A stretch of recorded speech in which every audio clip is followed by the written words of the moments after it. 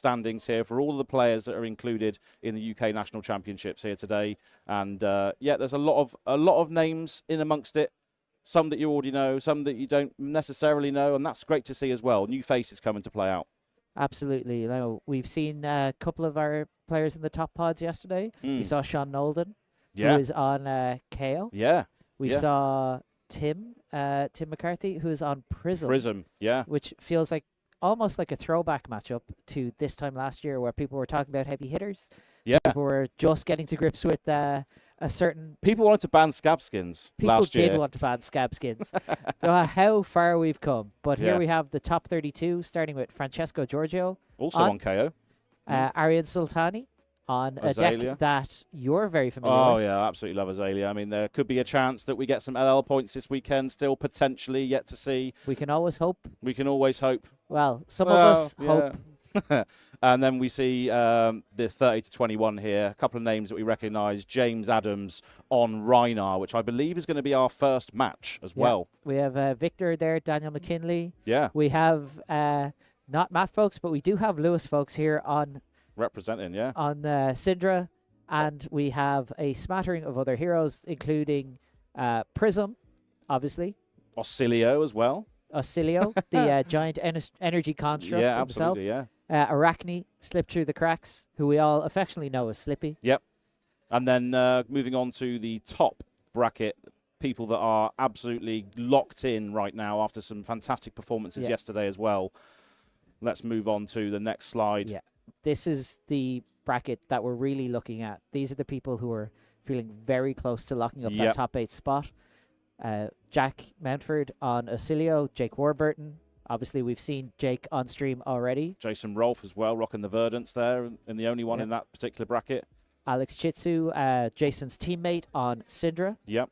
Liam Holden, man loves a Guardian, has decided to bring the high and mighty Victor Goldmane. Yeah, and spoiler alert, that's going to be our first game. Liam versus James. Yeah. Brute versus Guardian in that first game. The game that James White intended Flesh and Blood to be. Back in the day, Brute and Guardian, absolutely.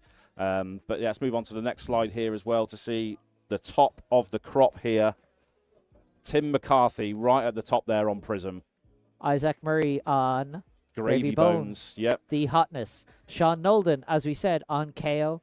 Aaron Boyhan also on Gravy. Yeah, so the Gravies have risen to the top there a little bit, which is interesting to see. So Gravy's still a hot choice this weekend, despite the fact that we had a load of Syndra enter in that CC portion. Yeah, we have Anton and Emad Kashi, both on Arakni Marionette. Mario. Yes. Yeah. But the interesting ones here for me are Noah Hicks has brought Kano, and Justin Lim has brought Wonder Kid, apparently Florian. on Kano as well. Yes. Absolute wonder kid. I've heard only, 17 years old? 17, has been on Wizard since the very inception of his Flesh and Blood career as well. So yes. And Justin Lim, a guy I know pretty well. Florian. Well, listen, Justin wanted to play Guardian. He's always played Guardian. And Makes Florian, sense. with Grasp and Reaping Blade, is just a hammer for 4 at the end of the day. Yeah. But these are all players who are looking to lock in a win and in today. Either are locked or very close to locking up that top 8 spot. Yeah. So it's really all about keeping the momentum going and just pushing themselves through to the next level. And it's interesting to see the CC choices here as well. As we mentioned, obviously, there is a huge draft portion. So these players have brung their CC decks and are still having to battle through that draft portion, and now we're seeing this. And now I believe we're going to be going into our game, which, as we said, yep. Rhinar, Victor, Guardian, Brute.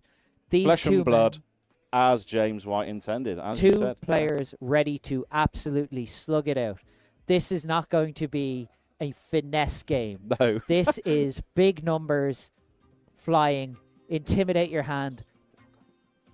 Absolute slobber knocker. Absolutely. Block this. I'm going to intimidate it. Good luck with your trends. And this is interesting because obviously we know Victor likes to be defensive. So the fact that Rhinar can intimidate those potential valuable blocks out of the hand is going to be one of the stories in this game. Yeah, historically, not a favorite matchup for Guardian. No. Because, you want to block? What if you didn't have cards in hand? Yeah. You can have them back later. Don't worry, I'm not taking them away from you. Yeah. But not right now. Victor wanting to test his strength against a brute. I don't know how that's going to work. Yeah. The brute is just screaming in your face, getting those cards out of your hand. So we have James Adams on the left here on Rhinar Reckless Rampage, the OG, the brute. Yeah, he qualified for Nats on Leviah. So that just goes to show how good and how locked into brute this guy is.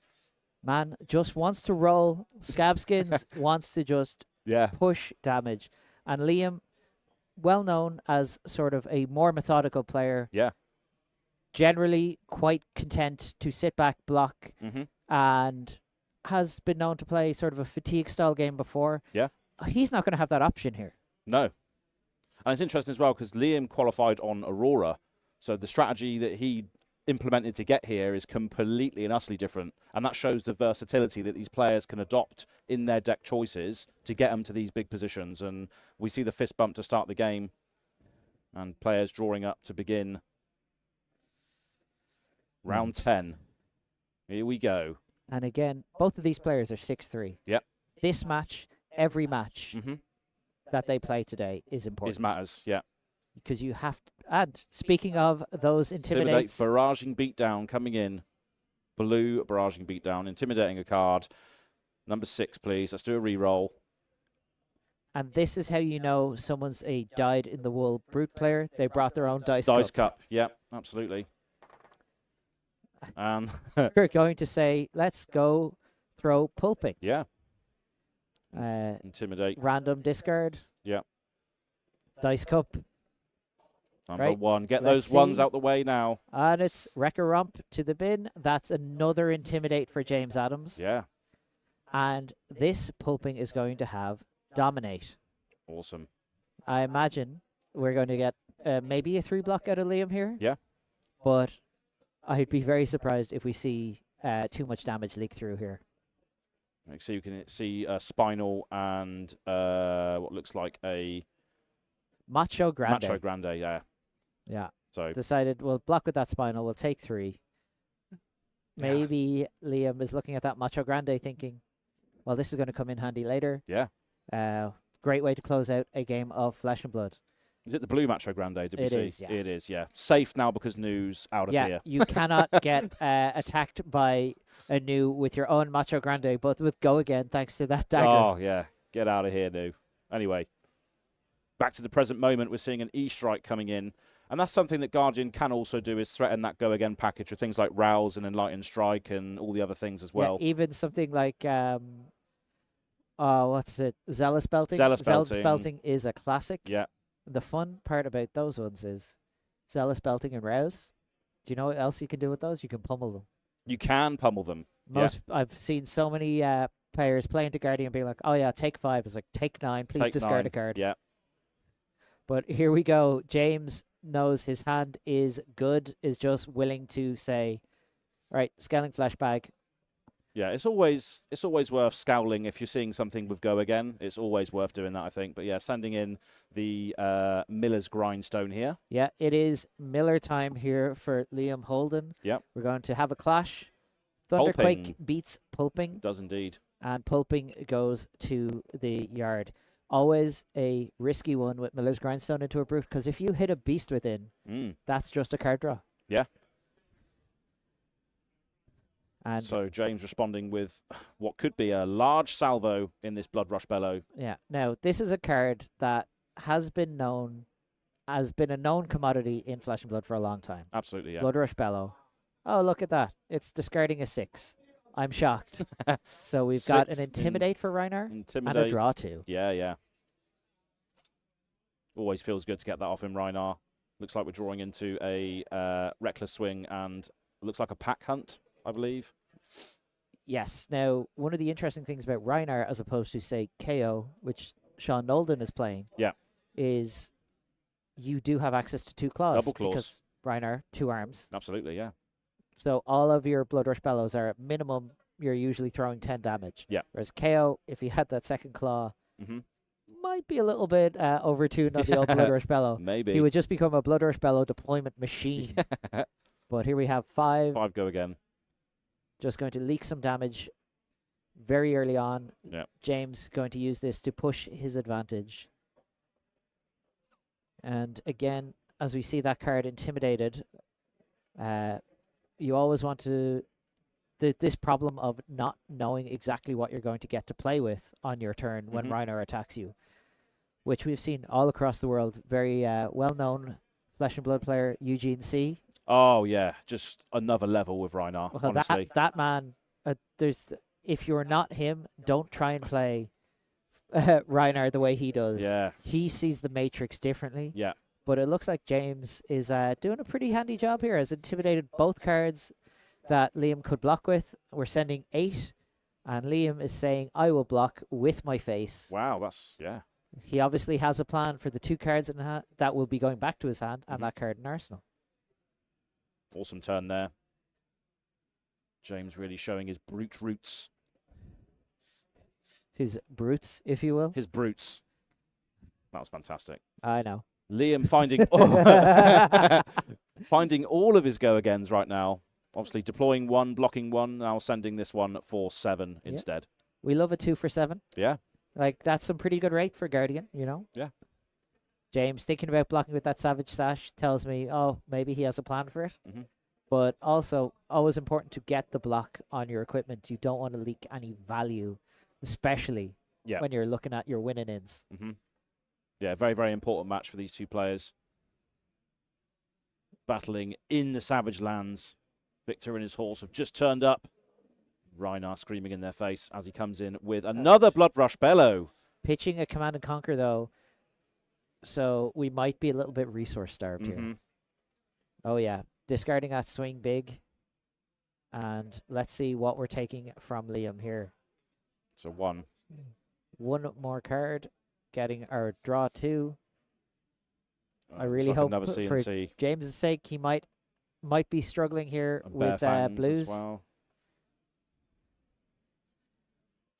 We managed to get a yellow. Bam, bam. Yeah. So in comes this Wild Ride. Wild Ride. Oh, or not. Potentially not. Thinking about it, yeah, we're going to crack that Savage Sash. We're going to make sure we get every bit of juice out of that Savage Sash. Yeah, and every bit of juice out of this Bellow as well. Let's go. See, attacks costing 1 less to play if they cost 6 or more power. And now really thinking about which card we're pitching here. Yeah. Because obviously with that CNC in hand, it's not something that gets the buff off this Blood Rush Bellow. No. So you don't want to be stuck with it in hand, but maybe you have to pitch this yellow just to try and get some juice going here. Really not what you want to see on a Blood Rush turn. You want to pitch a blue. You want to be able to lock up that claw swing and maybe do something else with the rest of your hand. Yeah, so we're pitching. Bam Bam. Coming in with the Wild Ride. Bam Bam. Yeah, it's the one that destroys an item from the new set. You're so right. Yeah. I just, I was wondering why you played into Victor, but I suppose gold is an item. It is an item, yeah. Right. So we're getting our Intimidate and sending in 8. Go again. 8 go again. Back-to-back Blood Rush Bellows. I'd say Liam Holden is thinking, oh my God. When does it end? But like we said before at the start of this game, Slobber Knocker. That's the best way to describe this. Yeah. Just very incarnate of heavy hitters. Absolutely. Like Fry versus Takayama in Pride FC. Both players just in a hockey fight here. Literally. Grabbing each other by blows. the scruff of their neck and just going, we're just swinging. Yeah. One of us will fall down. But Liam, obviously, as we said, has all that armor still. Yeah. You know, that's quite a lot. Victor does get to bring a huge amount of fridge. He's got 2, 4, 6, 8 plus quick dodge flexors, which can be any amount really, depending on how well it goes. Speaking of equipment here, we are seeing that crown being used. A staple since Uprising. Yeah. Like a real good pickup. And we're activating the quick dodge flexors. We picked up a blue. Liam recognizing very smartly that if I get intimidated here, I could lose this blue. I might as well get as much use out of it as I can and turn it into 4 block. Yeah, well noted. So we'll be able to use those 2 floating resources to go block the claw. Yep. We're going to full cover the claw, jumping those quick dodge flexors. Covering it cleanly. Lovely. Yes. Now James thinking about whether he's going to preserve this Command and Conquer in hand for his arsenal, or are we just going to push 5 damage? Well, 3 damage here, because I'd be very surprised if Liam doesn't jump the quick dodge flexors. He's more than within his right to, but I wouldn't expect it. And yeah, claw for 5. Claw for 5, yeah. We are seeing the Aura Mages come underneath this, and the quick dodge flexors move over to block some more. Yeah, with 2 Blood Rush Bellows down, you know, you would normally feel pretty strong about this, but your opponent is only at like 20-21. Yeah. It's not exactly where you want to be. You want to see that life total go down a lot faster. And Liam does still have cards in hand. Yeah, that's the only downside of Intimidate is the hand is not gone permanently, and we're seeing the Miller's Grindstone yet again come in here, threatening to clash and destroy that top card of the deck. And I see a Guardian Staple there in Liam's hand. That's a pummel. We're just going to pocket that one for later. Going to pocket that one for later. Yeah, that's a tool that will help us later. Yeah. James saying like no blocks, don't care about the hammer. Yeah. Destroy my deck. I don't care. Could discard that Azrael wind up as well, just to create that quicken token. Well, agility token. Agility token, yeah. What's a name between friends as? Yeah, absolutely, yeah.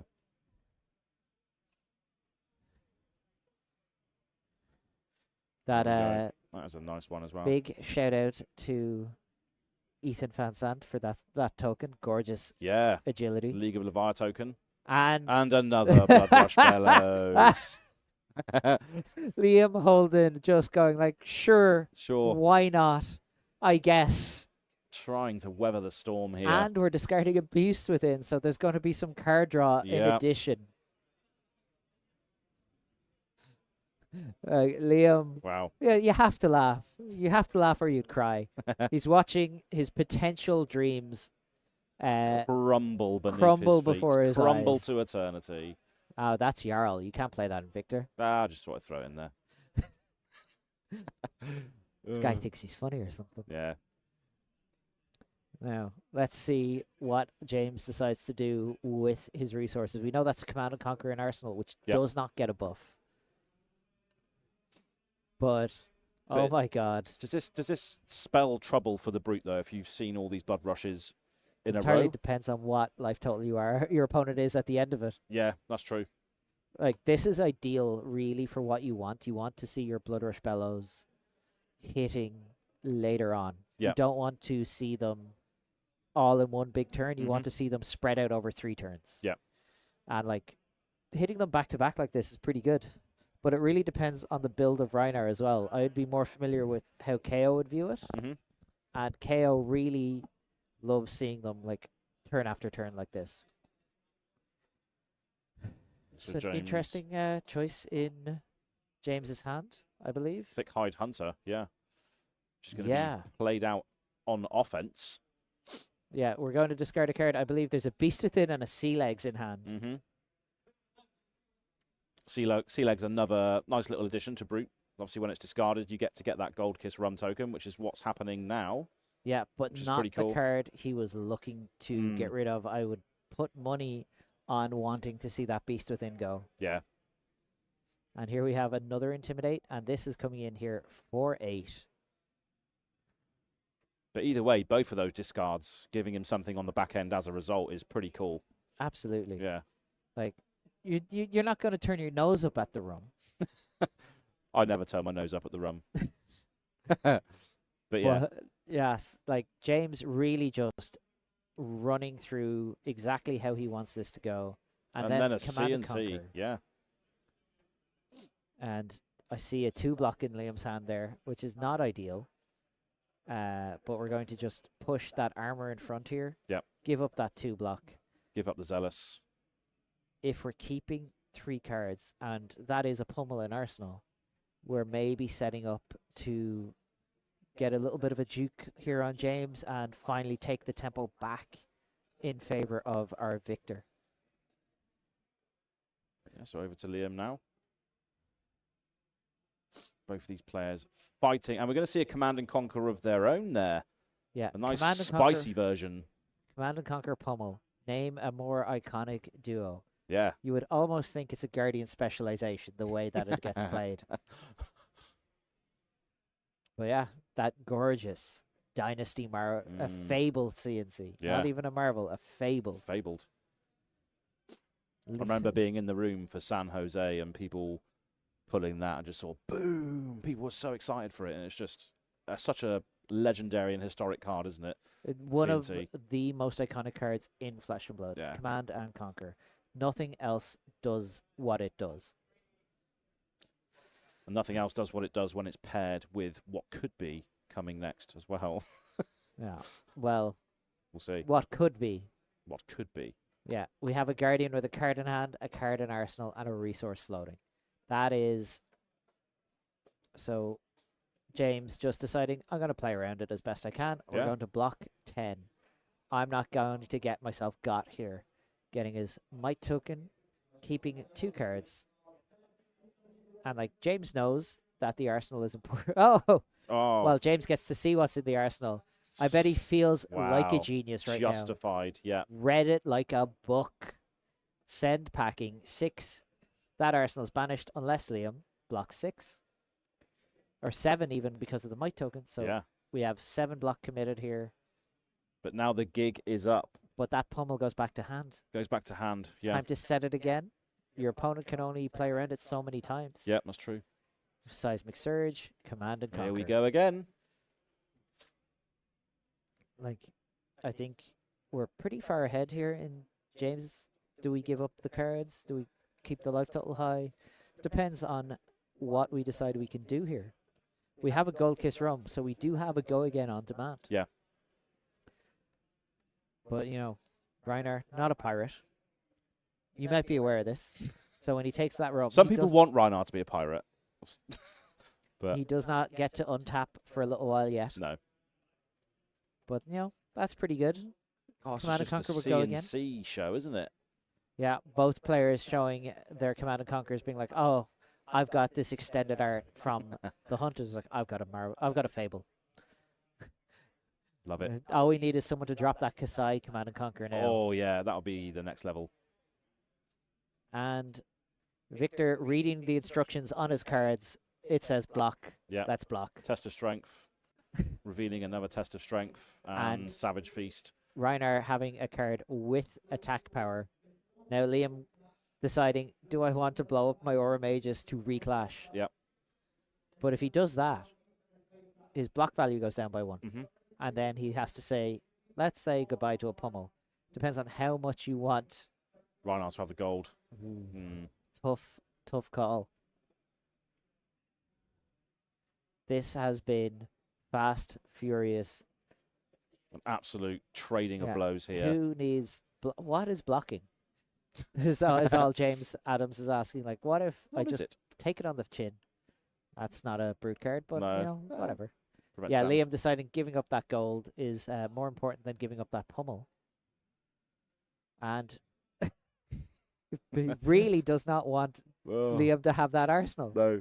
Like, here's the Command and Conquer. All right, I'll block it. All right, here's the send packing. And there's the other Command and Conquer. Wow. All right, blocking with Goldmane Estate, Command and Conquer, covering 6. Really wants this pummel. That's hilarious. It's good to see both players having a great time here as well, like having a laugh. Even in these high stakes rounds. I wonder what Liam is going to do here. Oh yeah, Guardian Staple, hammer for 4. Hammer for 4. Let's grind it out. Just hammer for 4. That's all that matters. Looking at another send packing in James's hand, are we going to see Liam forced to block yet again to keep this pummel? As we're seeing the Apex coming in here, so we can get a 4, might on the back end. Generating that might. Yeah. I wonder what Liam has put in his arsenal. It is a mystery at this point, Ian. Could be anything. Yeah. Could even be a boat. Rhinar's not a pirate. Now, let's see what we... So Mike's going to crack. Send packing 4-7. I think Let's Liam just having a fit here, like laughing so hard, going like, sure, I guess, again, why not? But at least he does have this test of strength, clean block of 7. Yeah. And finally, we're winning that clash, getting that spinal crush, getting our gold. Victor, when he gets paid, he gets to draw cards. He does the indeed. First time each turn. And Liam gets a pummel back to hand. Where do you reckon that's going then? Probably in his arsenal.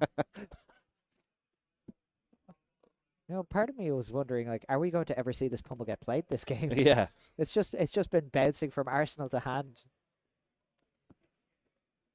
Wow. What a way to start day 1 on the UK National Championships here in Wakefield for round 10. Just going for it. Liam just going like, right, is there any more arsenal disruption I have to worry about? The only thing else I think James can play is strength rules all. Yep. But that does not affect reactions.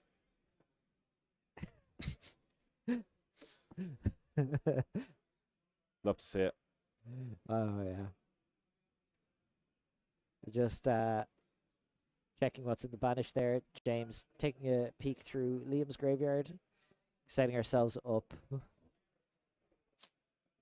And, yeah, we're going to chokeslam. Absolutely. Big chokeslam for 8. Rhinar's attacks cannot gain power during their next action phase. Although, 3 Blood Rush is gone. Apex Bonebreaker gone. Yep. Not the most relevant piece of text. No. Kind of messes with your Bear Fangs a little bit, but this game, which started off so well for James, going Blood Rush, Blood Rush, Blood Rush, so all of a sudden very, very even. Yeah. Neither player has armor. Oh, James has 1 point of block left on his Scab Skin Leathers, but he can look at this chokeslam and go, right, do I need to prevent this crush effect? Is it going to affect my turn in any way, shape, or form? But James, we know, is playing Pulpings. We know he's playing Bear Fangs. He is playing a lot of no blocks as well. James thinking long and hard about this 8 that's coming in on hit effects. Probably not going to be too relevant, as we say, because we've seen a lot of the buffs already. But still, 8 is a large number being thrown here. When you're at 15, 8 is quite the chunk. It is like slightly over 50% of your life total. Yeah, if you imagine a life bar, if this hits you, it's going to half that life bar. Absolutely. Yeah. Not exactly where you want to be. No. And that is another one of those Flesh and Blood is actually a fighting game comparisons that is going around online. Yeah. And what a fighting game this would be.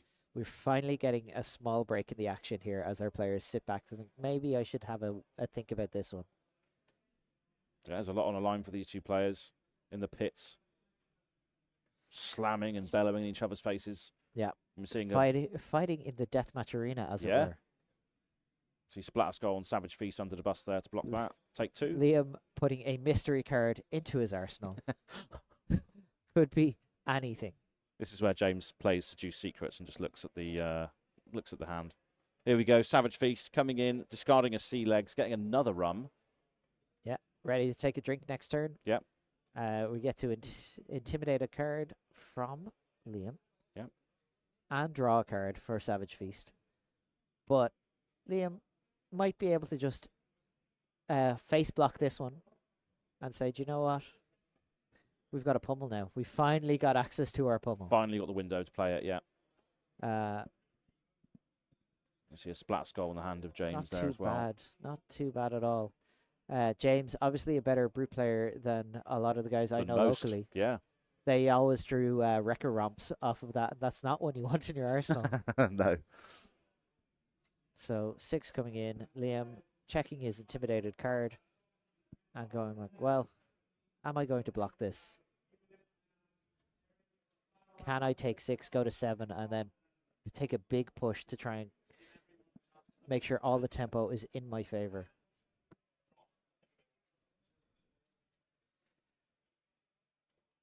And this game just has turned into a bit of a slogging fest, hasn't it? Absolutely. Like, you can't block as effectively as you'd want to in this game, so you just have to just chuck hands at each other. yeah. And now that, Liam's weathered that Blood Rush Bellows storm, he can start chucking these big crush effects and other things that Guardian can do. And like, as we know, as we've said, not a favorable matchup for a Guardian that wants to play patiently. Exactly, yeah. So we just have to switch it on. Mm. And like we said, both of these heroes were in the deathmatch arena for heavy hitters. Yeah. Liam looking at lining up at least one block. That is a triple Danny in hand, so that one doesn't block. No. Happy to take 3, go to 10. 3-card hand, pummel and Arsenal. James now 13. Swing big, wild ride. Visit the Goldmane estate, We're gonna pitching make the riches. a gold for the pitch. Ooh, nice. Make a Draw a card. Liam going home to get pocket money from his dad. Just visiting the estate. Oh, Visiting dad. Give me a $5 for the week. There we go. Yeah. Brilliant. Drawing his card.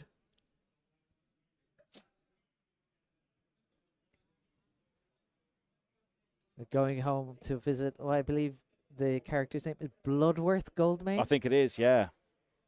Yeah. Taking Where was that revealed recently? I believe that's a Smash Palace reveal. Oh, yeah, I think so. Yeah. And now Victor just checking through what he has played through, what he is playing towards. Like, such a big part of this game is like knowing what you're playing into in your deck. What have you got left? What can you throw out? Yeah. To threaten your opponent. And this is a big offensive tool as well for Victor, just to create a stack of mites and then on the next turn just throw something absolutely huge. Yeah. A lot of the power offensive cards of James have been seen and weathered already. Yes, especially with what I think predict might be a pummel in Arsenal. We're going to crack a gold, draw a card. Another more utilization of Colt. Is that another pummel? No, that was a Rouse the Ancients, Rouse the I would Ancients. wager. No, Betsy's the one that wagers. Yeah. Cracking another gold. Again, we saw this in Limited yesterday. Yeah. The ability to turn your cards into cards. So big. Probably not the card Liam was looking for here, though. Chokeslam Blue for 6. Chokeslam, yeah. Not where we wanted to be. Does not look like... Yeah, that's tough. And having to go digging for then what follows up as a blue 6. Yeah, like, oh, let's try and find a red attack. Yeah. Oh, never mind. Never Anyway, mind. 6, I guess. Yeah. But... I mean, yeah, it's not nothing. It's a nice little salvo. He's set up a load of mites this turn for the next turn at least. He's got an Arsenal established, which could be anything at this point. Yeah. Gets to set up his pitch stack here, make sure he doesn't clash into a triple Danny. Yeah. But yeah, this is awesome. What a way to start the day here in the UK National Championships as these players fight for their lives in the pit. Yeah, trying so hard to stay alive for that top 8 spot. Because, like, once you make top 8, yeah, single elimination, it's really all to play for. That's all you got left. Yeah. It's and you or the other person, right? Really, are we going to see a Rhinar sneak into the top 8 of the UK National Championships? Wow. I know a lot of people would be happy to see that on stream. That would be hilarious. Or is the horse boy himself, Victor Goldmane, Victor being the horse, of course. Yeah. Is he going to make it there? Yeah. Who knows? There's only one way to find out. Yeah. And it really is starting to come down to those clutch decisions made by these two players. Yeah, and it goes to show as well that the amount of digging that Liam had to do to sort of formulate this 6 power, James is still thinking long and hard about it as well. It really depends for James on how effectively can I use these 5 cards I have. Yeah. Can I use them effectively at all? Can I use the rum? Can I use the gold? Yeah. Lots of lines will be available to him right now, and that's we can almost guarantee that James is going to find a way to go too wide on this turn. Yeah. But is it worth taking this 6 to go maybe card would go again, discard a card, claw, or something like that? Really just there's a lot that you have to plan out for your turn here. Yeah. And can't really hold it against anyone for wanting to think when there is so much on the line. Because 6-3, going to 7-3, you're live. 6-4, you might be out of the running for top 8. Then you're still playing for, obviously, those coveted World Championship qualifications. Yeah. But, as we said, you really want to be the national champion. That's what everyone is here for. That's what you want to tell everyone about, isn't it? You want to say, I am the best in my country for the game that I play. Yeah. The game that I love to play. Yeah. The game that I travel the world to play. Absolutely. And that permeates for everyone. It's not just the competitive players. It's everybody wants to travel the world to play this game. Yes. You know? I mean, look at the two of us. I travel the world to play and compete. You travel the world to play. Generate Gold Kiss rums. Yeah, a trail of empty Gold Kiss rum bottles across the world. That's in right. Azz's way. I'm so jealous for everybody going to that beach party in Singapore. That'll be an absolute blast. We're going to show you a little bit of that later, but what a time that's going to be for all the Pro Tour players going to that. I mean, has there ever been an event that was more designed for Azz and Go Again Gaming than that event? Yeah. That's going to be a banger of an event. And speaking of banger of events, we are still in the round 10 here in the UK National Championships. If you're just joining us, this has been an absolute slobber knocker of a first game to televise here.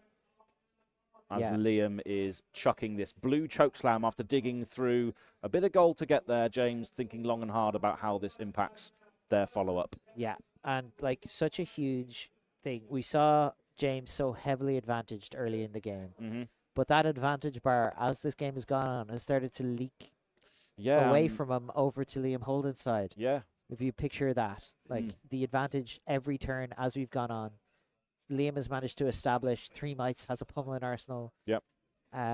Really starting to push his advantage in the game, generate value. We're giving Scabskin Leathers go again with the rum. So he has no way of losing out on this turn. Your next action this turn gets go again, so you can give that to the Scabbies. Yes. Ah, okay. Learn something new every day. Every day is a school day. It is, yeah. So we get 2 action points. Yes.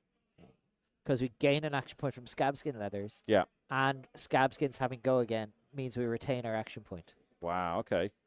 So realistically, if you were lucky, you could get 4 action points from rum plus Scabskins. Wow, okay. Wow. You could see Did not know that. Liam facing that probably for the first time going like, wait a minute, is that how that works? Yeah, yeah. Rightly so. I'll be interested to know if Carlos from Fabritorium knows that interaction, because he loves Rhinar as well. Yeah, very well-known brute player. One of the better-known brute players in Spain, obviously.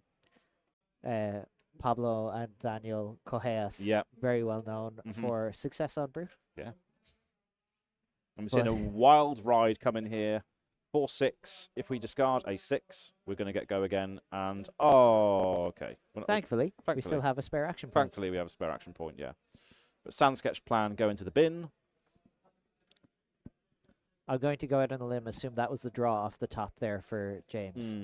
Now, putting the question to Liam, what are you going to do about it? Yep. We have 6 go again. Must be hard, like, being sat in a seat where you know that that player has a pummel as well, right? Absolutely. That constantly hangs over your head. But for Liam, he's probably feeling pretty good about the fact that he was not intimidated by this attack. Yeah. He's just like, Victor's too brave now. No, it's not that scary.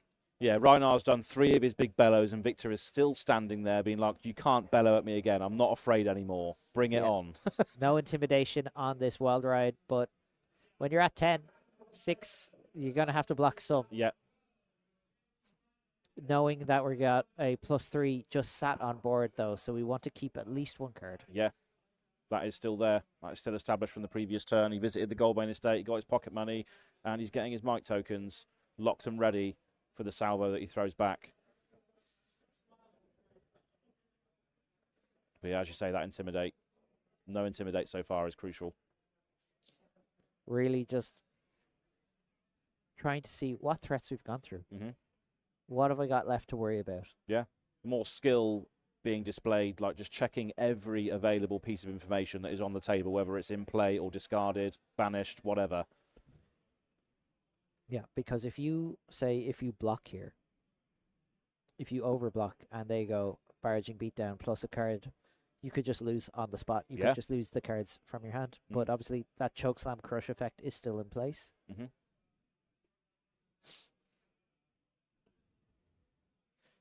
And we're looking at a Macho Grande, 2 chokeslams, and I think it is a wallop or a thunk in hand. Yeah. Thunk, yeah, that's one. Yeah. Thunk, really a card you rather see on top of the deck. It does For the clash, yeah. Wins you clashes and gets you mites. Yeah. So I imagine Liam is deciding, what am I keeping? What am I keeping to fuel the might? And James still has a follow-up after this as well to consider. Yep. 2 cards in hand, card in arsenal. Mm-hmm. Still has that gold on board as well. If push comes to shove. We can dig a little bit, yeah, from that clash that you won earlier. Showing that both of these heroes can win clashes. They do both have powerful attacks. It's not always a given. Victor into Rhinar. Clashing is not a given here. Yeah, Liam checking that pummel is still in his arsenal there. hasn't turned into a different card. Hasn't turned into a different He has picked it up several times today. Yeah. I've just been like, oh, back in my arsenal it goes. Showcasing a lot of patience about that. Yeah. So and then taking the 6 from this wild ride, saying, all right, show me what you got. And here comes a freewheeling Renegades. Wow. So coming in at Liam, if it is defended by an action card, it gets -2. So a block of 3 actually is blocking 5. Yeah. So I could see Liam giving up a single card here and taking a single point of damage. Probably not the follow-up James wanted, but it is what it is sometimes. Yeah, and it's interesting to see cards like this as well, because over the national season, I haven't seen one Freeling Renegades be flashed up. No, it is... from outsiders.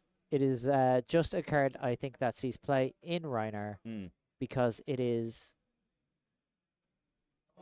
it's one of those cards that it's just a 1-cost 6. Yeah. A lot of brutes kind of picked it up because it is such a cheap 6, and you're like, well, you can't defense react to this. Yeah. You probably have to give me a real card. Yeah. And obviously synergizes with all your discards and intimidates and all that good stuff as well. But here comes a chokeslam being powered up by the might for a mighty 11 here. 2 floating. 2 floating. What could that possibly be? God knows. Do you know of any Guardian cards that cost 2? I don't. No, not Guardian cards, no. It's on the tip of my tongue. Liam really putting James to task here, going like, well, you're going to have to give me 3 cards. Yeah. And we're going to pummel it. And this is going to take James's last card. So going up to 15. Finally clearing out that pummel. And it is a pulping gone to the graveyard. It didn't block. 1 plays 3. All the tempo on Liam Holden's side. Yep. I wonder if James is going to roll Scabskins on his turn as a show of dominance. Nope, just passing over. Just assert dominance. Like, it's about sending a message. And here's 10 overpower. Yeah. This is how we close out those games. 4. There we go. Oh, the relief on Liam Holden's face. You could see how much this means to him. Yeah, and this is his ticket to potentially go all the way. Yeah. What a showing. Moving to 7-3. Yeah. Still open for that top 8 spot. Yeah, absolutely. And what a way to close out as well with the Golden Sun overpowered. An absolute thematic finish to that game as well. Yeah, that gold, that daddy's pocket money coming in nice and handy, creating that overpower and that +3 on that Golden Sun. It was just so interesting to see, like, Blood Rush Bellow, Blood Rush Bellow, Blood Rush Bellow. Then we had that whole section in the middle where the Arsenal was being disrupted or trying to be disrupted, and Liam was able to protect it. And then suddenly we come in the end, pummel James's last card, and then close it with Golden Sun. Yeah, and that's what it comes down to sometimes. It is about being patient. Yeah. And Liam Holden taking that patience, applying it to a slightly more aggressive game plan than we would normally see from him. Yeah, absolutely. And we're going to have a look at the upcoming callings as well and the other events that are coming around the world right now. So we're going to switch to that, of course. The Auckland being the big one, the double calling. This is the Fabled package that you can get for your troubles there as well. What a playmat that is as well. And look at that. Look at that Fabled package. Oh, that Drawn of Brutality playmat, just such an important card in Flesh and Blood history. Cold Foil Gold, and one of those 3 promo cards. Yeah, absolutely. Pick up your Fabled packages when you can. And look at this as well. World Tour Kansas City. A nice big... I believe that's the Jolly Bludger. The Jolly Bludger. Yeah, absolutely. And again, Kansas City. Love to go there at one point. All these World Tour stops are just absolutely awesome. Copenhagen. I'm actually going there later in the year. Not for this event, but I'm going to Copenhagen. So this I can't wait one, for that. a little bit more close to home. Return Fire playmat. Possibility that I make it to this one. Yeah. Wouldn't mind. Yeah. Yeah. Yeah, so, well, it's not? not too far away from us, is it, here in the UK? No, and like there's a large number of the Irish community going over. Yep. If you're ever at an event in Europe, that's who you're going to find there. The Irish community always getting around the world. Same with the UK players, same with players from everywhere. If there's an event in Europe, you'll find players from all across the continent and even indeed across the globe. Yeah, absolutely. And this is why we come to these events and just have a great time and just loving life, competing in all these tournaments, seeing our friends that we've met from all over the world and just having a great time. That's what Flesh and Blood's all about. Great games with great people in the Flesh and Blood. Absolutely. Speaking of great games, got more to come. We got more to come. And we're going to take a quick break now, and we're back to more Flesh and Blood very, very soon. Stick around.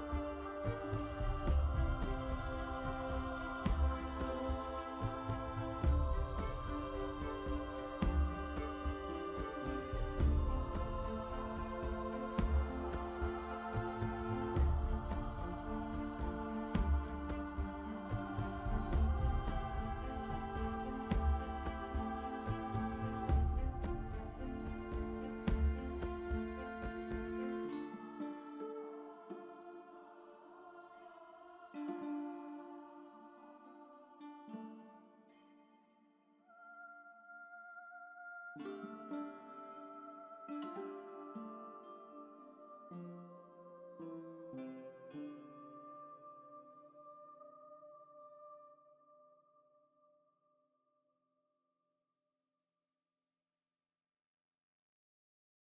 once was a ship that put to sea, and the name of that ship was the Billy O.T. The winds blew harder, bow dip down, blow me bully boys blow.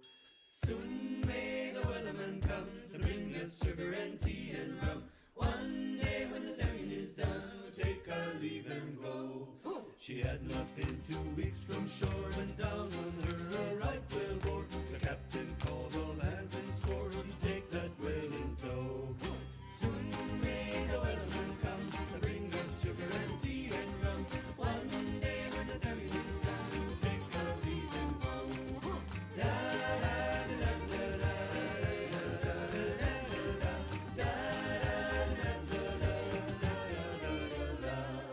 Before the boat had hit the water, the whale's tail came up and caught her. All hands to the side, harpooned and caught her when she dived down low. Soon may the wellerman come to bring us sugar and tea and rum. One day when the tonguing is done, we'll take our leave and go. The line was cut, no whale was freed, and the captain's mind was not on greed, but he belonged to the whales and agreed. She took that ship in tow. Soon may the wellerman come to bring us sugar and tea and rum. One day when the tonguing is done, we'll take our leave and go.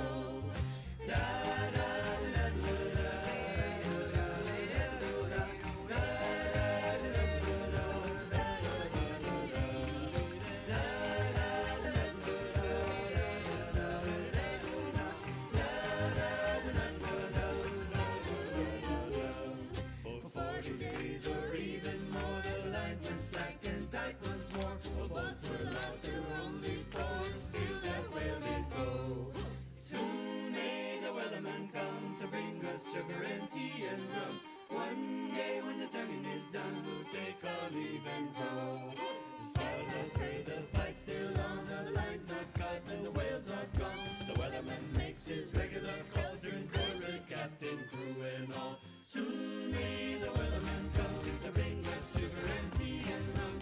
One day when the tonguing is done, we'll take our leave and go.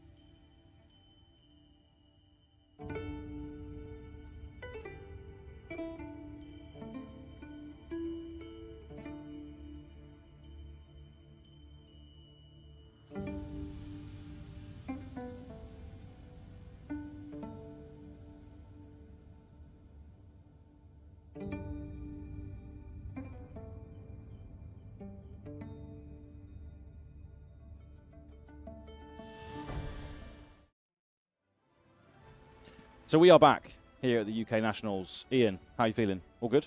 Pretty good. We just saw a throwback to heavy hitters. Yeah, we did. Yeah. And some heavy hitting is exactly what happened in Oh, that game. yeah. So much slobber knocking was done. And speaking of slobber knocking, we're going to have a look at the stand-ins now for round 11.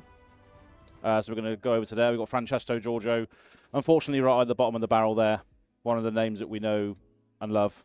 But unfortunately, still playing for that cash and that World Championship qualifier. And here we see our Florian has taken a spot maybe down into 7-3. Still kind of in contention there. We'll see how the rest of his day goes. Yep.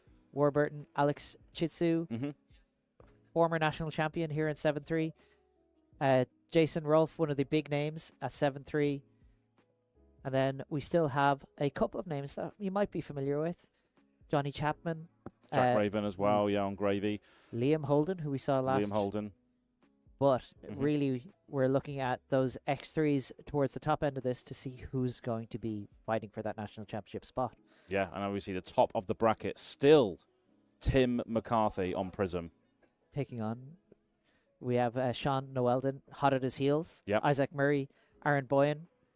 But look who's there. Number 10, Ahmed Kashi. Ahmed Kashi still in the contention to potentially defend the UK National Championship title. Yeah. 3 wizards as well in our top 8 right now. Yeah, and all different wizards as well, right? All different types of spellcasters. You've got Kano, Verdance, and Oscilio, all at 8-2. That's pretty cool to see as well. We also have our Anton Sid on Mario and Edward Catling hot on the heels on Syndra. Yeah. So we have a huge spread of heroes here. The only repeat we really have are Mario and Gravy Bones. Yeah, it's surprising to see Syndra only being one after being represented the most here in the UK Nats. But we're going to throw it over to our gameplay now as we have an Oscilio taking on Gravy Bones. Yes. What is your thoughts on this one? Oscilio can really do some ludicrous stuff, but how do they approach the Gravy Bones? I think the same way Oscilio Constella Intelligence approaches everything. What if I just blow them up? Yeah. Valuable strategy. Yeah. Oscilio has this ability to just go off on turn 2. Yeah. And I've seen combo turns from Oscilio. We've called combo turns from Oscilio that have just presented an overwhelming amount of damage. Yeah, there's Lightning Greaves just giving everything instant speed ridiculousness. Yeah, it's just such a pop-off deck if it goes well for you. Yeah, the key cards we're really looking for on Jack Mountford's side of things are going to be Gone on a Flash. Yep. Sigil of Brilliance. Blast from Oblivion. Yeah, yeah. And we can see here he's playing Tunic, not something like Old Knocker. Mm-hmm. So we are kind of maybe relying on getting to at least turn 3. Yeah. That is what lets us really pop off. Getting to turn 3 is the aim. And Aaron Boyhan has just decided, do you know what? Arcane Barrier, probably not worth it. When they send Arcane, my AB1 isn't going to do anything. True. Because it will be amped by Volzar the Lightning Rod. Yeah. For 5, 10, yeah. Yeah, who knows? Depends on how many Gone on Flashes you find. Yeah, and that's the thing, right? Gravy's value doesn't come from the ability to prevent Arcane. So here we see the Sigil of Conductivity being played. Obviously, the Shock as well after this. Yeah, we're just going to drop a Comet Storm and go like, yeah, here you go. Please take 6. Yep. Which is, not a bad start. No. We saw something similar happen in the U.S. National Championships with man maybe known as, to some as Caleb Van Patten, to everyone as Majin Bay. Yeah. Just going like, oh, my Gravy's on, no AB. What if I 15'd you on turn 2? Yeah. But Aaron setting up Chum, his friendly first mate, and I believe has an Amulet of Echoes in his hand. Do you know what Amulet of Echoes does?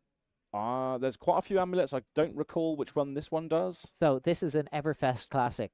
Oh, it's an Everfest one. Yes. When you play, you can destroy it, make your opponent discard 2 cards, activate it only if they played 2 cards with the same name.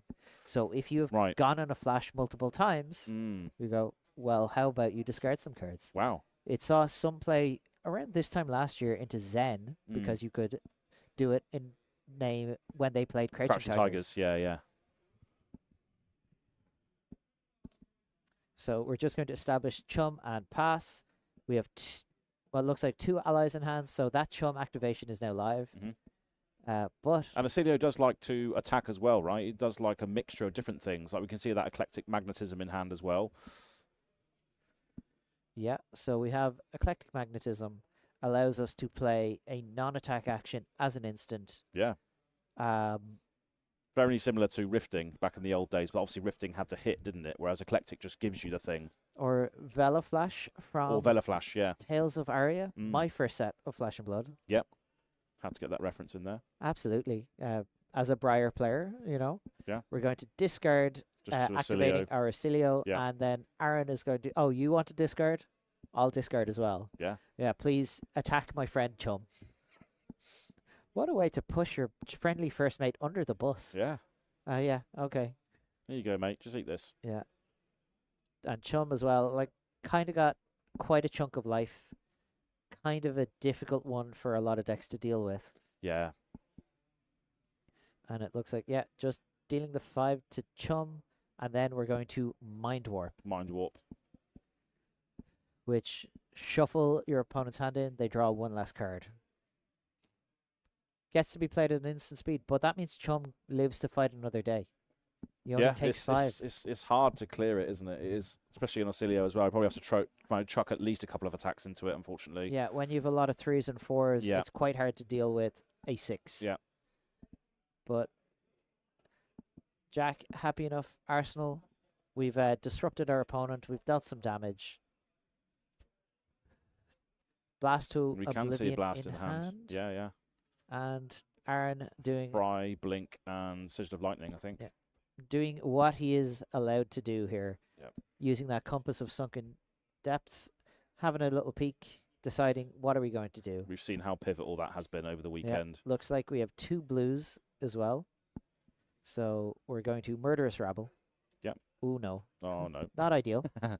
Murderous Rabble, we're going to attack for 1. But at least it's the blue that you need to play to get out Sawbones. Now, this is a key card in this matchup. Yeah.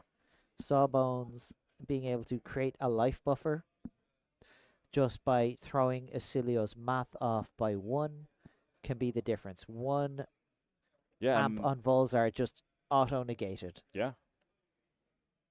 And maybe that's why you don't need AB, because you've got cards like this in there which would sort of functionally sort of fill that role as well. Yeah. We have to establish that Sawbones early, and you want to try and establish multiples. Yeah. I'm seeing a blast to Oblivion. Yeah. Jack he's just missed his Tunic trigger, knowing at 8 and 2, everything is to play for here. Again, both of these players looking to lock up that top 8 spot. Just goes to show that no matter how good you are, like, players can still make those errors, even at this level. It's just, it can get you sometimes as well, can't it? It's absolutely, like the excitement, you jump the gun. Yeah, yeah. And especially when we know there's no undefeated players in this room. No. No, that's a really good point. We haven't mentioned that, have we? No. There is no undefeated players in the room. Which is so crucial, because not only are we saying that no player in here is perfect, no one is just sweeping the tables, but that just shows the skill level of everyone in the UK. Yep. They're so high that anyone on a good day can take on anyone. Yeah. And it's all really to play for. And obviously we've seen that Blink be played, which has allowed the Sigil to come back to hand, which has created the embodiment of Lightning on the back end, and we are sending a Golden a Flash now, and these are one of the cards that you pointed out as being one of the strong ones in Oscilio, of course. Gaining Go again from that embodiment, coming in for 4. I might have to start picking up some Oscilio cards. I miss making embodiments of Lightning. You've got a Lightning Shell as well, because you loved Aurora, right? I was partial to a Lightning Elemental hero or 2. Yeah, yeah. Oh. So Aurora was gone under Flash, wasn't she? Wow. Or Go again. Yeah. Do we have another instant? We do. Sigil of Lightning. Pump up the Volzar again. Bounce this. Lovely old job. Just exactly what you want here. All we're looking for is a nice big burn spell to close this one out. Now we're seeing the Fry being thrown at the deckhand. Yeah. Which is a good call. Sawbones taken out. Another Lightning established, so Volzar goes up again. So Volzar now on 6. Gone in the Flash. Still targeting the face of Aaron by the looks of it. Yeah, it looks like we did not have a Watery Grave in hand to push for that Chum. Taking 4. Going to 22. We're going to play that Sigil of Conductivity. Pick up our Gone Flash. And Arsenal it. Yeah. Setting up for the next turn. Wow. And classic Golden Tipple. Yeah, Aaron's decided he's going to take a quick drink. Yep. But no discard. No, just playing it out as 3 go again. Jack deciding, do you know what, I can take 3. That's fine. I can take 3. Yeah. It's grand. Into a Golden Tipple. I see. All right. So Aaron showing Jack, yeah, I had trips. 2 in hand, 1 in the pitch zone. If that's a Golden Tipple in Arsenal, then I think we're 4 of a kind. Yeah. We'll wait for that card to come out in the future. No. No. No. I lived through Lexi. I played Lexi. I don't want anyone drawing 4 cards. Yeah, here we have 3 Jack deciding whether he's going to block. Yeah, so we've got a CLV in hand as well, Channel Lightning Valley. Looks like we are going to be taking it to the face. And a Chum. coming in Chum's as well. getting in there as well. Yeah. Friendly first, mate. That's a lie. Yeah. Who's mate? Aaron sending in for meeting a Channel Lightning Valley okay. and being faced with a shock. Yeah. So the great thing about Channel Lightning Valley, it says the first time you deal damage on a turn. Yeah. So you'll be able to get double value out of that, hopefully, then. So we're going to draw a card for that Channel Lightning Valley. Yep. Important to note here that Tunic could be on 3, but is in fact on 2. But we are seeing that Decision of Lightning leaving, creating that embodiment on the back end. So that Go in the Flash that we have in the arsenal is going to have Go again. Here we go. And it looks like we have another Gone on Flash and 2 instants in hand. Guys, it's these play patterns are just so interesting to see, though, aren't they? They're just so intricate and flowy. Yeah. So we're blocking here, Balance of Justice, and moving the quick dodge flexors into place here. That's clean block on the 4. We are going to play a electromagnetic somersault. Yeah, let's pick up that Gone on a Flash in the resolution step so that we retain our Go again. Yep. And hey, look at that. Go in a Flash again. The same Gone on a Flash. Yep. Doesn't have Go again currently, though. But I do think I see a Gone on a Flash and a blink in the hand of Jack. So it looks like we're blocking 4 here again. Yep. Jack saying, and blink. Yep. So return to hand, get another action point back to maybe play again. That's good to see. And in Here comes we go. 4. And all the while, vols are slowly ticking up. Not sure if there's going to be an arcane spell this turn, but always worth noting that you can just get blasted on the end of these combat chains sometimes as well. Yeah, we're going to take a peek. Yep. See how we feel. How are we feeling after the peak? And then Golden Tipple in the way here. Yep. And jump that quick dodge flexors. Denying Jack any value from this Channel Lightning Valley here. Yeah. Just, it's going to go away. We're going to draw up. The utilization of that quick dodge was insane there. That's really well, good. that's what it's for. Yeah. Your opponent wants to go 3 wide. Yeah. You turn a blue from a 3 block into a 6 block. Yeah, that's ridiculous. Awesome card. Yeah.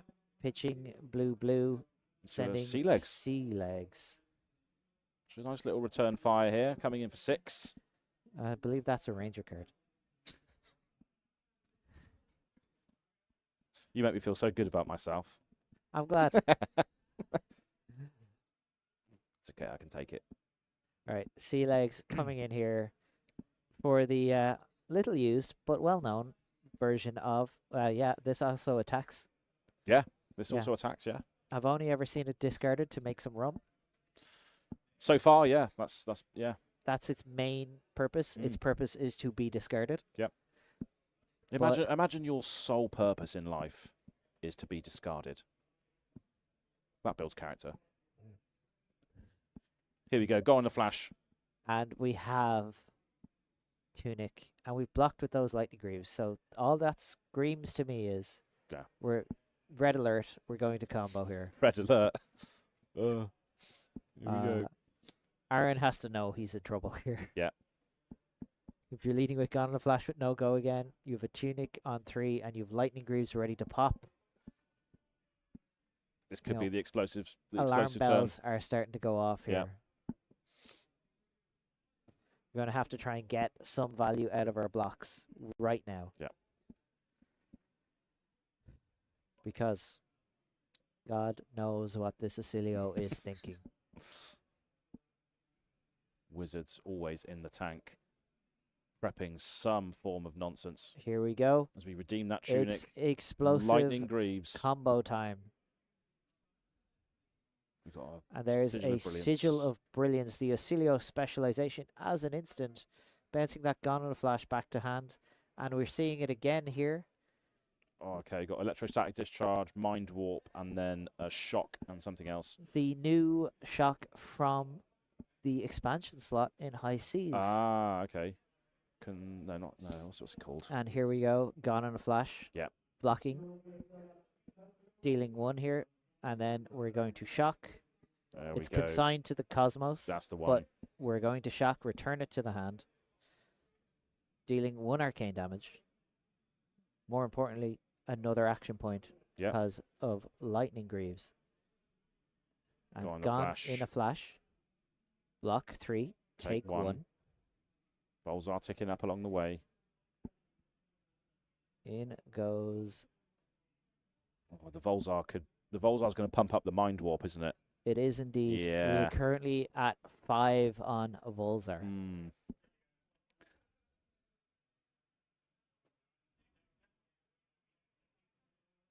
Mind Warp is a tricky card. I'm seeing Electrostatic Discharge being played here, bouncing that Go on the Flash and giving the next attack +3. I don't think there's going to be another attack. We're just going to say, here's a Mind Warp for 8. 8. Jack looks a little bit stressed out there. Yeah.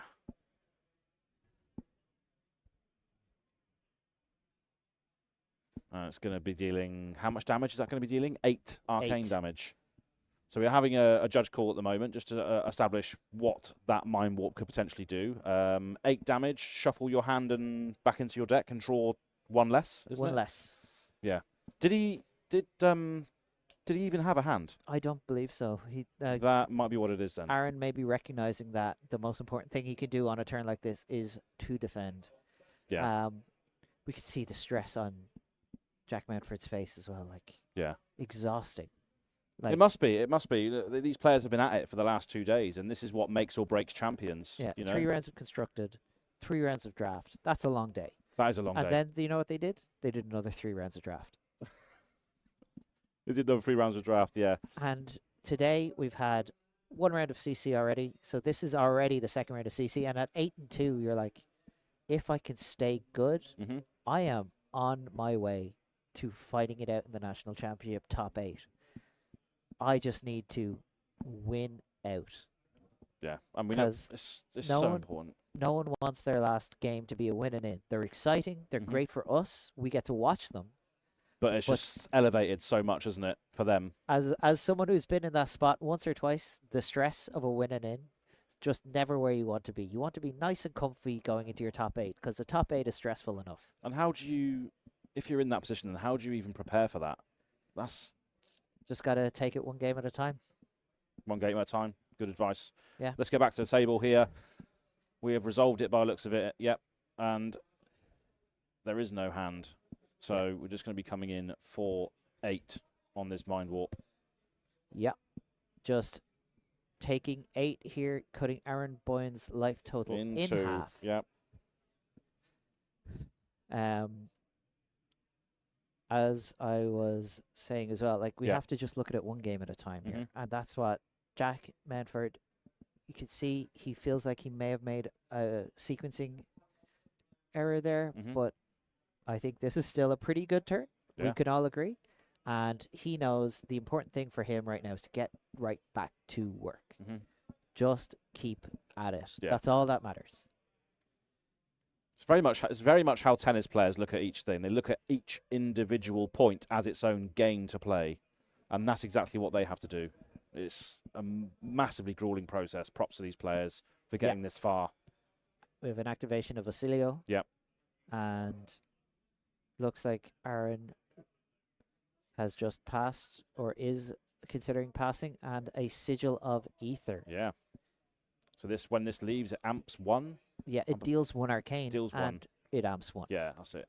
So every point really mattering here, and going to crack those Aether bindings of the 3rd age. Whenever a Sigil leaves play this turn, amp 1. Amp 1, yeah. So we get amp 1, draw for Sigil of Brilliance. We deal 1 arcane damage, unless Aaron wants to throw caution to the wind. That is a card. That is a card that is available. Yep.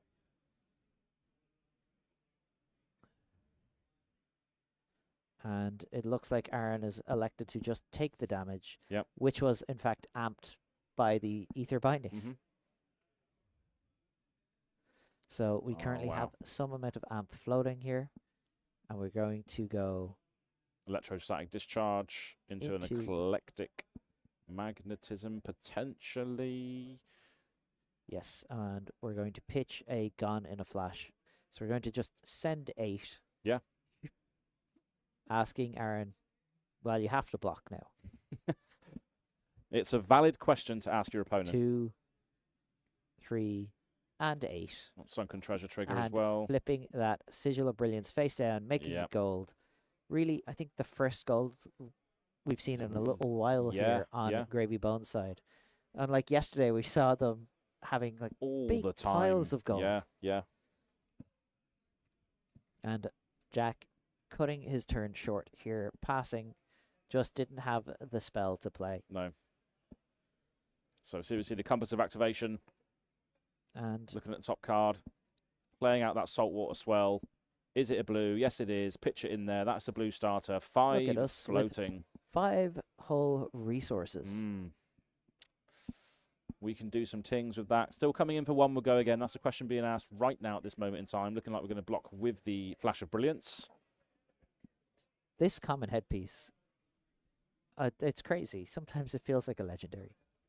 Yeah. It's so powerful. It just, what it enables.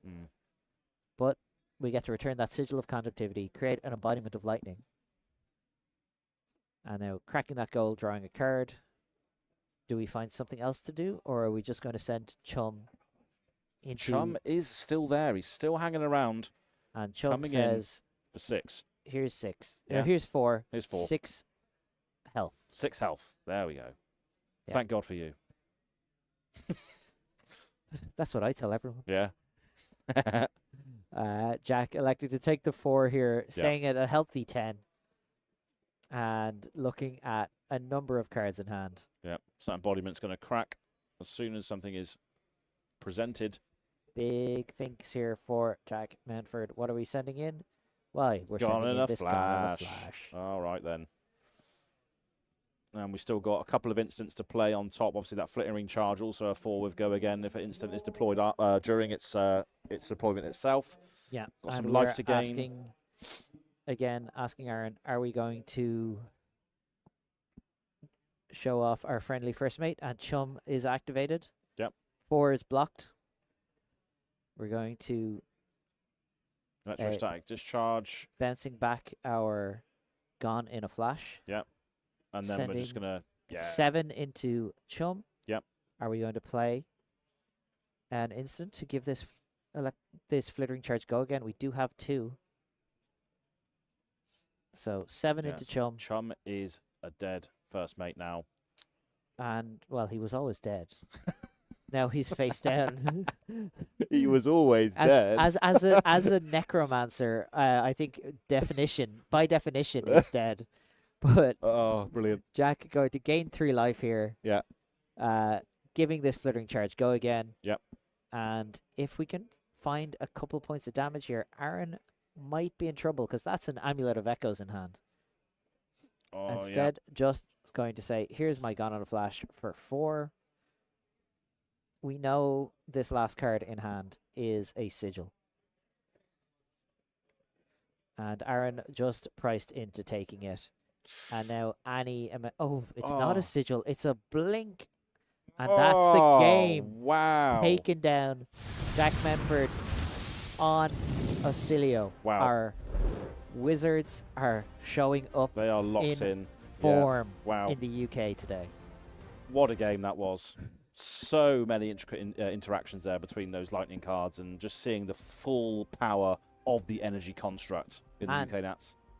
Not only that, showing the resiliency of these players. Yeah. You could see on Jack's face, he was not overly happy with 1 or 2 playlines that he had made. He felt he had maybe missequenced. You could see his head in his hands. Yeah. But did that stop him? No. He went right back to work. He knew he had a job to do, and the job was not finished. Exactly. And as we were saying earlier as well, looking at the games 1 turn at a time, what can you string together to make sure that you proceed through the rounds rather than your opponent? Yes. And it is all about that. It is about putting yourself in the best position to take a game down. Yeah. And speaking about best positions, let's take a look at Mastery Pack Guardian now, something that's coming out very, very soon. Something that's been teased for a long time, right? Yes. The Guardian class is back on the menu. New is out of here. So those big blues are safe. Master your class. Yes. We have Guardian players chomping at the bit. They've been dying to get their hands on something like this. They're like, please, please, just some new cards.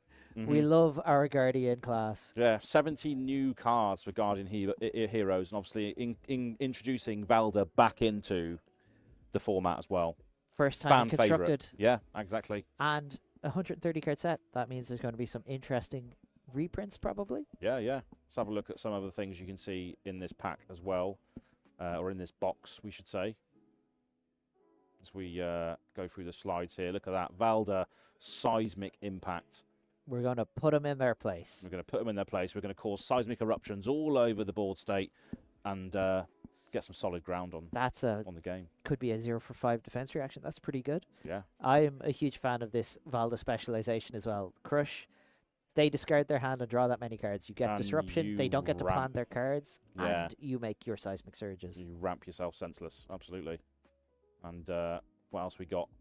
Look at that. Now, I'm not a Guardian player. Nor am I, but my God. I want these. I do as well. These full art Marvel seismic surges are stunning. Some, let's be real. Yeah. The artists for Flesh and Blood, they always kill it. Yeah. They always look incredible. Absolutely amazing. Especially that nice nature themed one. That's the one I want. Yeah, well, that's like Aria, isn't it, almost? You got loads of different sort of locations there from the world of Wraith. I'm somewhat partial to Aria. Yeah. Somewhat partial. Yeah. Yeah, absolutely. And, of course, Batter to a pulp. Yeah. Anyone who was playing the ProQuest season recently, this was one of the promos that was available. And just, again, if it would deal 4 more damage, that damage can't be prevented. And you get to destroy equipment if you crush. Yeah, and we know what that can do in a lot of matchups, right? You can destroy, potentially, Gravy's Compass. You could destroy Prism's Phantasmal Footsteps, which is a card that really helps them into that Guardian matchup. Yeah. Maybe you can blow up a pair of Stormstriders, something like that. Yeah. So really, Guardian back on the menu, potentially, with Mastery Pack, and as we've seen over this weekend as well. And that Batter to a Pulp promo now available at release celebration events and early access at Gen Con. Yeah, Gen Con's going to be a great place to go and see all this new stuff coming out for Flesh and Blood. And speaking of new stuff, this is a ridiculous shield. Testament of Valahai. Yeah, yeah. Again, wow. Phenomenal art. Yeah. Jasada Suthi just kills crushing it here. And again, not a Guardian player. Kind of want this in my collection. Just an absolutely gorgeous piece of art. Yeah, that's phenomenal full art Marvel. So many collectibles. Yeah, absolutely. For everyone that's pimping out their deck, if they're a master on Guardian, if they want to master their class, if they want to pimp out their class, this is how you do it. And I'm a bit of a magpie. I love a bit of cold foil equipment. Aren't we all? Aren't we all? Yeah, absolutely. But stick with us. We've still got more CC to come in the last round before we cut to the top 8. So I hope you're all having fun. I know we are. Don't go anywhere. It is all to play for. It's all for play for.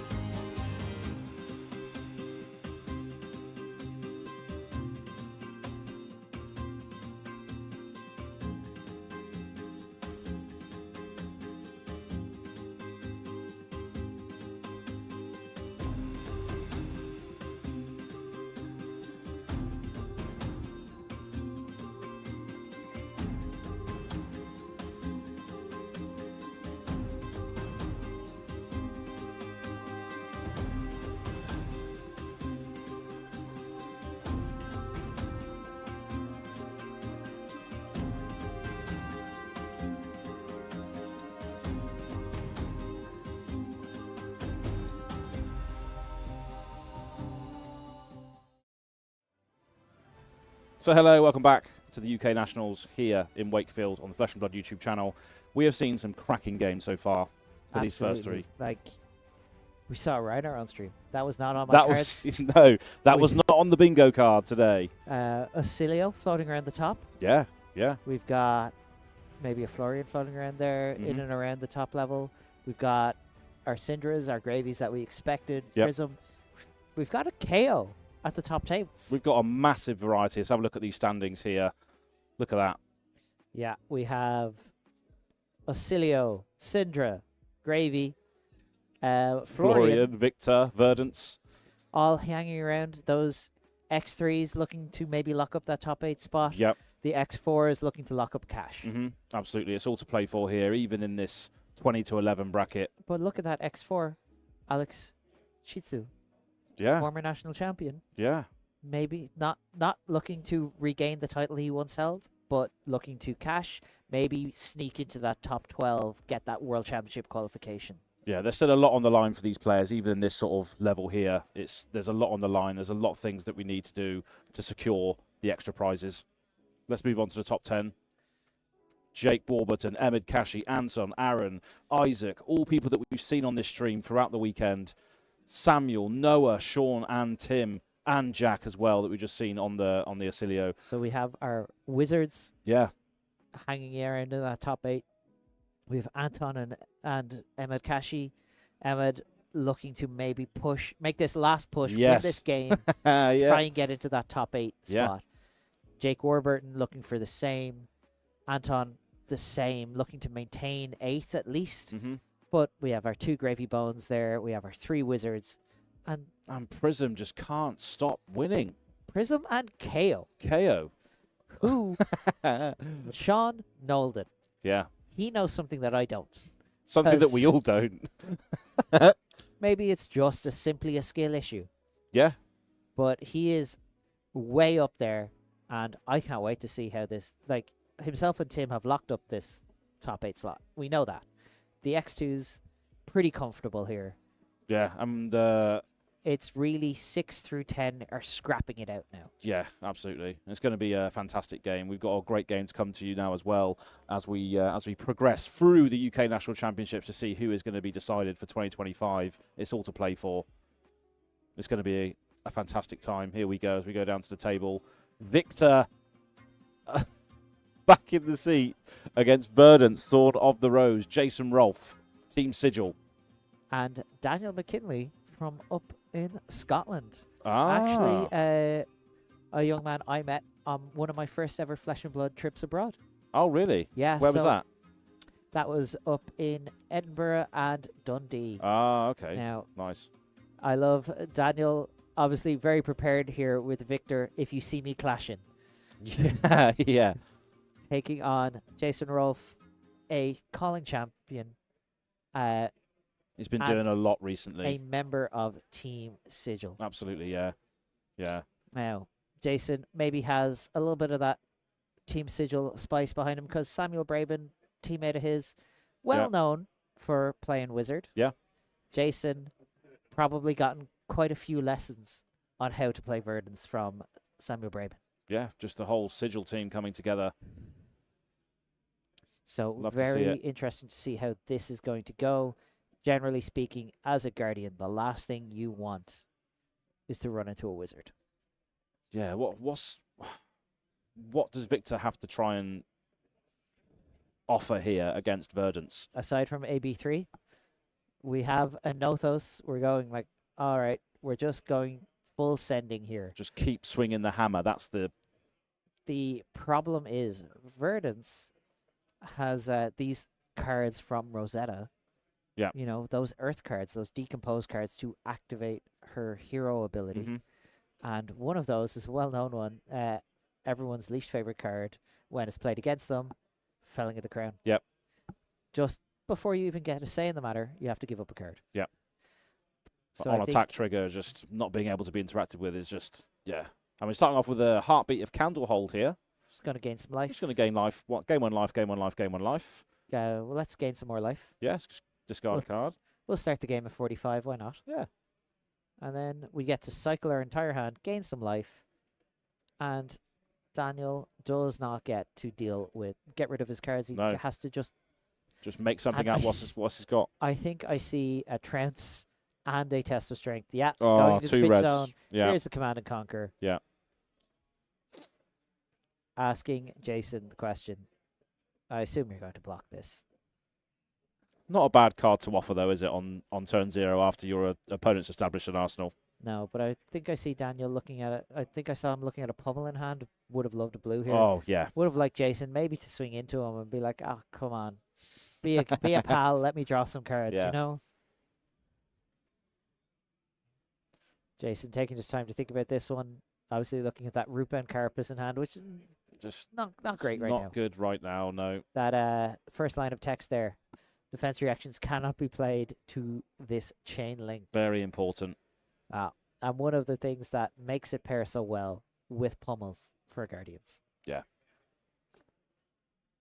Obviously, the first attack being thrown here in round 12 is one we all know. And See and see. yes, with that Arcane Rising art. Yeah. Well, for some, like myself, you know, when you're bought into the game Yep. a little while, it's always nice to be able to be like, well, I have my Command and Conquerors, but if you don't have those, we do have this gorgeous art from the Hunted. Yep. And just blowing up that sink below in Arsenal. There we go. Probably Jason not super happy about that, I would wager. No.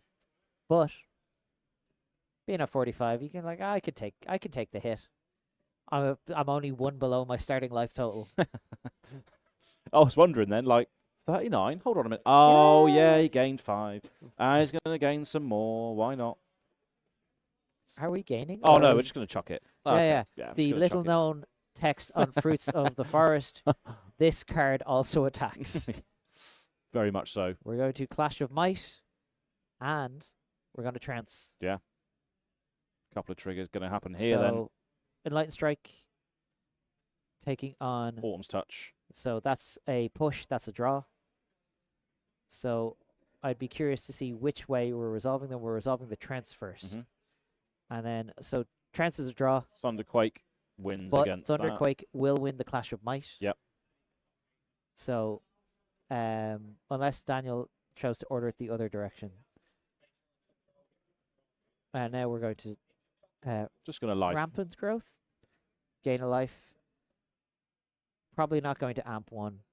Nope. No. Just going to get it safely in the graveyard. Yeah. And, you know, why am I saying safely in the graveyard? Well, that Plume of Evergrowth. Yeah. Pay 3, get an Get it Earth back. card back. Yeah. And now Daniel visiting home, collecting his pocket money, Pocket money, yeah. drawing a card. Getting a vote of confidence from his father and coming in with the hammer. A Nothos, just a casual 6. There's 2 3-cost cards. Now, Which there definitely is. this is the hammer. This Yeah. is the original hammer. Mm-hmm. Sometimes it's you pitch a blue and that's it. It's a sad Anothos for 4. Yeah. But this is Happy Anothos. This is hammer for 6. Happy Anothos. Yeah. This is a slightly bigger bonk. Yeah. You know? That's why a lot of Guardians also play Sledge of Anvilheim because it's always a 6. Always, yeah. Daniel choosing to opt for Anothos.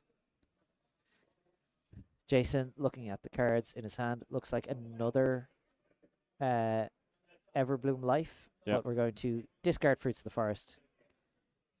Really does not want to go below 40. Going back up to 42. Wow. Making sure there's plenty of Earth cards in the graveyard for that Rupen Carapace that's chilling in Arsenal. Speaking of which, Yeah. And we've got our first Decompose. Yep. Taking probably 3 Earth cards. Oh, thinking, are we getting rid of the Rampant Growth? We are. Yep. So Rampant, 2 just fruits. decomposing and just on the way to getting that sinking decomposition below. online. Deciding, no, I actually quite like being a 42. Yeah. I'm going to stay above my starting life total here. King of the castle. High on life. Figuratively and literally. And let's see what we decide to do. Just gonna felling. Yeah, Felling of the Crown. That card Rebound I fruits spoke and- about yeah. already. Jason Rolfe already at 6 cards in his banish zone. 6 earth cards means this Felling of the Crown is coming in for 8. And again, Daniel has to put a card from his hand to the bottom. And we've decided, yeah, do you know what? We're going to clash. Are we blocking 8 here? We're going to block 6 and clash. Macho Grande against Emeritus Scolding. Yeah, well, 8 beats nothing. Yeah. So Just getting that might on the back end. Nice. going to 38. Yeah, that's over to We have a might. Pop here. After Jason just draws up, make sure the tunic is now on 3. And Pitching into the hammer, which is going to be coming in for 5. yeah, so this is neither happy nor sad, Anothos. This Yeah, is just somewhere in the middle. Yeah. We're going to split the difference. Yeah. I'd rather it was 4. I'd rather it was 6. Let's just say 5. Let's just say 5. Yeah, 5 coming in here at Jason Rolfe. 5, still an efficient weapon swing without doing anything really, just throwing a weapon consistently at Jason's face. Keeping cards in deck as well, because this is going to be a long one. Yeah. Like, we know this is going to be a long game. Mm-hmm.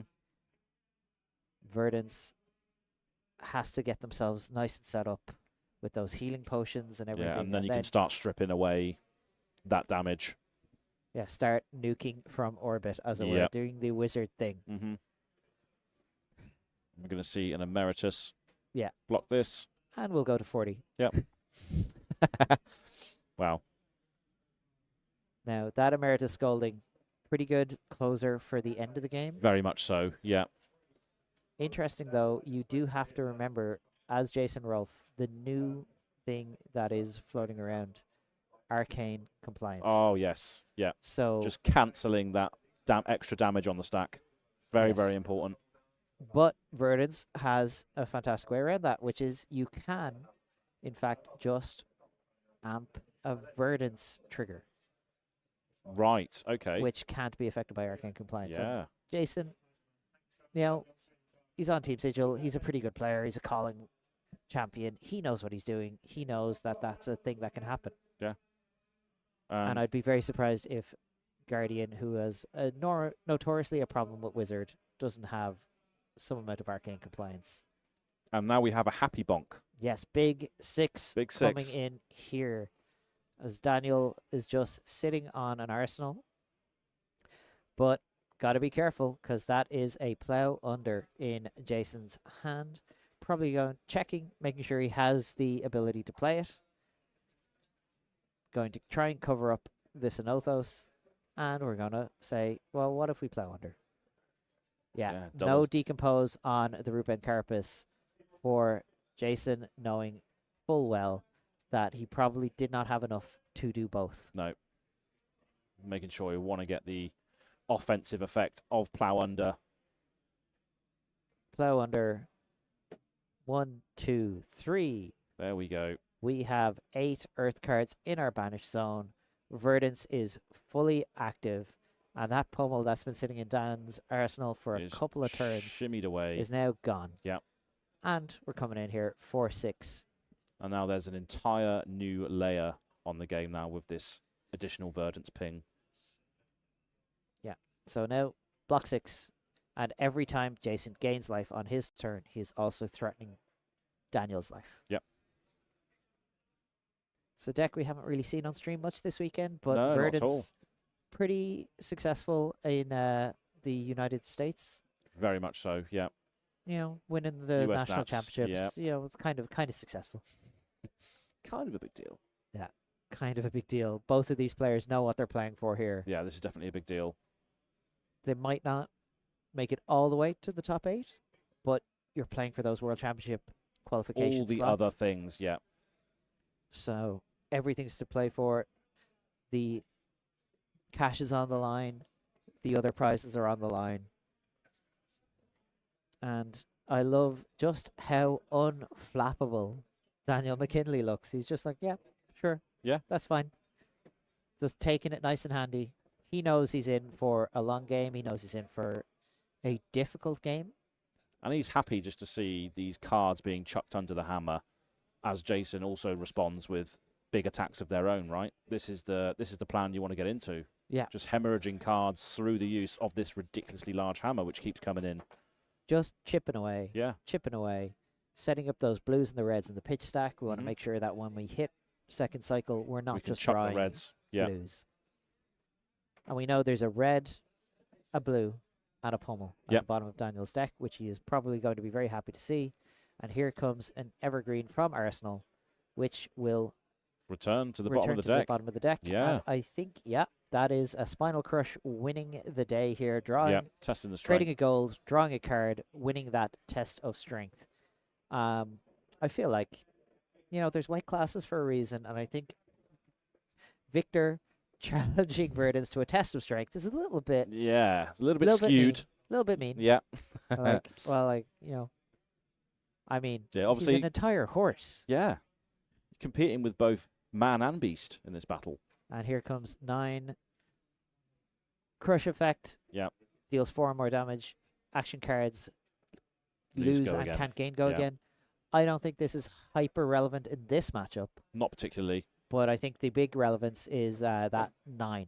Yes. Jason saying like, I'll block with this plow under. Take 6. Don't worry. I don't need go again. I don't need go again. I am a wizard. Wizards have instant speed shenanigans. Instant speed shenanigans. And in the case of Verdance, some big attacks as well, which just cost the 1 action. Daniel's going to draw up, and we are going to see a Cadaverous Tilling. Speaking of 1 big action, this is going to be decomposing to give it that extra power as well. Yeah, so this is coming in for 8, I believe. It's a blue one. No, it's a blue one. Yeah. Not ideal, but still. Better than nothing. Yeah, it's just a hammer of Jason's own making. Yeah. 6 block by Daniel McKinlay. Yeah. Looks like we see a red and a blue in hand. Maybe we send that or yellow, in fact. Anothos again just for 6. Not wavering at all, just throwing that hammer consistently. I remember once speaking to a local Guardian player and I asked, like, how do you play these matchups? And he's like, stay disciplined and swing the hammer. Yeah. Just stay disciplined, swing the hammer until you see an opportunity. Burn Bear coming in here representing 6 damage. 3 for 6 ain't bad. This is, not bad at all. That's quite the chunk. Yeah. Obviously a lot harder to cover with general block cards, obviously. Yeah. Daniel saying, like, how do I get this test of strength out of my hand? Yeah. And doing it right there. Preventing 3, taking 3.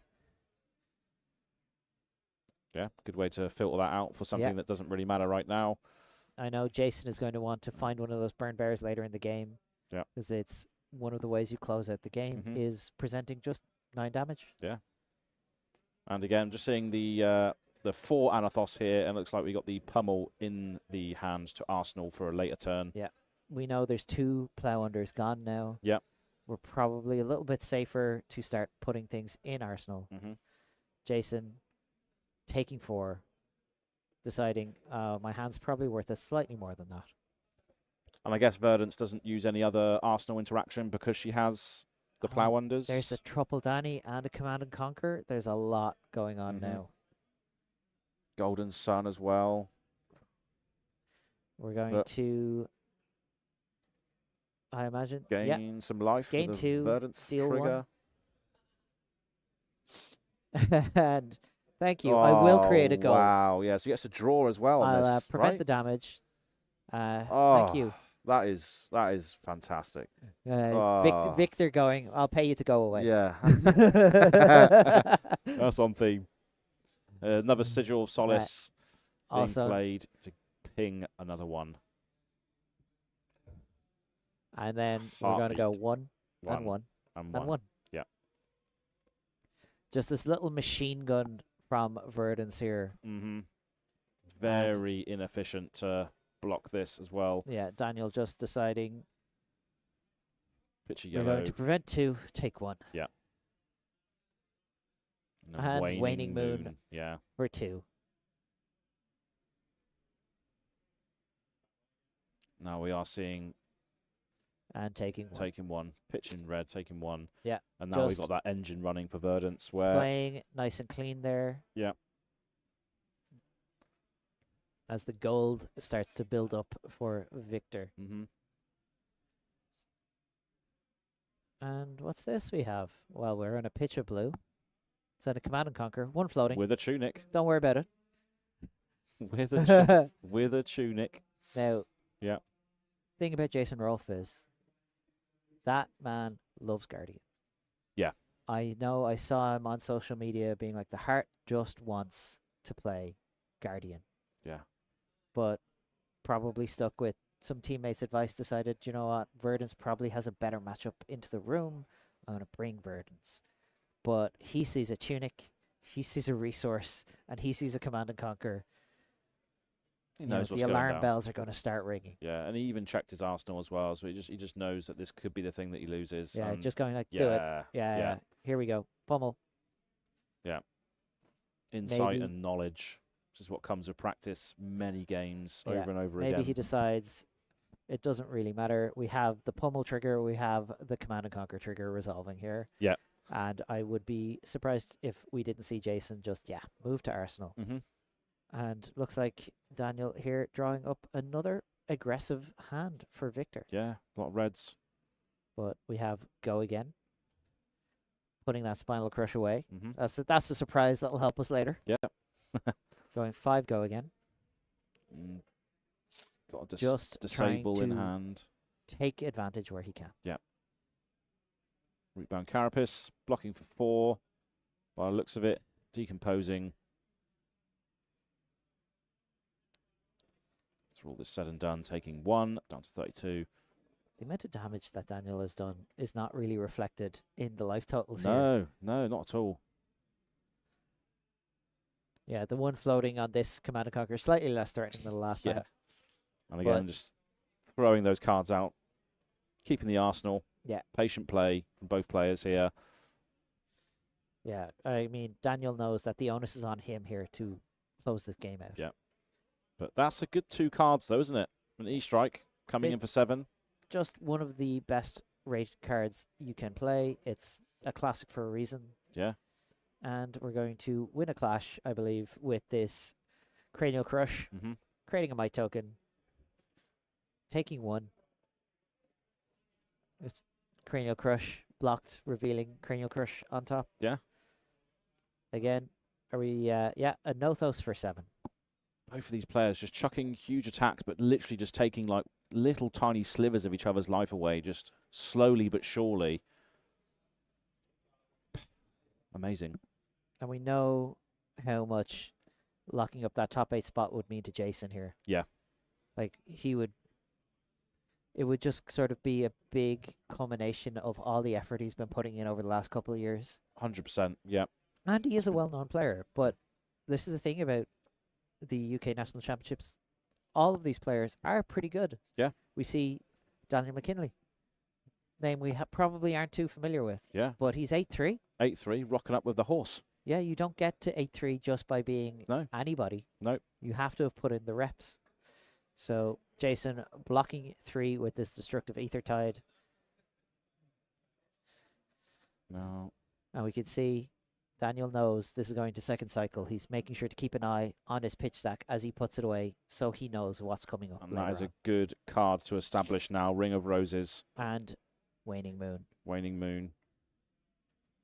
Yeah, so we're going to prevent the 2. And that's whenever you deal arcane damage, you gain a life, which then triggers another ping. Yes, It's so a by good preventing card. the 2 on this Waning Moon, you're actually preventing 4 whole value. Yeah. And Daniel says, all right, we're racing. Zealous belting. Zealous belting. I think 8 is higher than 5, so this definitely will have go again. I could be wrong. Someone could check the maths for me.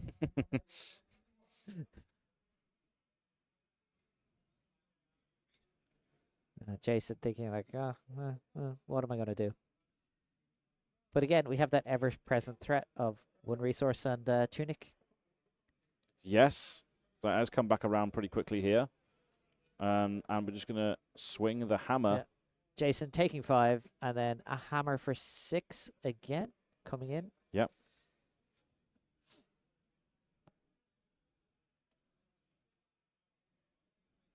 Very patient and precise matchup between these two heroes.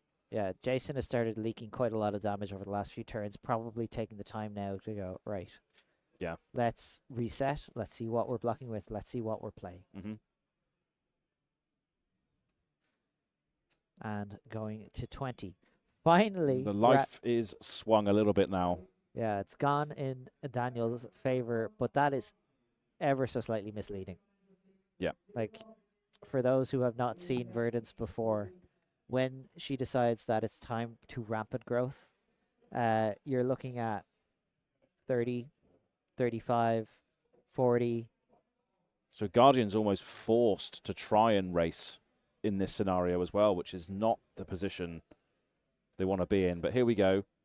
Gaining some life, dealing some pings. Yeah. Pulsing Ether Life here. Yep. Coming in 1 from a Verdance trigger. We're pitching 1. And then 4. Now we have AB 3. Can't quite cover this one. So we're going to take 2. Trigger Ring of Roses. Mm-hmm. The Verdance gains life. Deals a Did have a damage. ping, yeah. It's almost death by 1,000 cuts. But we saw that massive swing of life, and now it's again closing to parity again. It's just the pendulum keeps swinging to and from. Really, just exactly where you want to be. Yeah. What Jason is looking to do is keep those life totals close. And here we go, back to Dad. Back to Dad. I need more money. This woman in a green dress is bullying me. Yeah. Getting some might tokens, pitching another Goldmane estate. Yeah. Sending in a Nothos. I'm sure Daniel would have loved to be able to play both of these Goldmanes set up for a big, big turn. But, 4 might's not bad. 4 We'll might take is, those. yeah. Yeah. We saw Victor put those to use last time, so it's going to be chucking something huge very, very soon as we stare down this Anathos. Yeah, this baby hammer. This baby hammer. Jason looking at his deck, trying to probably working out exactly where he is in his pitch stack. Just going to be taking the 4. See an E-strike in the arsenal for Jason. Yeah, we also see a sigil of Sigil of Solace. Yeah. We see a sigil on stream too. Yeah.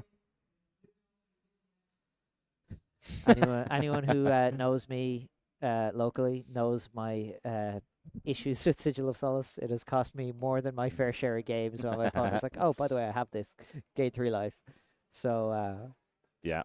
But it looks like Jason trying to plan out exactly which way he's going to do things. Looks like we have a Burn Bear potentially in hand.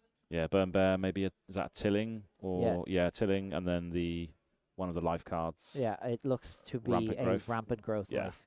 Thinking, am I going to just send it? Gain 3, gain 4, amp. But we're going to start with the gain 3. Gain 3, yeah. So, because with 4 mites, Daniel definitely wants to hold on to cards in hand, 1 arcane, that is prevented. So far, we've gained 4 life this turn. The minute we deal an arcane damage, we will gain another life. And then we're going to rampant growth, life. So life is going to gain us 1. Yeah, it's going to put a ping on the stack. Put a trigger on the stack. Yeah. Just ticks down. Yeah, so he's prevented that one. And then, so that means we're going to amp 4 total. Mm-hmm. Which means we can Burn Bear here for 10. For 10. Wow. Not a small number here. No. 10 to the face. Daniel only able to prevent 3, so oh no, and pitching 2 reds. Oh, yeah. That trance and test of strength. Just coming back around to just get in the way here. Going to 21. Yeah. But we do have 4 mites in play here. Just goes to show, doesn't it? All those defensive value cards just don't protect you against a burn bear, which is coming in for 10. Absolutely No. not.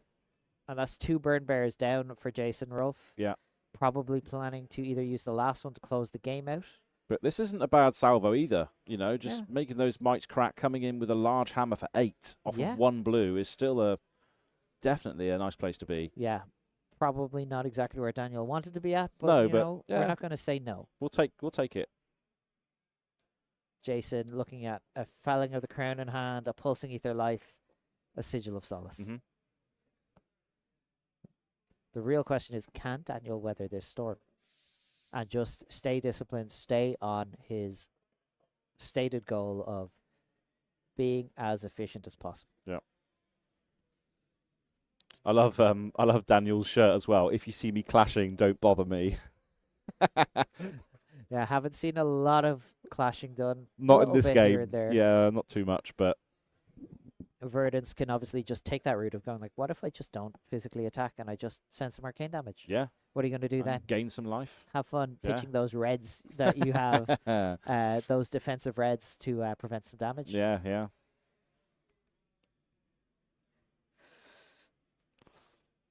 But yeah, this is definitely not to be trifled with. Still 8 coming in here. So we have 5 committed to block. Yeah. Taking 3. And if that is indeed a sigil in Jason Rolfe's hand, well, that 3 is just going to go straight back. Mm-hmm. Oh, okay. Enlighten Strike. E-Strike. Bottoming that sigil, actually. We're just going to, again, tucking it away for later. E-Strike for 7. Looks like a trance there in Daniel's hand. Going to really be hoping for something out of this. Trance and Enlighten Strike. Yeah, so we are going to be able to get the trounce this time round. Now, the real question is, are we going to win? It's kind of crucial. This could do a lot for Daniel. Yes, absolutely. But also relying on the top of your deck to cooperate is a little bit tricky sometimes. Yep. You know, unless you're gravy. Yes. Sometimes you just have to put your faith out there that I'm going to get there. Yep. It's going to be fine. Just have to manifest that top card is what you need in this moment. Zealous Belting against an Autumn's Touch. Yeah. Looks like we're going to crack a gold. Yep. Rego and Rouse the Ancients. And Chokeslam. So it's Chokeslam. going to be a draw. Yeah. But perhaps Daniel thinking like, well, 50-50. Either my card goes to the bottom or his. Yeah. Who's more likely to put a 5 or greater on top? Mm-hmm. And really, the odds are in Victor's favor, not just because he stacks them that way. Like the ability to just throw money at his problems and be like, what if I tried again? Or you've only got one shot. Okay, what if I give you a gold? Can I have another one? Yeah. Yeah, for sure. Yeah. Absolutely. Yeah. Now, Zealous Belting coming in here. 5, go again. 5 going, 1 floating, 1 in hand. No tunic here. So no pummel. No pummel.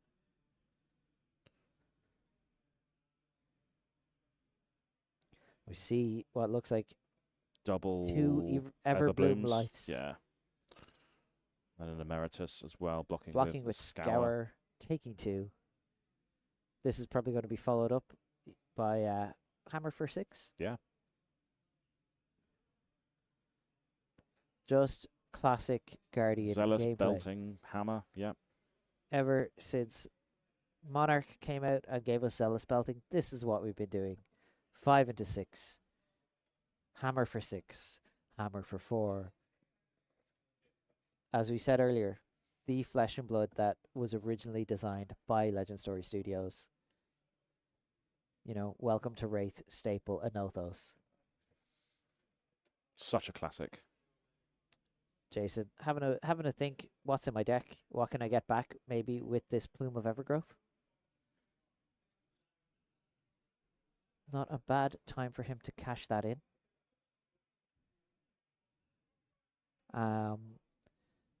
With 3 cards in hand and 2 of them being blues, he could, block 3, take 3, And we could see a Plume of Evergrowth activation and maybe buyback.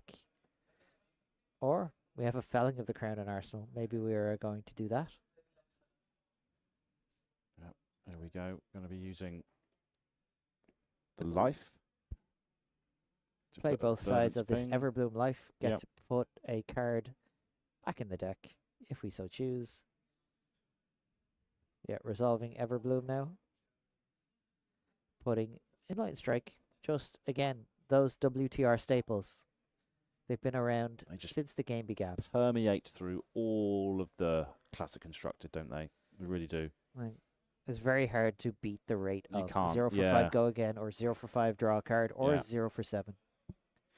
And, you know, back when I used to play Briar, it was maybe sometimes it was all modes. Because Yeah. that was a fun time. But here we go. Felling of the Crown, decomposing. Yeah. Sending in 8, forcing Daniel to put a card from his hand to the bottom of the deck, and it is a pummel. Pummel, yep. And blocking for 6, taking 2. This is a tight game here. 19 plays 18. Yeah. Ticking up Tunic and passing. So another felling, some fruits, evergreen again, and then life and rampant, I think, in hand. Yes, it appears to be the rampant growth. Yeah. Now, interesting spot for Jason. So we're all good. Yeah, just drawing 4. Yeah. We're going to Fruits of the Forest. Gain some life. Put a little ping on the stack. If that hits, we gain another life. I'd love to see if someone in chat has been tracking how much life Daniel has actually dealt to Jason Rolfe, but we'll see later. We'll watch it back and we'll figure that out. Because I feel like he's dealt maybe slightly more than 20 damage this game so far. It's amazing how all these cards can cancel out obviously the eventual damage that's been happened, but it's felling coming in here for 8. Blocking another 6. Yeah. 2 damage dealt.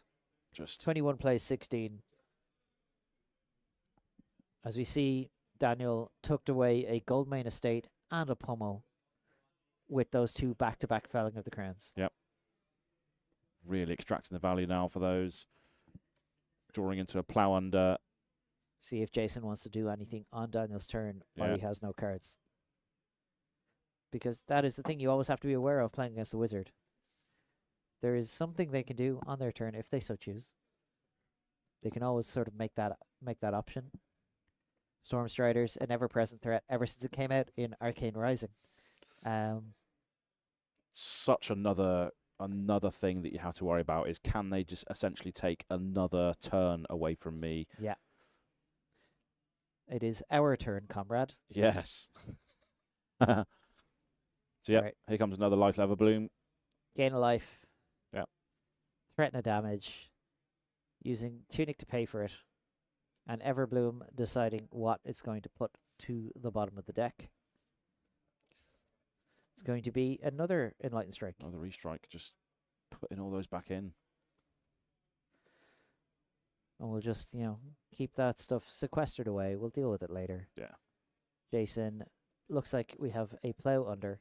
Destructive Aether and Emeritus Scolding in hand at the moment. Yeah. And no need for him to decompose on this plow under. It won't have any effect. But it is a very efficient attack. It is 2 for 6. Yeah. Looks like it's going to be met with some clash cards, though.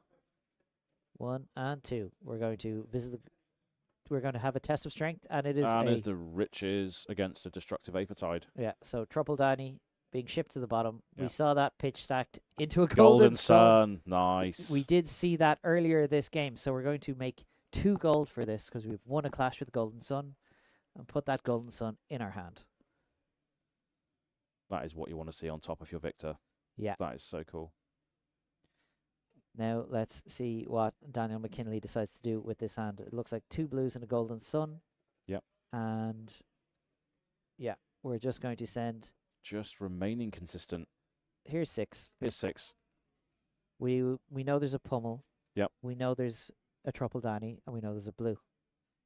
So probably pitching those away, going like, this is how I plan on closing out this game. If I get back to this, I'm going to be able to present 14 overpower.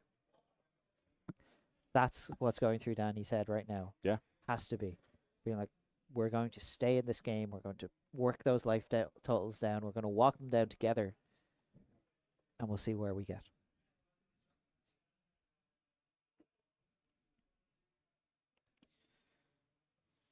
Still operating in the moment of this Anathos for 6, coming in at Jason from Team Sigil.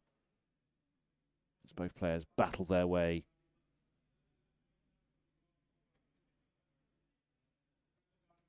Autumn's touch blocking for 3. So we move on to Jason's turn. Just checking the amount of cards in deck that's still left. Yeah, just making sure he knows when he's hitting his pitch stack. Yeah. But they're like, we're looking thin on the ground here. Yep. But these players, they always have a plan. Even when they're getting down to those final cards in deck, they know what those cards are. That's the skill level that we're casting here. Yes, and like as we said, Jason Rolfe, somewhat familiar with Guardian. He knows how it works. Yeah, yeah. He's been known to play a Victor here and there. He's been known to play Guardian. Danny, again, we're going to block 6, take 2. Or is that a blue Cadaverous? It was a blue. Yeah. Nice little LSS stamp one as well. Yeah. Might have gotten that at one of many events he's qualified for. Yeah. So Tunic And ticking up hammer and just for 4. Yeah. But there's double rampant growth. And I think that is an Emeritus in Arsenal. Yes, I think so. Jason having to have a think now. What are we doing here? Yeah. Can we go for it?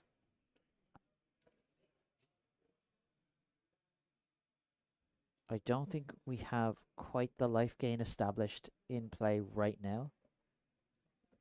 And I imagine we're not playing the healing potions in this deck because we would have seen them by now. We've seen them, yeah. Yeah. We might be playing them later in a different matchup, but not in this one. And Danny just, yeah, Enlightened Strike coming in here, tucking a card away, blocking 6 on 5, and then Evergreen. That's pretty good 2 cards, though. Oh, yeah, 100%. Evergreen always. And blocking 6 again, taking a single point of damage. Yeah. We're at 15 all. Sadly, Evergreen not going back into the deck because it wasn't played from Arsenal, but still a big attack nonetheless, drawing an E-Strike, Destructive, Sigil, and another Destructive Aethertide. Yeah, so Danny's just going to pass turn, no cards in hand. And there's always that nervous action. Like, you play Azalea, you've played against a Kano or 2 in your life. You're friends with a couple of bricking it. a couple of Kano players. You're friends with a couple of good Kano players too. Yeah. And you're just like, I've no cards in hand, and it is your turn. Yeah. May I? May I continue? Yeah. Do I get to draw my cards? Do I draw, or am are I you dead? just going to destroy me? Yeah. Daniel looks nervous, and Jason is doing the math in his head here, going like, right, what am I doing? Yeah. Like, just waiting patiently to just try and move on. Try and move on from this. Absolutely having kind of that Jesus take the wheel moment. Yeah. I am not in charge of my own destiny right now. I have no cards. Whatever happens here, I have no say in the matter. What's Jason gonna do to me? That is hilarious. Looks like he's. But that's the positions wizards can put you in, can't they? There's this moment of just zero agency, nothing you can do. Yeah. Because you have to play out your cards. Here we go. Storm Striders, 2 Jason floating. deciding he wants it to be our turn. Yeah. Let's go 4. Emeritus 4 Scalding. with this Emeritus. We're going to prevent 1. From the Tunic, yeah. Take 3. Yeah. And then we're going to Waning Moon for another 3. Triggering Ring of Roses. Gain a life. Gaining a life. Get a ping. No, that's... No? Because we're currently on Daniel's turn. Oh, okay. So Right, yeah. Verdance, she's very good. But That'll be too good. the designers in LSS obviously felt like that might be too strong, and I'm inclined to agree. Yeah. There's nothing like being able to play Sigil of Solace on your opponent's turn and then deal them a damage for it. But no, we're just going to put Daniel to 9. He's going to get to draw his cards. Pass to Jason. Looks like a little bit of confusion, like whose turn is it again? Yeah, exactly. Yeah, that's yeah. But And Jason going like, yeah, now it's my turn. now it's my turn. If it was our turn, now it is my turn.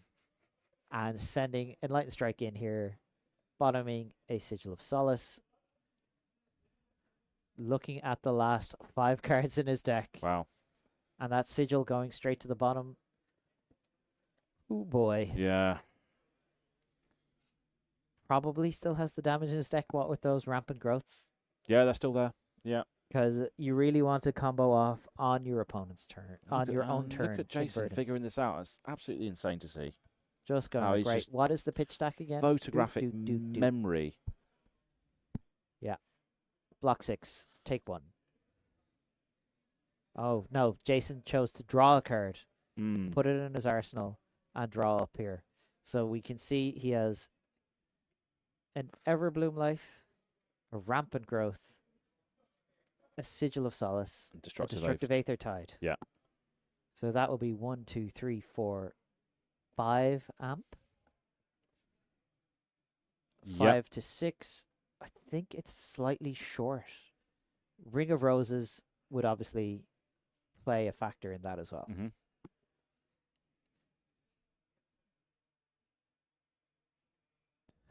But we're still seeing the resilience of Guardian come through at the end, very end here. Just Daniel just letting Jason have time to think.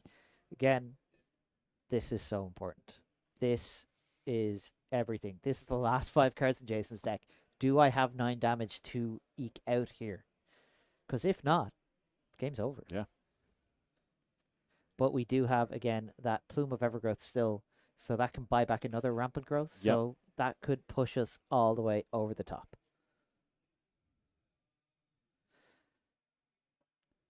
Jason just in the tank right absolutely now. Putting in the think tank. Everything into this. Yeah. Danny sitting there with his 2 blues going like, oh my God. Oh my God. Oh my God. Yeah. Okay. Okay, we're allowed. We're just going to pass. We're going to keep blues in hand. Oh my God. Oh, we made it. Yeah. Sigh of relief. We've made it to my turn. Yeah. It's now Jason's turn. This is the turn. This is the turn. No cards left in deck. Nope. Can still access 1 through the plume.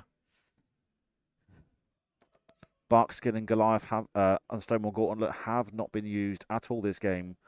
And Jason had a very healthy and still 16. at 16 life, yeah. Just having a bit of a laugh here, going like, right, well, let's go for it. Let's Cracking go for that it. Yeah. nice shiny gold foil. Hell yeah. What are we getting back? I assume a Rampant Growth. We're about to see some fireworks. Yep. Fitting. So Rampant Growth back to hand.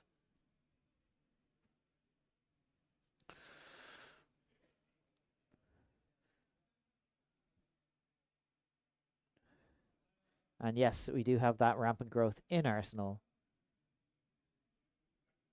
Jason just having to take his time. How do I sequence this? So that's what matters here, is how do I sequence this? 1, 3, 4, 5, which would be an amp of 10. 10, 7. I don't know if this is enough.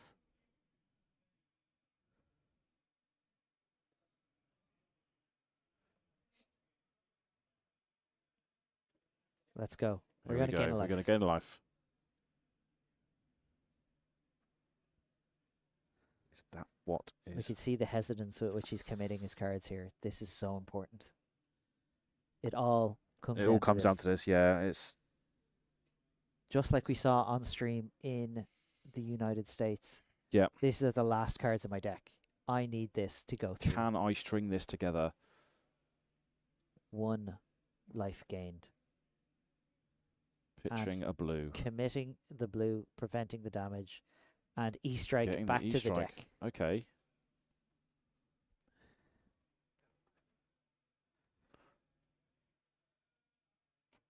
Sigil. With a sigil, gain 3 life. We're now up to 4 life gain this turn. Yeah. And Just making Danny sure. says, nope, we're preventing that one. Yep. Being disciplined. Knows that he is on a knife edge right now. If Jason strings us together, the game ends. 1 arcane. Agency 1 stripped life away. Gained. 5 life gained. And Danny going, yeah, prevent 1. So it's 1 blue chewed through, and now we're going to see another life gained. Yes, with rampant growth. With rampant growth. On the stack, we're going to try and gain 1, prevent 1. Another blue pitched. So we've gained 6 life this turn. Amp 12, Destructive and Aether that is the Tide. game. Wow. And that's how it is. Literally came down to those last- last cards. Wow. Yeah, just having those Everbloom lives, you could see Jason. You could see he was like, "Oh my God, am I going to do Am I this? going to be able to string it Have together? Wow. I navigated this correctly, or have I made a mistake?" He played it so carefully. He did the math. He knew what he was doing.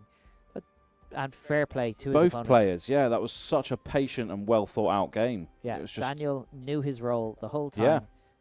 Normally you expect to see Stormstriders be the big thing to close out the game, but Jason knew he needed to commit it early to push the damage, to put himself in a position to win the game. absolutely. And potentially UK National Championships here in Wakefield for 2025. Yeah.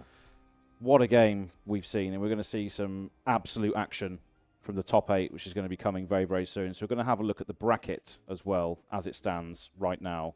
Look at this. It's all shifting. It's all changing. Unfortunately for Emmett Kashi, Yep. no defending that championship.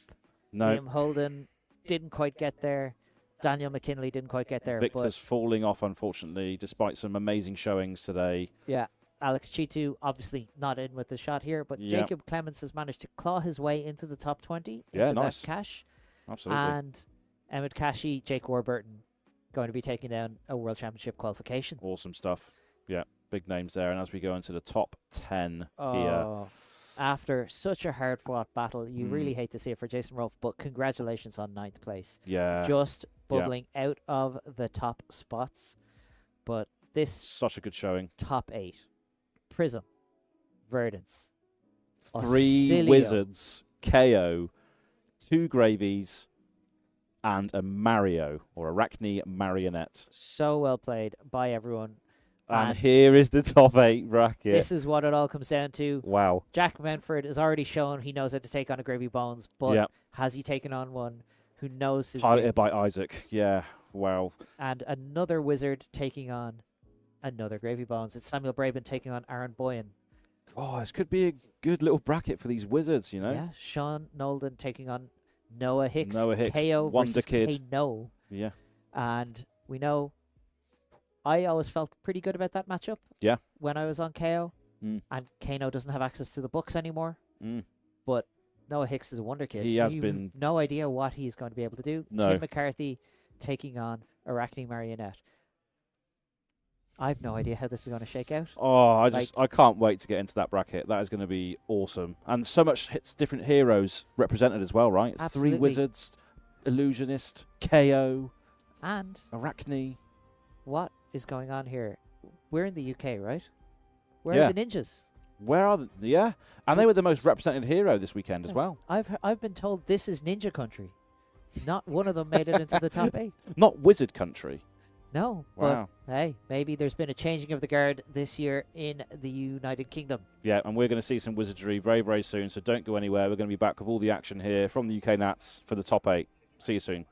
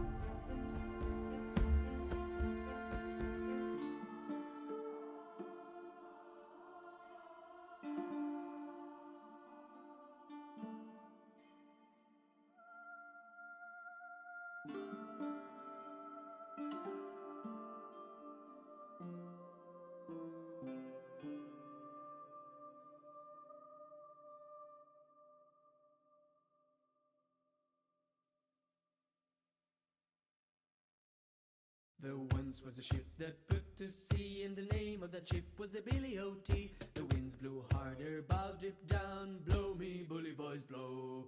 Soon may the wellerman come to bring us sugar and tea and rum. One day when the tonguing is done, we'll take our leave and go. She had not been 2 weeks from shore when down on her a right whale bore. The captain called all hands and swore he'd take that whale in tow. Soon may the wellerman come to bring us sugar and tea and rum. One day when the tonguing is done, we'll take our leave and go. Da da da da da da da da da da. Before the boat had hit the water, the whale's tail came up and caught her. All hands to the side, harpooned and caught her when she dived down low. Soon may the wellerman come to bring us sugar and tea and rum. One day when the tonguing is done, we'll take our... So we are back for the top 8 of the UK Nationals. It's all been leading to this. All of the draft, all of the CC, all of the pain, all of the pleasure, everything has led to Blood, this moment. sweat, And tears. the commitment, everything is coming down to this one. And what a bracket we have. Like I said, no ninjas in the UK this year. Surprising. No rune blades. No rune blades. Yeah. It's going to be awesome. Let's get down to the bracket and have a look at this. This is going to be an absolutely awesome quarterfinals here. We got Tim versus Anton is the feature match that we're going to see in a moment, but look at the rest of this bracket. Yeah. Sean Nolden Yeah. obviously showing, hey, KO, you wanted to ban Scabskins last year. Yeah. He ain't dead. He's not dead. Still here. Noah Hicks, the absolute Wonder wizard. kid. Yeah. 17 years old, Yeah. ready to detonate Take some of people these on the scalps. street. Yeah. I wonder if he's on that ICBM. Mm. We draw cards and blow people up. Kano. Oh, yeah. Samuel Braben, one of the best known wizard players in the country, Mhm. one of the most successful Icelander players in the country back when she was legal, found his new Icelander in Verdance, taking on Aaron Boyhan. Yeah. The new deck on the block, Gravy Bones. Jack Mountford, who we saw earlier, persevere through what looked like a heartbreaking moment for him. Yeah. He He went through so many emotions in that game. A few things that were missed and still managed to come through on Yeah. Oscilio. taking on Isaac Murray, Yeah. who we've seen crush a draft on stream. Yeah. Oh, wow. What a great Yeah, player. Yeah. Wow. And the only duplicate hero here is Gravy. Bones. That's it. Yeah. That's the only duplicate. Now- And we knew that was going to be a popular pick, right? But the counter to that has not shown up in this top 8, which is Absolutely interesting as not. well. Maybe Syndra's ran into the decks they weren't quite expecting. Yep. Maybe Noah Hicks went, do you know what? Syndra can't. What are you going to pitch? What are you going to do? Yeah. You got nothing. Blow you up. Yeah. Anton, obviously bringing in Arakni Marionette. Yeah. Very powerful hero. The only hunted hero to make it this far anyway. Mm-hmm. We have good representation across all of Flesh and Blood. We've got the hunted. We've got heavy hitters. We have Rosetta. We have High Seas. We have Dusk Till Dawn. We do have Dust Till And Dawn. we even have a hero from all the way back in Arcane Rising. That smug wizard Kano, still here, still showing people that, hey, you best come prepared. If you're not ready for it, what's going to happen? Exactly. You're going to get blown up. Yeah, and it's just awesome to see as well that we will be crowning a new UK champion out of these lot, right? This is all new names. Yeah. No So- former champion is here. No. We have some names that we have seen at big events. Yep. But we are not seeing any names we've seen. We don't have any of the big names that we came in on day one being like, these are the ones to watch. No, yeah, so no defending titles, no returning UK champions. It is going to be someone new for 2025 when we update that graphic for future nationals, future things. It's going to be someone completely new. And that just shows the level of quality of player we have here Yeah, at this national championship. and we've seen so much quality, and the quality has to permeate through all of those formats and get these people to this point of the day. Yeah, I'm very curious how these games are going to go. Wizards have shown so far pretty good into Gravy Bones. Yep. Sean and Noah playing a matchup that I played a lot of during the heavy hitters meta. And Obviously, what do you think about? We haven't seen any Prism on the stream as of yet. so there's a saying that I've always abided by when I'm playing against Prism. Yeah. Enlighten me. If their life total is not 0, you are not in a winning position. Prism, Yeah. I've seen a Prism just go, I'm at 1. Okay, cool. You are not going to deal me another point of damage for the rest of the game. Yeah. I'm going to win. Yeah. It is a deck that can snowball so hard if you let up the pressure at all. If they sneak in a Herald where you shouldn't let them hit, if they manage to push one over the top, or if they manage to get a yellow into their soul for the lightest soul, can just turn an entire game on its head. Yeah, and here we go. Speaking of Prism, against Arakni, another Team Sigil member here in the top 8. Anton was I think, semi-finalist last year, actually. Oh, really? I think so for UK Nats, yeah. Taking on Tim McCarthy, who's been running those tables Oh, with yeah. Prism. Absolutely smashing people with Heralds, I expect. So it's going to be interesting to see how Tim plays this. I mean, Prism, a pretty good pick, I imagine, into both Syndras, who don't want to block, as well as Gravies that you can just hit their allies and trigger all the things. So one of these decks that are probably on the 2nd or 3rd tiers of what we expected coming in. Yes. Nice to see Tim on this. Problem is, again, we talked about that true damage, that uninteractable damage. Yeah. With that flick knives. Oh, yeah. So one maybe of the best cards. I really want to keep this angel alive. What if I didn't want you to? Yeah, just ping and the angel dies. And as we can see on the stream here, Tim McCarthy, so good they named him twice. Brilliant. Right. Let's see who is going first here. Obviously, Tim, as the highest seed, has the choice. Yeah. 32 life, not a lot for Anton to have to work through. Those Arakni Marionette decks can just cut huge chunks out of life.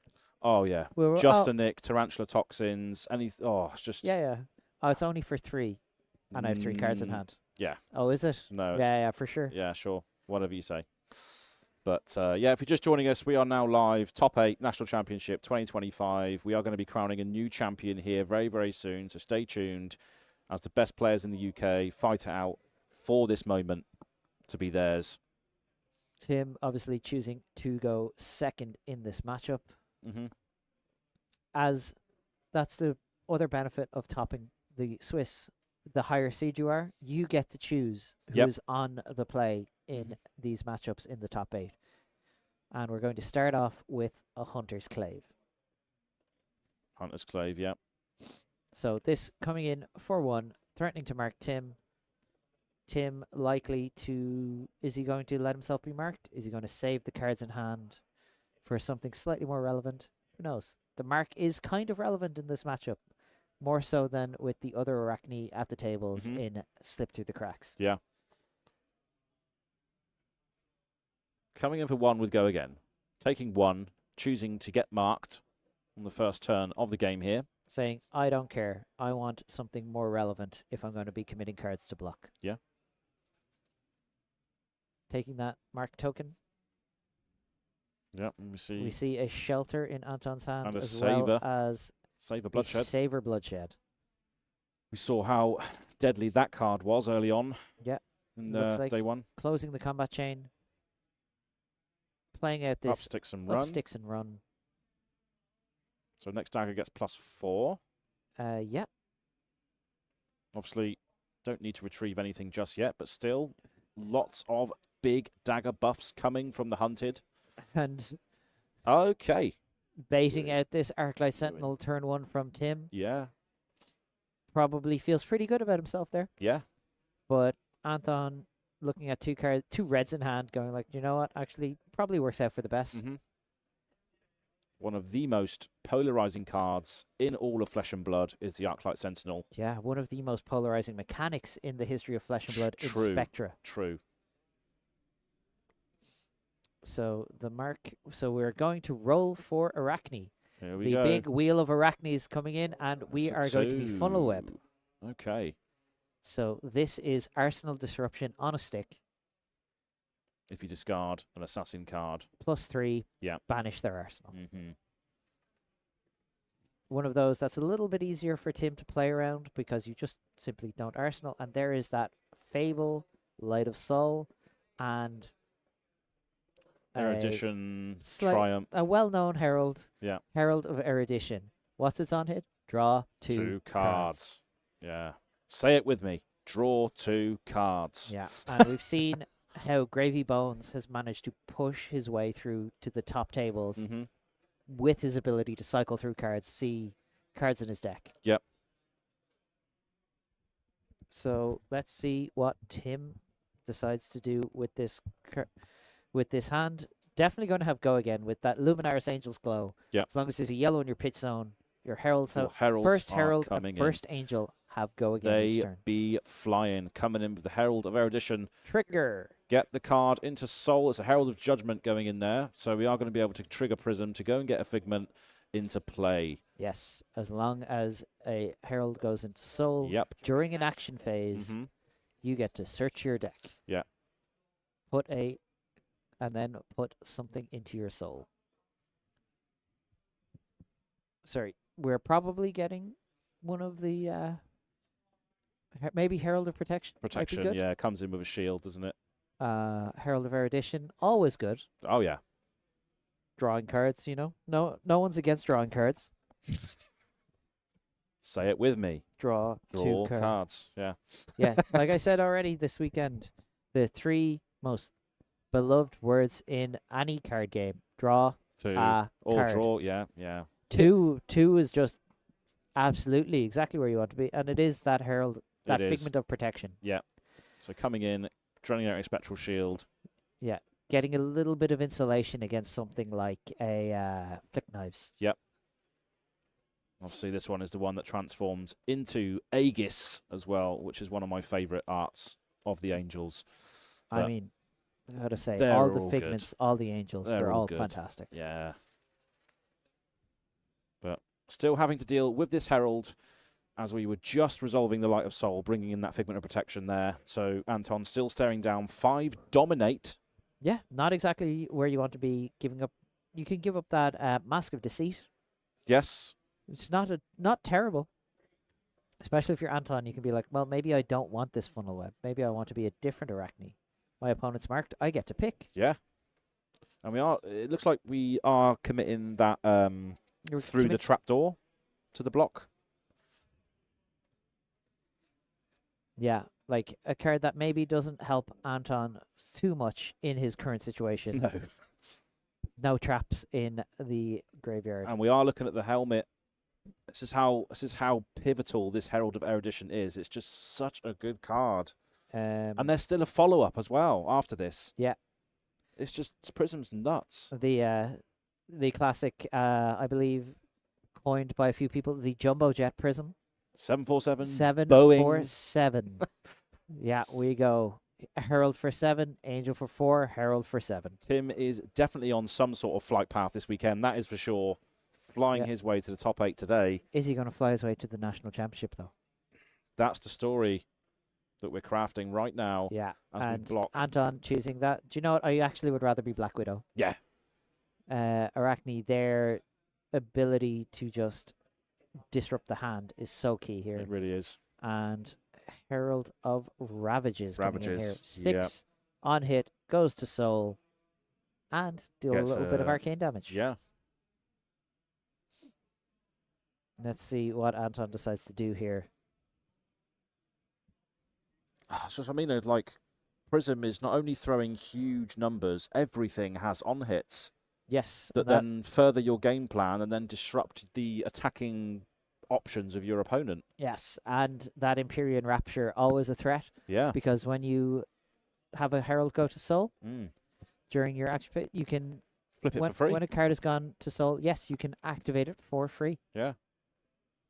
So we're going to get a full block here for Anton. Now let's see if Tim is going to be disciplined, keep the Soul, or if he's going to think about, it looks like that's what he's thinking about now. Do I want to gain 4 life? Yeah. How important is this Soul to me right now. Yeah, and Aegis is the one that when she attacks, you get the 2 spectrals on the back end, I believe. Aegis, Archangel of Protection. As long as you have cards in your soul to banish. Yeah, that's correct. Choosing not to do it right now, keeping that soul. Keeping that, yeah. You don't want to starve that soul too much, I guess, do you, right now? No, you really need those cards in soul.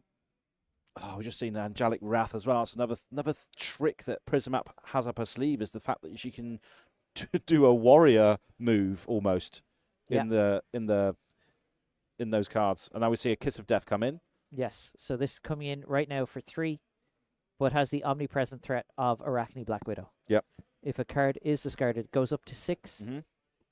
Now let's see if Tim decides I'm going to block this or if I'm going to take the damage. Let Anton banish a card from my hand. I don't care. I'm going to send something back. Yep. Because again, like I said, Prism is able to stabilize. Once she's stable, it's very hard to force cards out of her hand. Yeah, it's all about though that floodgate opening, isn't it? Yes. Again, the same thing we've talked about with Gravy Bones also exists in Prism. Yep. Anything that has that inherent danger of allies being established, if you let that game plan materialize too much, it's going to be too late for you most of the time. But this Kiss of Death being long and hardly thought about here as we still decide what could be blocked. As it comes in here at the top 8, the UK National Championships, deciding our next UK champion, which is going to be a name that has not graced the National Championship yet. Yeah, we're going to etch a new name into the annals of Flesh and Blood history. Absolutely, yeah. It's going to mean a lot to these players as well, saying to all their friends and family, all their accolades, I'm the best in my country this year. Yeah, and we have an activation for Arakni Black Widow, discarding Persuasive Prognosis. Threatening 6, we're going to have 1 eaten Spectral Shield and deal 6 damage to Tim. 5 damage from Kiss of Death and then 1 loss of life. From the kit, yeah, that's right. Spoiled by our friend, Max Ferocity. Yeah, that's right, yeah. Amazing cosplayer. One of the most interesting card designs ever to come out in Flesh and Blood. Great card in The Hunted. Yep. Like, it's an attack, sure, but it's a dagger. Yeah, it's a very unique piece of design space. We're seeing a Wartune Herald come in now, a 1 for 7. As efficient as it gets. Yeah. 1 for 7, go again. 1 for 7, go again, 1 sure, floating. Why not? That seems like a fair deal. Yeah. Big numbers, big on hits, big questions to ask Anton here. 7-4-7 indeed. Still having a laugh in the game as well, even on these top 8 tables. As we've seen throughout the entire weekend, this is a game to be enjoyed as well as to be competed. Yeah. As I've said before, sometimes you're playing these games and you go, if you don't laugh, you'd cry. Yeah. So you have to put on that brave face. And these players are definitely doing that this weekend, that's for sure. Yeah. And both of them know. There's no more like, I need to win out. This is it. This is the Swiss. Knockout stages, mate. Yeah. Yeah. As I'll often say, like, your last 3 rounds, so your CC today, your 3 rounds, that's just an armory. Yeah. Yeah. And now we're at a point where the only game that matters is this one. This game that we're playing right now, the future games don't exist yet. Yep. Yeah, there's no clawing back from a loss here. Yeah. 2 players absolutely living in the moment here. Yep. Aren't we all? Aren't we all? And ding. There is the Angelic Wrath. +3. And oh, Lair of the Spider. Lair of the Spider. Tim committing his entire hand to this one, getting cut out. Oh, yeah. So Assassin's just having a lot of tools of their own as well. Yeah. But we have a real problem here if you're Anton. Prism gets 4 cards. No disruption. Yeah. And we're back to Black Widow. Funnel Funnel Web, sorry, yeah. I have a question. Maybe Anton wants to roll a different dice next time. But we're just going to draw up, and Prism is going to have at it. Yeah. And we see two, Oh. 4 plus 7, 6+ power cards. Yep. Fun Herald. fact about wage gold, by the way. Mm. Do you remember its keyword? Universal. Do you know what that means? You can play it in any class. It's an assassin card. It's an assassin card. Means you can discard it to the Black Widow effect. You can discard it to the Funnel Web effect. That's cool. Yeah, yeah. Isn't that? Yeah. Like, this is a recent innovation in Marionette decks, and Oh, okay. but it's also 7 power. Yeah. That Herald of Protection, they're like, yeah, get that out of here. Get it out of here. Yeah. It ain't happening. But he's going going to to pitch into Phantasmal. And Arsenal. Arsenal. Just getting rid of that card, pitching it away, drawing Now, a fresh hand. let's see what we decide to do here for Anton. Wrath, War Tune, Figment of War, and Triumph, I believe there. Yeah. So we're probably going to be sending some amount of damage here. Some amount of damage is Now, going to be dealt. do we send Bonds of Agony and be like, do you want to overblock this? Yeah. But you really need Tim not to call your bluff in that situation, you know? Anton's still sat on 40 life. He's doing the Doing well. discipline thing. He is keeping Prism off of Yep. Soul. Mm-hmm.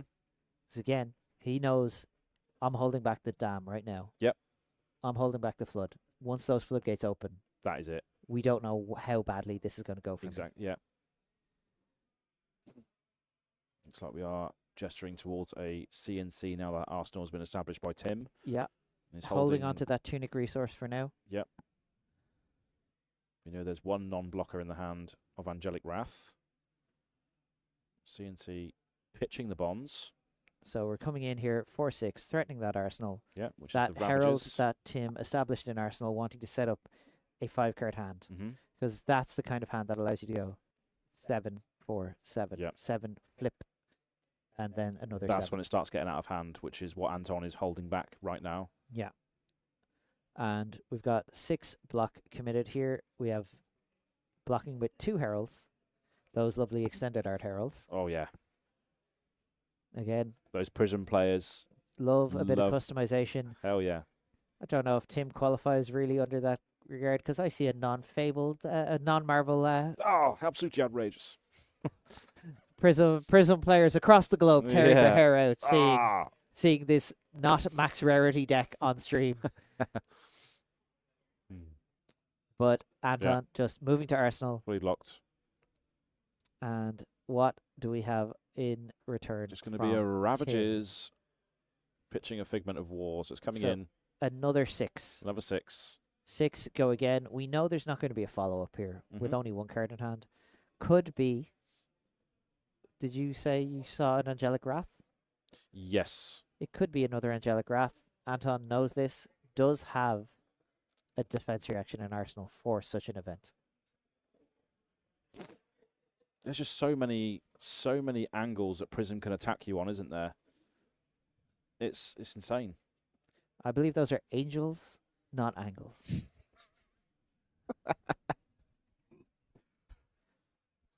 I love it.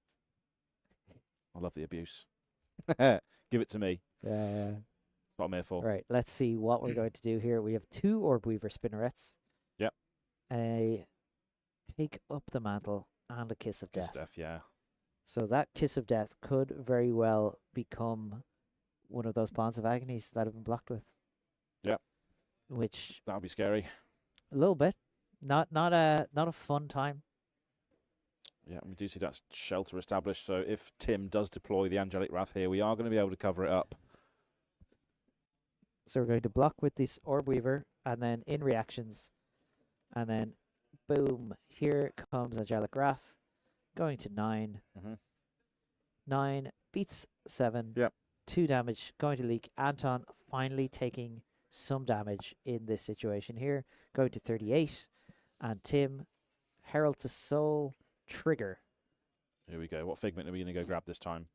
I imagine Tim is looking to set up another 5-card hand, so probably grabbing that Figment of Erudition, one of Yeah. the most powerful cards in Prism's arsenal. Get that Ponder out, refill the arsenal, and then potentially threaten that Soraya Yes. as we flip. Yeah, you're absolutely right. Yeah, I have had the pleasure or displeasure to play against Prism quite a lot. It's a polarizing hero, yeah, that's for Yeah. sure. And have a little bit of experience. I've seen them do these things once or twice, you know? Yeah, yeah. So Fantastic card now. 3 damage taken by Anton. Yeah. Erudition, Trigger Ponder. Again, Tim in a spot where we could go, do I want to use Rapture? No, we're going to keep that soul. Mm-hmm. We have 2 soul, means next turn we can flip an angel, swing with it, get its on attack trigger. And if push comes to shove and Anton does something I really don't want, Mm-hmm. I can flip an angel and just prevent. put 4 life, Yeah. 4 damage in blunted. Yep. So what are we going to have here for Anton? Potentially we go Orb Weaver and take up the mantle. So take up the mantle will change the Kiss of Death into Any stealth card any stealth card. because Tim is marked. But it looks like we have Anton stepping away from the table here just to clarify something. Yeah. Again, like we've said all Rightly weekend, so. Yeah. the most important thing you can do, make sure you know exactly what's happening at all times. Don't feel pressured to take game actions because you're on stream, because you're playing at a high level, because you're playing in the top 8. That's exactly why you do it, though. That's exactly when you should be asking those questions. You Yeah. should. And we're seeing it play out all weekend. The best players still have questions. We don't assume we know anything. We want to make double sure. Yeah. We want to know because everything's on the line here. Mhm. This is a one and done situation, as it were. As we've said, it's knockout stages. And that's why all the staff are around. You ask for the help that you need to put you in the position to make the decision that could put you in the position of being the next UK champion. Yes. and That's why they're here. something I've talked about a lot today. Mm. No one here, we've seen none of our previous national champions are here. Nope. No one is entitled to greatness. No one is entitled to get there. We all have to work as hard as we can to get Oh, there. yeah. Yeah. So it's not about I should be there. It's I should put myself in that position. Mm-hmm. I have to put myself in the best position possible to win. But at the same time, you're playing against an equally skilled player. Yeah. Yeah. And they're going to be doing the same thing. Yeah. So really, and that is why Flesh and Blood is such a great game. It's such a skill testing game. Take those moments to just assess the situation. That is what will make a champion. Just taking the time, living in the moment that you're in, and just making sure that you can make the most out of any situation. But that's just a life lesson in general, I think. Absolutely. And that is how you like to live. Yeah, that's how I like to live. I like to live in the moment, just deciding what is coming at me and dealing with it. And on the sometimes table. what's coming at you is a Herald for 7, a Herald A for 4. herald for, lots of heralds. And he's doing well to, again, starve that soul, right? Yes. That's the game plan that he wants to do, wants to enact. But Tim has managed to squeak that second card into Soul, which does mean on his turn he has the ability to start really putting the pressure down, trying to put the screws to Anton. And it looks like we're back to the game now. Yep. And here we go. Orb Weaver Spinneret. Get our Graphene Calicera, Mm-hmm. our Graphene Calculator into play. Into play. Give it +3 on the next dagger attack. No, next stealth attack. Next stealth even attack. better. Which is great for this Kiss of Death now coming in here for 7 on hit, go again.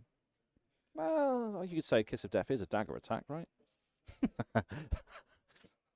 Give me strength. Give me strength. But yes, Kiss of Death coming in for 7 on hit.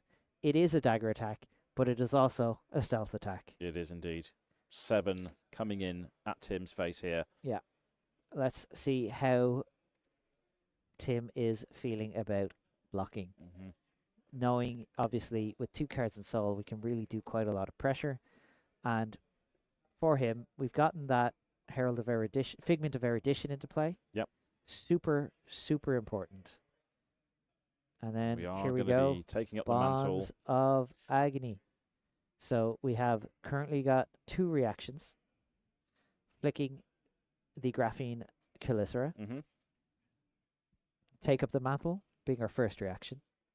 And then Snapdragon Scalers. Yeah. 3 reactions, bringing this Bonds of Agony up to 4 plus the buff from Orb Weaver plus the buff from Take Up the Mantle. Yeah. We're saying, hey, Tim, this is quite a lot of damage we've got going on here. You ready to... like, if you can't block this, I get to look at your hand and decide what I'm taking out of your deck. Get rid of some stuff, yeah. And we see Tim with that Herald of Erudition in his hand going like, well, I probably want to keep that and the other one in my deck. But blocks haven't been... No blocks have been declared. We are just going to be taking a 10 load of it. And saying like, right, what are we taking? Which one do you want? A lot of time here for Anton to think. Immediately moving that Herald of Erudition, going like, I don't want to have to deal with this. Yeah, yeah. Bonds of Agony still. Assassin just showing you one of the strongest cards out there. Another important thing to note, though, that's the only yellow in Tim's hand. There will be no go again if Tim can't get a yellow into his pitch zone. That's how the game works. Yeah. That's how Luminaris Angel's Glow will affect this game. The ability to take the yellow and just... Not only are you taking one of the premier power cards out of Tim McCarthy's deck... You're also blunting the follow-up. You're saying, like, well, you don't have a yellow. You're going to have to figure this one out. Obviously, Tim does still have that Hill of Illumination, which, you know, pretty good card. Yeah. Has some very powerful text. The ability to just, on demand, decide, I'm going to tutor. Yeah, I'm going to go get whatever figment I need. Yeah, and Anton just check in to make sure.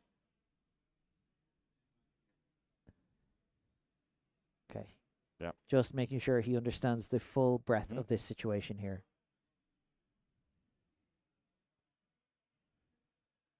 Both of these players fighting it out in turn 4 of the top 8 for their chance to be etched into the history of the UK national champions here. So now Anton gets to banish the Herald of Erudition from the deck, the third one. Yeah.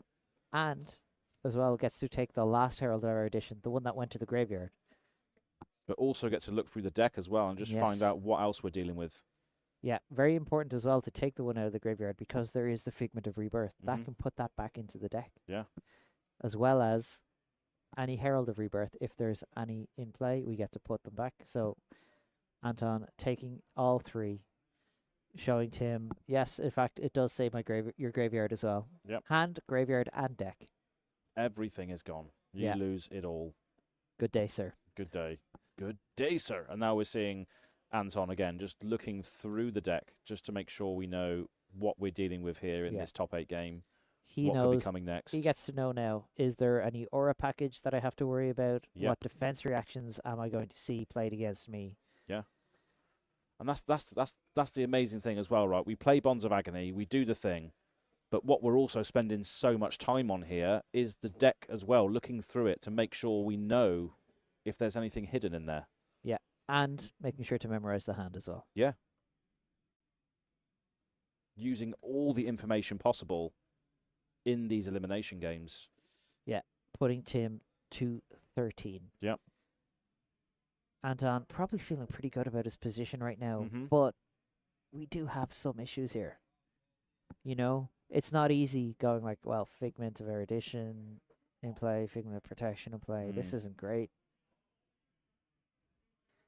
And of course, those figments can translate to ward for Tim on the defense if needed as well. So that's another thing that Anton needs to consider.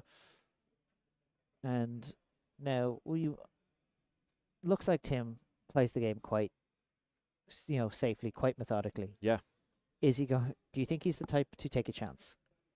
Because he could, in essence, he could flip this Figment of Erudition right now, swing with it, pitching a blue to flip it, pitching a red to attack with it, hoping to draw a yellow, pitching that yellow into Rapture, and then going like, oh, actually, I have go again after all. Yeah, you could now, dig a little bit, couldn't you? Yeah. That is asking a lot. Yes. Don't get me wrong. That's not, you're not guaranteed to do that at any point. You're asking for really for the whatever gods you believe in, whether you do or not, to smile on you in that one and go like, how? Soul, give me strength. Yes, it is that. One thing that we often say about these big events is like, you can be a very good player, But sometimes. but you do need to get a little bit lucky to get there. Yes. So we're going to start with this Halo of Illumination. Pitching. Pitching a blue. Yeah, we're going to get a card into Soul. This blue. Herald of Triumph. Drawing a card. Which It's is another blue. It's a Pierce Reality. But we do go and Tim, search for a figment. that is a little bit heartbreaking. Mhm. What are we going to get? We're going to get this Figment Rebirth. of Rebirth. Yeah. Okay. And put a yellow figment, or yellow Herald of Herald Ravages. on top. Yeah. A yellow action card. I'm going to shuffle up. So now we are... So can he access that card this turn? He can. With 2 floating, you can... Now that a Herald has gone into Soul, Mm-hmm. Rapture is free. So you can turn your Herald of Erudition into Soraya and then attack with it, draw those cards. Pitch into... Pitch it. Yeah. So you are now guaranteed a yellow. Mm-hmm. And that looks exactly like what Tim's plan was going to be. Flip for free. Thank you, Empyrean Rapture, reducing the cost by 2. Yep. Prism's hero ability is now free. There we go. Soraya. Bang. Gorgeous Mhm. Acer Mizoa art on this. One of the prettiest cards in Flesh and Blood. Mhm. And drawing 2, getting a yellow. Getting that yellow that he needs there. And And, a yellow. an Arc Light Sentinel. Cool. So this is now coming in for 4. Currently no go again.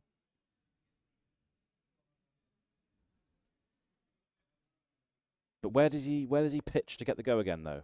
He hasn't yet. He hasn't yet, but where does he pitch it to? What does he pitch it to? He can pitch a yellow to either Empyrean Rapture, Ah. because that is Because you one can turn cost turn activation to activate ward, Yeah. or we can pitch into that Arclight Sentinel we've just drawn. Yeah. Which is really going to spiral that advantage in Tim's favor. Mm. Again, what have we said? Divisive card? Very much so. Yeah. Everyone loves Many Spectre. an What are arrow. you talking about? Many an arrow been lost to that. But there we go. Yeah. Yes, the Azalea dance of going like, I need to commit a lot of buffs to pressure you, but not so much that you Arclight me. Yeah. Question as old as time, but still staring down 4 from this Angel. I have a funny feeling Erudition. that this is one that this is 4 damage Anton doesn't care about. This Yeah. is there's no on hit here. It's just 4. Yep. Just looking at the cards in his hand, going, But it is am I going all- to be able to use all of these cards? You know. Yeah. A lot of reactions in hand. Taking 4 down to 33. Yeah, we're finally starting to see some damage pile on from Tim, and then yes, Yeah. pitching into that Arclight Sentinel does gain go again, if we so choose. If we But so choose, but not a lot of resources there. A red, a yellow, and a blue in the pitch zone. now we've got that buffer established now Yeah, for a whole extra turn. forcing Anton to deal with that and allowing us to keep Yeah. several cards, which is pretty good. Because if you see that hand Tim has just drawn up, Mm, Figment, yeah. blue. Damn. Tim going probably in his head like, thank God for Arclight Sentinel. Yeah. Oh, that is the last thing he needed right there. If he didn't have this Arclight Sentinel, we'd be seeing a very different turn right now. But he gets to start his next turn off by swinging with Soraya, drawing 2 cards and figuring And it then out figuring there out as there. he wants. Yeah. Pitching a red and a yellow, clearing that Arclight Sentinel arsenal. And now we are into Tim's turn here. 4 cards in hand. 1 Card in in arsenal. Locked up the ability to draw 2 cards if he wants. Is that 2 Command and Conquers in there in Anton's hand? Pretty good. Yeah. But it depends entirely on what Tim McCarthy chooses to do first.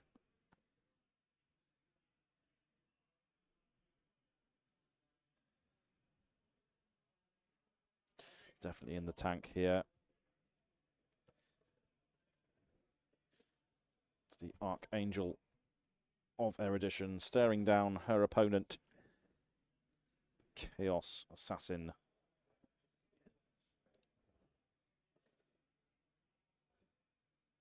Yes, we have the Grand Librarian of Solana taking on the chaotic Arakni Marionette here. And this game has been quite interesting so far. Anton has finally started leaking some damage. Yep. But like I said, Prism's not out until she's out. 100%. Like, the ability to stabilize in Prism is next level. Unprecedented, yeah. Yeah, there's no other deck I've ever seen in Flesh and Blood that can just hit a certain life total and get to a board state and go, do you know what? I'm not taking damage the rest of this game now. That's the game. Yeah, we've still got these figments as well on the side of the game state here as well, which can still be activated and established at some other stage. Tim's just still figuring out how to approach this turn. Those figments, though, are not where you want them. Mm. They should be in the deck, not in the hand. Yeah. Just coming in with a red Herald of Triumph, which is pretty key here, because obviously it gives the 6s -1. So the CNCs in hand now do nothing. Well, they block for 3. They block for 3. Which is not terrible. But in the sense of Phantasm, it has been washed away. As this comes in for 7. If it hits, of course, going into the Hero's Soul, getting all of your spicy Prism triggers. Yeah, and like Herald of Triumph, such a powerful effect. Yeah. Because it has decided that, you know, well, you always needed 6 power attacks to beat Prism. That's what you needed. Yep. Well, joke's on you. Joke's on you, yeah. They better be 7s. Yeah.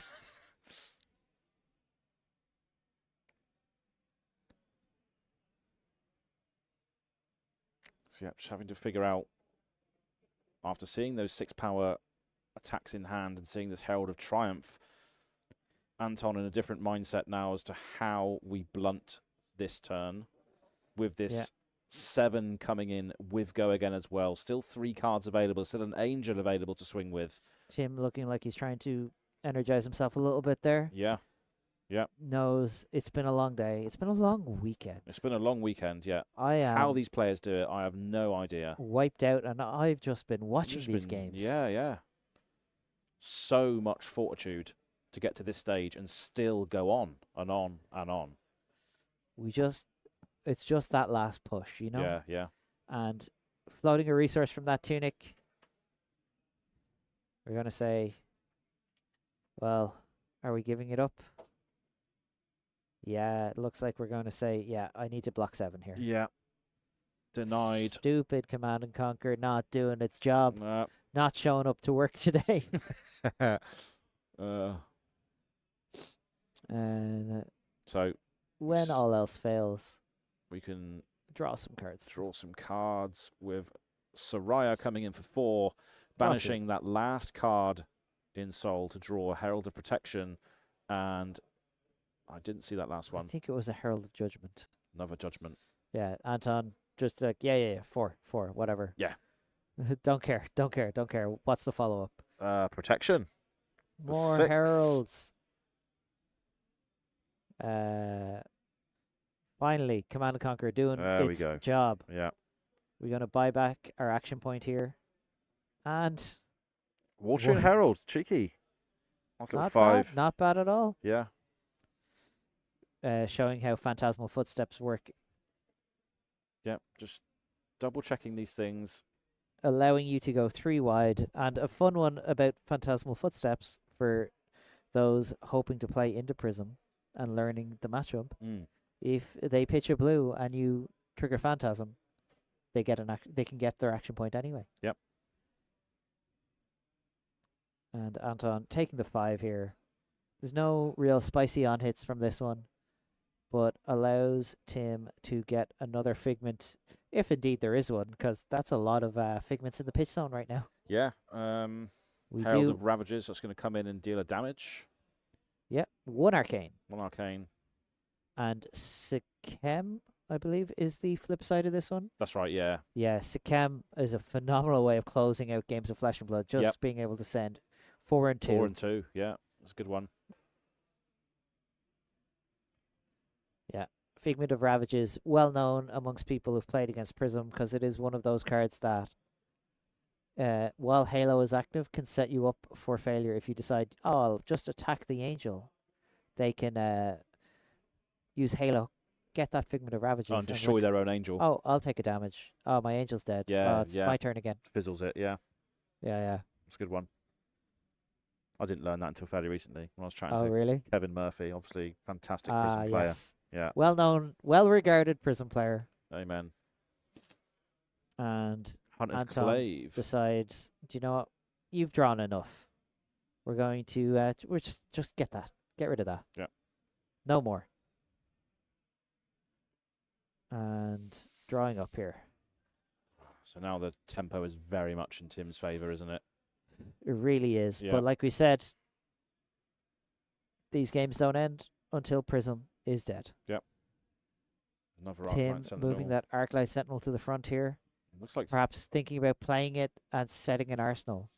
it looks like 3 of the same cards, 3 triumphs in hand. Yeah. Pitching a yellow. Yeah. And again, just Presenting 6 damage though, 6 which damage. is a little bit easier to deal with. A little bit easier to deal with, but still saying you can't pop this. You have to block it. Anton looking at his hand going like, it's grand. My hand doesn't pop anything anyway. Yeah. We aren't triggering Phantasm on this hand anyway. We're just going to have to go the old-fashioned way, either take it or block 6. Mm-hmm. Thankfully for Tim, he has put 2 Figments back into his deck last turn. He knows he'll be able to go get them. Yeah.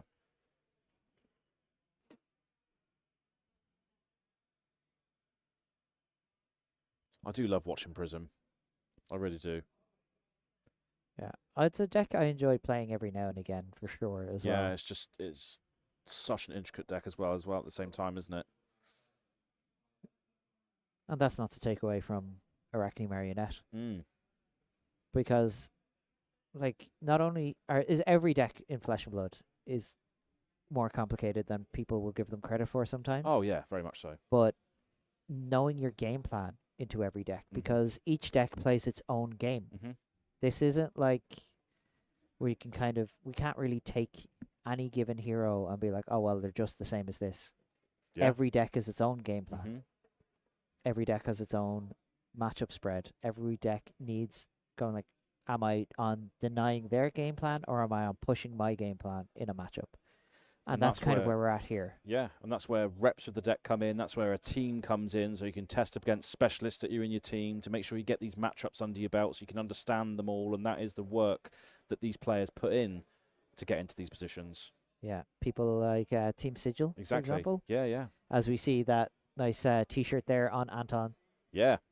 So it's a little bit hot in that room, so maybe not up to him for the jersey this time. Yeah, the yeah. Sports, what's the varsity jacket? Varsity jacket, yeah. Very stylish Team Sigil. Oh, yeah. But here we have 6 into 6. Anton looking at a pair of 2 blocks in his hand, maybe going like, oh, well, that's not ideal. Yeah. These life totals that had been so disparate for so long are really starting to close out. Just the resilience and staying power of Prism, Awakener of Soul. Getting her a chance to shine her light on the top 8 as we go through to decide who is going to be the UK national champion. Yeah.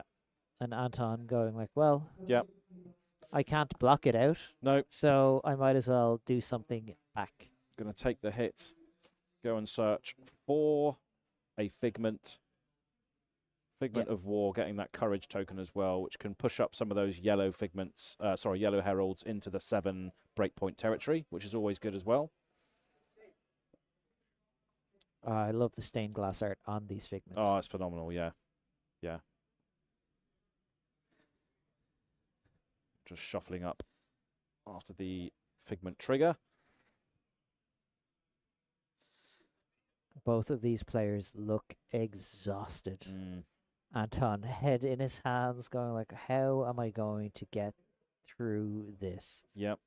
Tim stacking those figments up. Yeah, that soul starve plan is now by the wayside. Yep. Is Tim going to decide if he is going to flip? And looks like he's thinking about it. Am I Yeah. going to use Empyrean Rapture, flip an angel for free, gain 4 life? Basically be on the same life parity. Like, that's how, again, the pendulum has swung. But no, we're not going to be opting to do that just yet. Okay. Over to Anton now with the 2 cards in hand. 17 plays 13 here in the top 8. 45 minutes played. If you're joining us, welcome. People might be waking up from all over the world to see this. And As here a we Hunter's go. Clave Hunter's coming in. Clave. Threatening the on-hit Mark the Hero. Mark them for bounty. Mark them for death. 1v1 combat. Single elimination rounds. And Tim here picking up the graveyard for Anton, deciding, right, let's have a look. What reactions have we seen? Yeah. What could it be? What's the worst that it could be? Because the important thing as a player of this level is to go, well, I have to assume it's going to be one of the worst case scenarios if I can play around it. If I can't play around it, well, then we just have to put ourselves in that position. Yeah, we see a Scar Tissue being played. Yeah. Giving that dagger +3. Dealing dealing Tim 4 damage down to 9. Yep. The mark was already going to be applied anyway. So now it's over. Well, still maybe figuring out if you want to do something at the end of Anton's turn, perhaps, because he's taken the damage. Do have access to instant speed shenanigans. Yes. Can awaken an angel to then potentially be able to swing with that angel on our turn.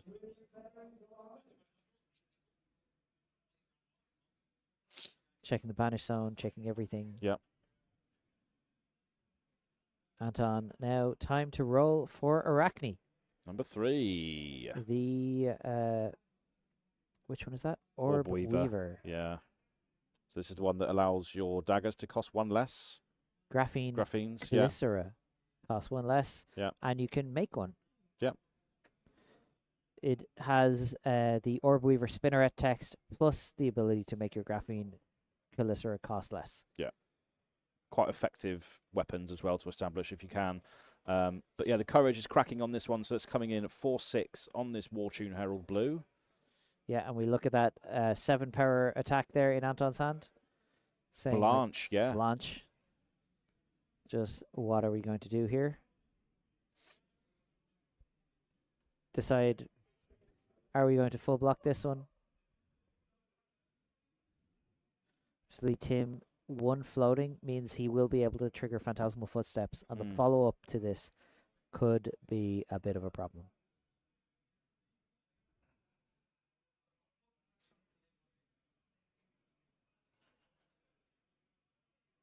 It's still quite resource intensive to get that Phantasmal Footsteps online after you've been popped. Yes, thankfully, Wartune Herald costs 1. Gives you that.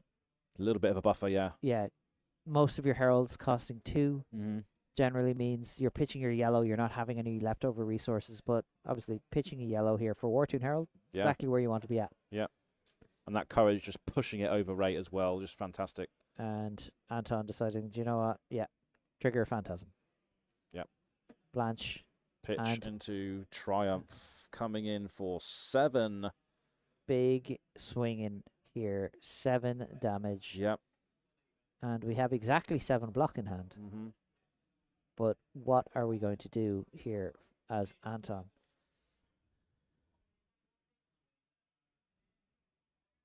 Such just continuous big numbers being thrown by this illusionist. Figments at the ready as well to deploy in those windows that you might get still.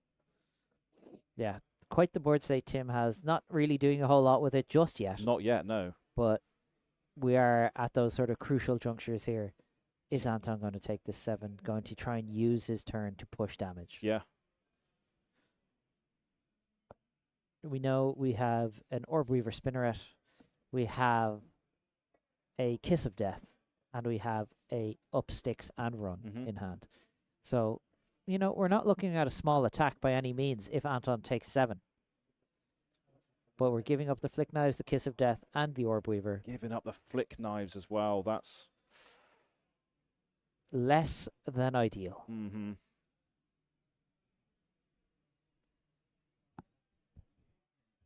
Now we're just going to be discarding to the Arakni to get a dagger on board. Yes.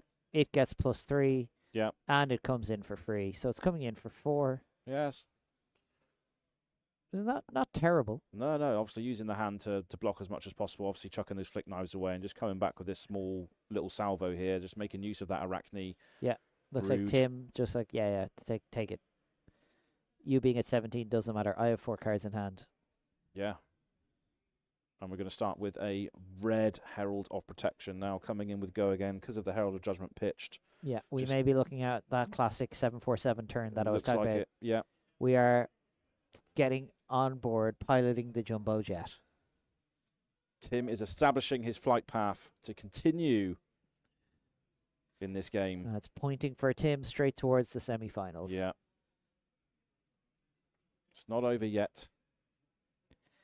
But establishing some dominance here as these ridiculously overrate attacks continue to pummel Anton over and over and over again. The wrath of the heavens coming down on the Chaos Assassin from the pits here.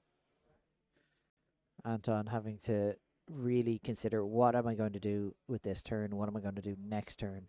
What's going to happen? Mm-hmm. Because it looks like, take 7. There's still some life to play with here, which is what Anton's doing. Yeah. We are going to get the trigger on Prism. Sure, there's a couple of figments left. Getting that Spectral Shield from the Herald of Protection on here as well. Protecting his life a little bit further.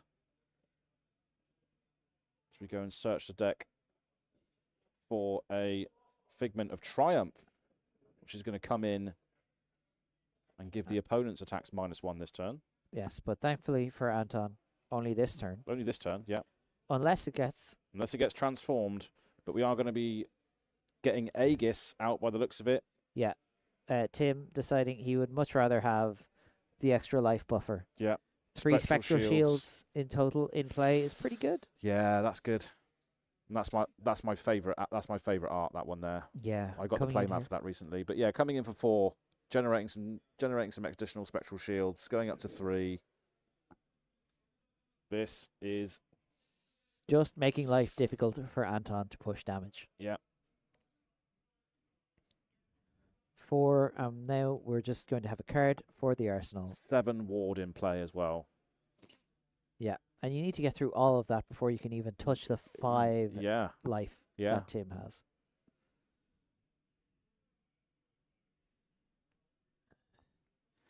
What a start to this top 8. Now you probably have Anton going like, I wish I had a pick to pieces right now. Oh, yeah. A staple in MST Limited. Just chewing through that ward from Enigma, yeah. Your ward doesn't matter. Yeah. And looks like Tim has drawn 2 blues and an Arclight Sentinel. So what are we going to do? We're going to say... Pain in the backside. That's probably what Anton's thinking right now. Yeah. This angel is a pain in the backside.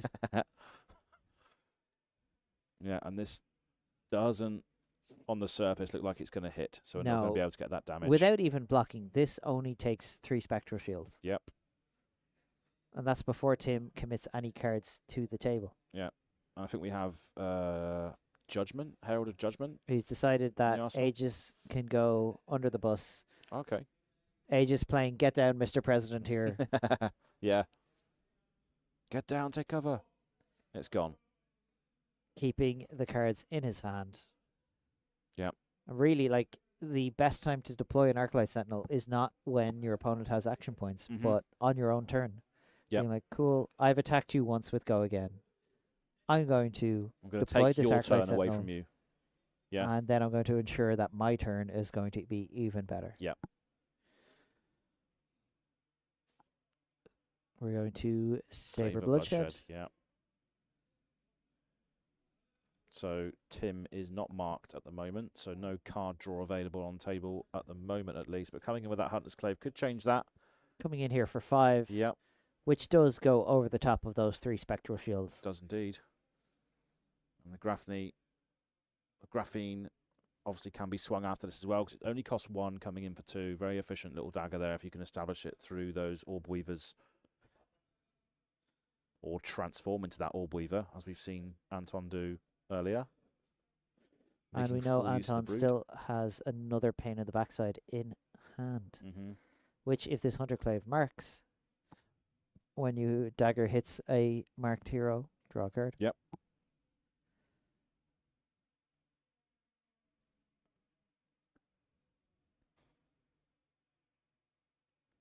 Love just seeing all these different heroes just smash against each other, and we've got such a diverse lineup for the top 8. Yeah, we're really in, like, the end game of this. Players, like, the life totals that looked so far apart for so long are so close. But I don't think the life totals tell the full story, because we look at Tim's board. Yes. Yeah. Is he going to commit a card to blocks here? Are we just going to say, yeah, I'll take 2 and be marked?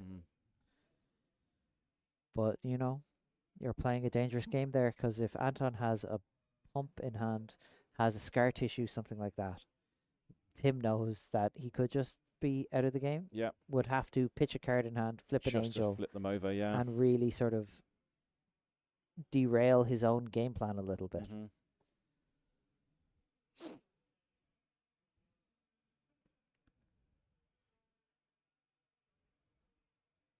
An awesome game. If you're just catching up, we are potentially coming towards the end of this game here. The top 8 of the National Championships for the UK. A new champion will be crowned by the end of the day today.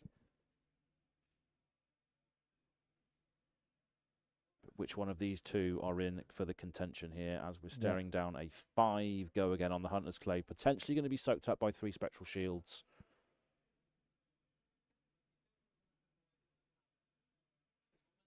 Tim, rightly so, thinking long and hard about what the avenue might be.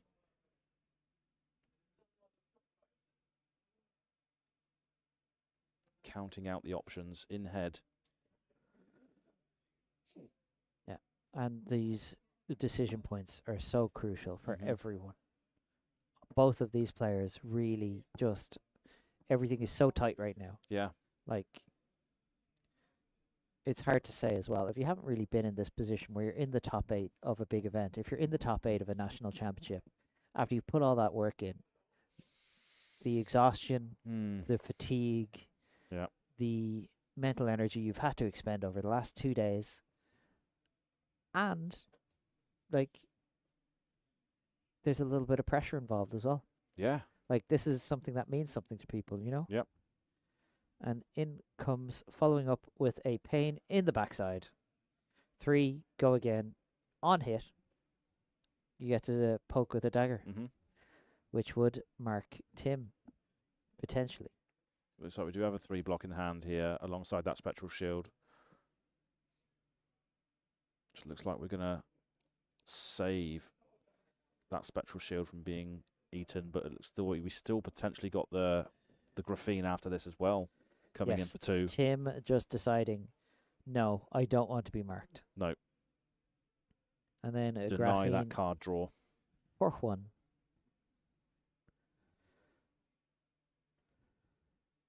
Just that Calicera coming in here for 1, trying to just eke as much value out of his hand as possible, as Anton would obviously love for Tim to be marked right now. But is he going to get that last Spectral Shield? Maybe Tim can use those Phantasmal Footsteps for their other text, which is pay 1, block 1. Yep. And just, letting his Spectral Shield go. Board state a little bit tidier this turn for Anton, but Tim, 2 cards in hand, card in arsenal. And I see a wage gold going to Anton's hand. Probably feels pretty good about that.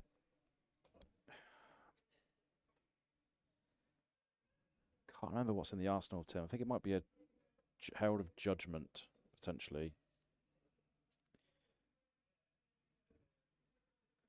Yes, very interesting spot for everyone right now. Mm-hmm.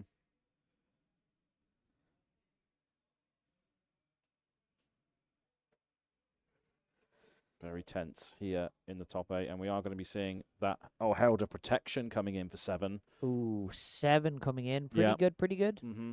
Can't complain here, but little does Tim know, Anton does have that wage gold. Yeah.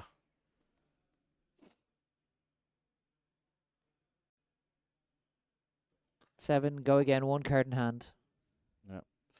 Shelter, leave no witnesses, wage gold. And then I believe it is an Orb Weaver Spinneret. just like it, yeah.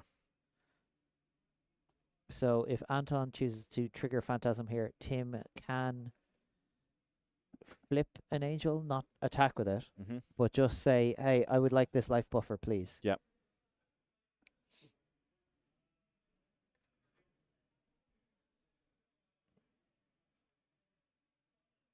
Yeah, we haven't seen the ward value present itself yet. We've seen the figments come out, but we haven't seen the reverse of those yet. Yeah. So we've still got that to establish as well, potentially here. Yes. We've used the angels for their abilities and then let them go. But we haven't seen them used purely as a defensive measure. No. Because it turns any card, really, any two resource card and a card in soul, turns 4. it into a 4-block defense reaction. Yep. But So we're going to banish the last card from soul. We're going to activate Calming Gesture. So we're going to use that blue and we're going to gain 5 life effectively. Yeah. Creating that Herald of Rebirth as well, which will be able to put yellow cards back on top of your deck when it attacks as well. It's pretty good to know. Drawing 4.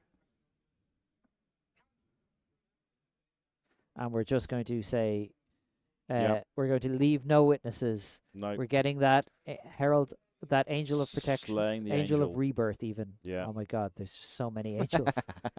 And here is more for you. Yeah. Herald of Ravages.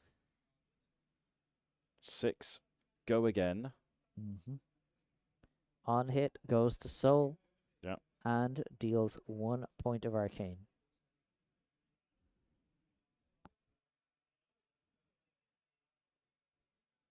And this is, in fact, lethal on board now with Anton's armor being stripped away. Shelter from the Storm in the arsenal.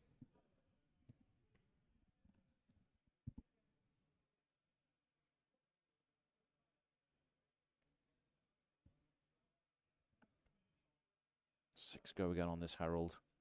Thinking long and hard about how to navigate through this. Yeah. 6 played on the board here. What is Anton working with? Orb Weaver, Leave No Witnesses, Tarantula Toxin, and Concealed Blade, maybe. Something in Japanese. Yeah. And we know we have a shelter in Arsenal, so we are able to cover this. But are we able to cover this, cover the follow-up? That's what I mean. There's always something that comes after. Yes, it's the additional. Yeah. But now we can go back on that. Soul Deny. I don't want you to flip any more angels. So we're asking Tim to commit further before we give anything. Pitching a soul shield, Coming sending in 7. 7. Wow. I bet Anton feeling pretty good about that shelter from a storm right in his arsenal, going like, yeah, we're going to cover 7. There we go, yeah. That was 7 is Weaver. covered. Yeah, nice. And out comes Leave No Witnesses. Yeah, so Leave No Witnesses coming in here for 4. And can easily be covered with a singular card here from Tim, thanks to that Spectral Shield. Yep. Got Passing Mirage and Triumphs. Passing Mirage, Triumph, and Protection. Yes. Yeah. 2 yellows, 2 blues. Yep. We're going to have to give up one of those blocks, but Tim has elected to take 3. Wow. Okay. He's decided, yeah, I'll take 3. We'll banish a card from the top of my deck. No silver for you. Nope. Because I have 2 heralds to throw. Yeah. Yeah, here comes 5. 5 go again. -1, so it can't be destroyed by Phantasm. Well, it can, but they have to be 7 power. Have to be 7 power. And we've seen 3 Blanches. 7 power cards. Yeah. But not in this scenario. And now we go block, and then here's 6, and Anton choosing Stripping to the hand. just keep this denial game going as Tim draws up. This is getting squeaky now. See if there's anything Tim wants to do on Anton's turn. No, Oh, Light of but we Soul. do have Light of Soul. Yeah. The thing that breaks this soul denial game plan completely wide open. Figment of Judgment going into the soul. Into here. soul, yellow into soul means we get to flip another angel. Yep. This is right down to the wire. 5 go again. Let's see how Anton decides to answer this one. Up sticks and runs. Save a bloodshed. A few others.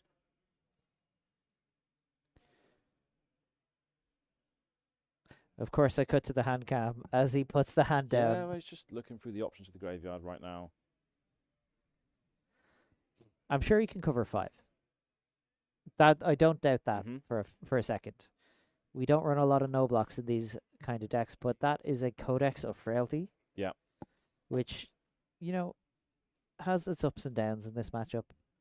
It's pretty good in that you get a threat back. It's pretty bad in that Tim will be able to also get a threat back. And here we go, pushing this one up to 7. Pushing 2 damage over the top here. Angelic Wrath. Taking We're 2. well past the hour mark here in this game. Yeah. Taking 2, Anton goes to 4. Is Tim going to trigger Prism? Because that is a May ability. But we are going to flip Sikem. Oh, that Angel you said is great in the late game as well because of the 2 arcane damage when it attacks. And there's no AB left. Well, there was no AB to begin with. Yeah. So that is going to be just putting Anton to 2 and saying like, hey, you best block now. This is the clock. Yeah. Got to block at least 3. Take 1.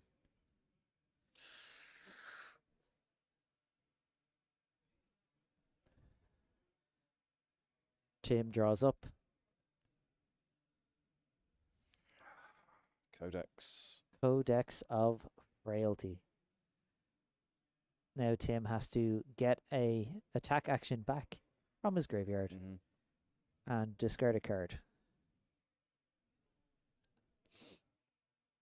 Codex getting its full value here, just forcing that discard. And Tim electing to take potentially a red Wartune Herald. Break points are plenty. But a card will be discarded here. Yeah. The problem is this Leave No Witnesses will not hit. No matter what way you slice it. No. There is Sekem's just ready to eat it. Absolutely. Yeah. Looks like we're looking at 2 War Tunes, 2 Ravages in the hand of Tim at the moment as we figure out what is going to be discarded to this Codex as we look to close out the top 8 of this UK National Championship bracket. Yeah.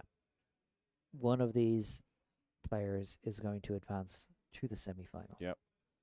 And for a game that started with Anton at 40 for so long, to finally be not just like around the same life level, but actually below Tim. And here we have discard of Herald of Ravages. Anton being like, nope, we're not dealing with that anymore. Just get it out of here. No. Draw, resolve, ponder.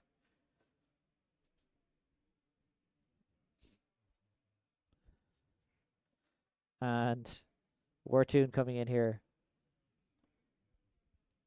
Not quite for 7 anymore. Coming in here for 6. Yep.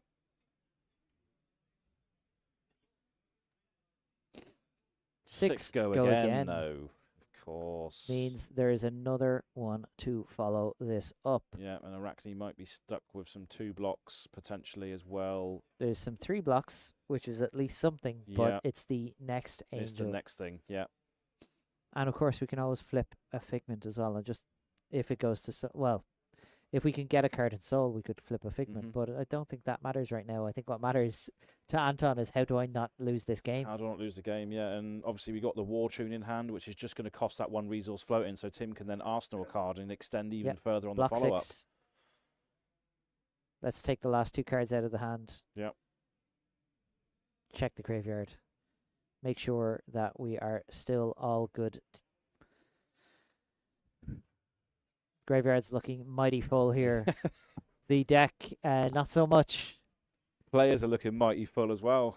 One of them still has to continue on to do it all over again in top 4. I'm pretty full up right now. Yeah. This has been a day. This has been a day, yeah. And it's not over. No. Not yet. Not until we crown the UK National Champion 2025. Anton checking the graveyard, checking the banish. Making sure he knows what's been played. What a game. And yeah, we're just going to send 7. Herald of Ravages. Do you have the defense reaction? That's all Tim is asking right now. Do you have it? And no. He does not. Wow. Spending so long of that game behind, and now Tim McCarthy moves on as a semi-finalist in the UK National Championship. Congratulations to get bringing this far. Wow. Prism to the top 4. Top 4 Prism. And what a story. Tim went undefeated for ages as well, didn't he? Yes. In day 1. First loss of the day was Sean Holden. I believe today he got his win back in the Swiss. Yeah. And now here he is, our number 1 seed. Just punched his ticket to top 4. Yeah, let's take a look at that bracket now as well, as we can have a quick look at this. But there we go. That's the top 4. Prism into Kano. And on the other side of that bracket, gravy mirror match. Yeah. Okay. Sean Holden fell at the hands of Noah Hicks. Yeah. Kano, Dracai of Aether moving into the semi-finals. Awesome. Samuel Braben falling to Aaron Boyhan, and Jack Mountford falling to Isaac Murray. So gravy mirror on one side of the bracket.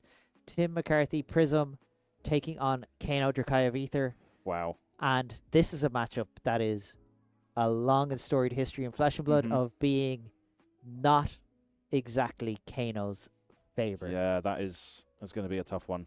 It's always a tough one. You cannot really interact with the Herald game plan. The ability to flip angels, just blanking things like Aether Wildfire. But I have faith that if anyone can do it, it's Noah. It's someone like Noah Hicks, someone who knows this deck. This is his deck. He brought it on day 1. This is what he's playing. He is as locked in as a Kano player gets. Yeah, let's have a look at the World Tour now as well as we progress through this World Championship. Let's have a look at this. 1.5 million USD on offer from the World Tour. 120 iconic destinations. Let's have a quick look at where we can go on the World Tour. This is what it's all about. This is what the players are playing for. It's all to play for. Absolutely love the World Tour. Going places, playing games of Flesh and Blood, having fun with your friends. These are the locations that are coming up. Kuala Lumpur, Battle Hardened, Classic Constructed available. Bucharest, Battle Hardened, Classic Constructed, they're available. Both on the same weekend. Pick your poison there. Auckland, double calling. Sealed deck, WTR, and Alpha Draft pods. That is going to be absolutely sick. Not to mention Classic Constructed and that Battle Hardened being first edition Arcane Rising. Get me in there. Move on to Lucerne, Battle Hardened. Kansas City, Calling, and a Battle Hardened. All Classic Constructed. Perth, Classic Constructed. Copenhagen, Classic Constructed. Phoenix, Battle Hardened, Classic Constructed. And now this is one that is sticking out to me in Orlando. Orlando, yeah. Battle Hardened, Living Legend. Of course it would, yeah, absolutely. And then Manila, finally, Battle Hardened, Classic Constructed as well. That is going to be the bracket for the upcoming event schedule for the World Tour. absolutely love it. And we're going to go down to our next game pretty much immediately. Yeah, The we're going players are straight going to in. be ready to go, and we're going to be watching a gravy mirror. So, no, we're going to cut to a small break first. I do apologise.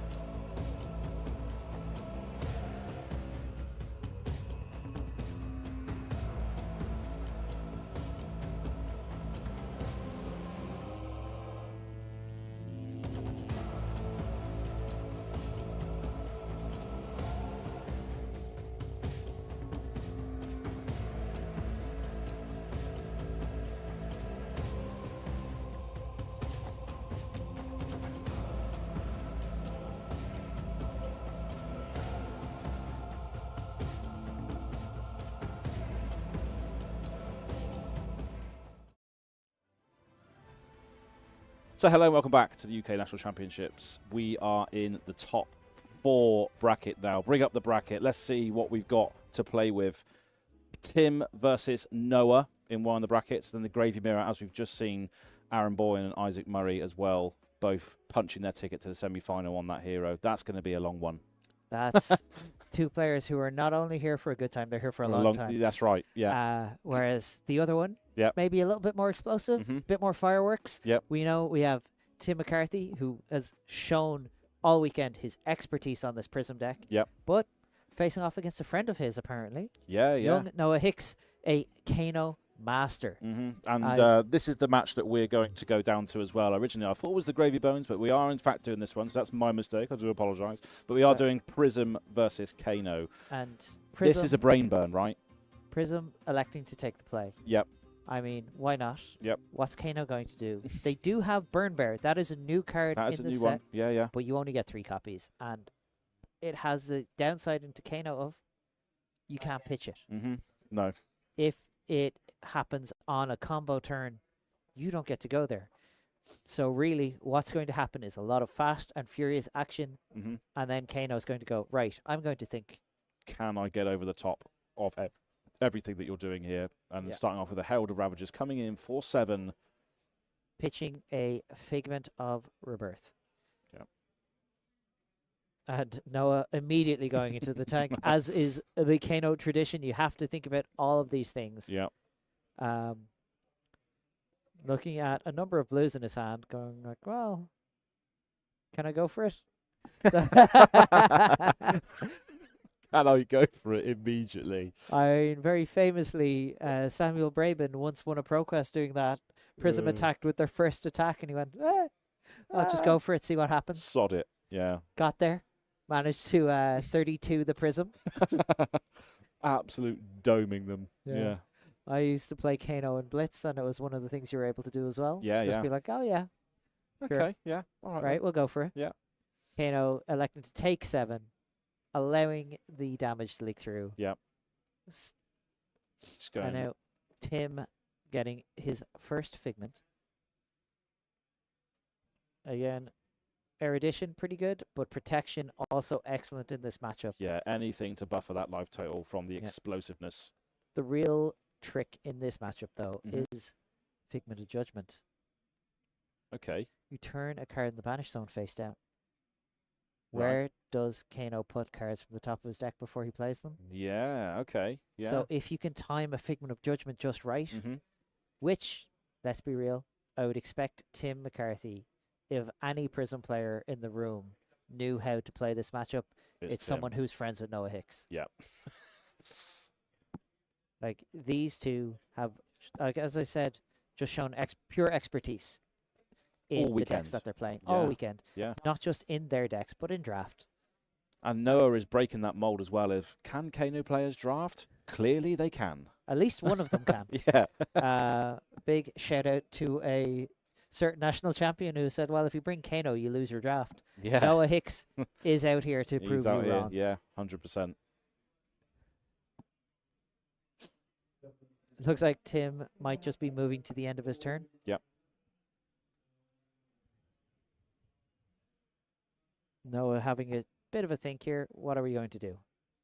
We're going to activate Kano. Pitch Kano. Pitching the Arcane Twinning. Getting the Aether Arc into Banish. Well, I might like my own Ponder, maybe. Yeah. Obviously, Tim with AB1, Spell Void 2, and a Ward 1. On the Rapture. Yeah. But also, very importantly, Tim still has an action point. So if Open Noah the pushes floodgates. slightly too far, Yeah. he could be taking another hit to the face here. Both decks play at instant speed. Yeah. Both decks able to interact in ways that most Flesh and Blood decks don't. Coming in for 6 with this Wartune Herald. Very fun interaction with Kano is the fact that all of your cards do in fact block 3. Yep. Might as well throw the Aether Arc. It's free. But the other thing we see here on board that Kano players have adopted recently is Old Knocker. Yeah. An instant speed chess piece that lets you tap it and your hero, destroy it, gain Just a resource. Gain 1. Yeah. Which is even more effective than any of the other options that they had previously. Blossom of Spring and the other things. Yeah, yeah. Well, yeah, here we have Aether Spindle coming in for 5. A card that has recently kind of fallen out of favor with a lot of Kano players. It is 2 cost, which can be very difficult to pay for on your big combo turns, but the upside is so good. It's 4 arcane, allowing you to opt for information. You get to sculpt your entire hand. Yeah, yeah. Here we go. So the Blazing Aether, yeah. Might want that Aether Wildfire. That's a pretty good card. I've been told that's a good one. Yeah.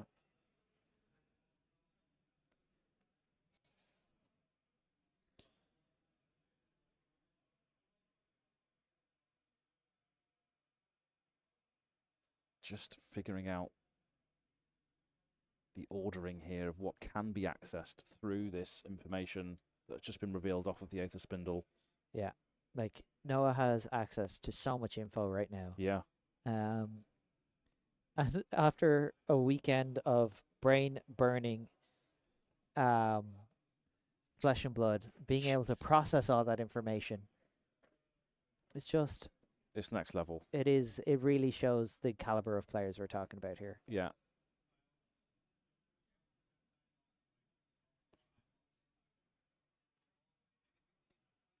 Looks like we are choosing the order. Just making sure. Just double checking. Yeah. Making sure we know exactly what we're doing here. 2 on top, 2 on bottom. Activating Kano, banishing that Lessons in Lava, sending it in. Yeah. For that, with that 1 resource we have floating. Yeah. So obviously, if this deals some damage, you can search your deck for a card equal to or less to the damage dealt, and put it on top of your deck, which you can potentially access through Kano's ability. And looks like Noah is declining. Having opted, he's pretty happy with the card he has on top. Yeah. Now, Tim, we have the Wildfire. Wildfire, Gaze the Ages. In comes 7, go again. Angels be flying yet again. And that Herald, that Angel of Protection, that Aegis Figment of Protection in the pitch zone. Not exactly where Tim wants it. He would love it to be in his deck because that's a card you would love to search for right now. Yes. And the Genesis and... Passing Mirage. Interesting. Now, Genesis, fascinating card in this situation here because if you can establish Genesis, it allows you to generate Spectral Shields passively turn over turn. It doesn't give you the same control you have over the game state as you did with original Prism, with original Luminaris, because those Spectral Shields became threats, and Genesis itself was a threat, and you really put your Kano opponent in that spot where they're like, well, you're not able to interact with my Heralds, and now you're not able to interact with my board state, so I've got you in the vice here. Yeah. This game is over. But new Prism, Luminaris Angel's Glow, not quite able for that.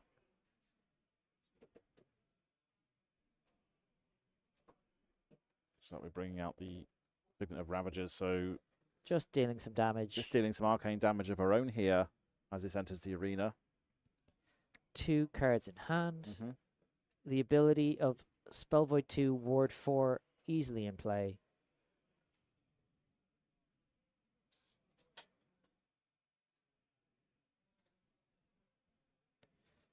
Now, let's see what Tim decides to do to follow this one up.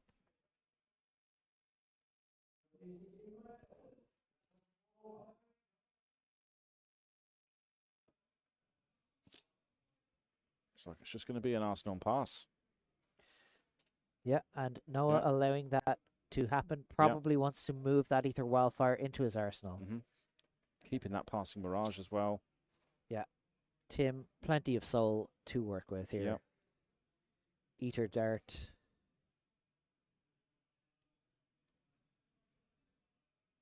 Kano again. Obviously, we're going to be able to Energy Potion into play. That's a good one. Yeah.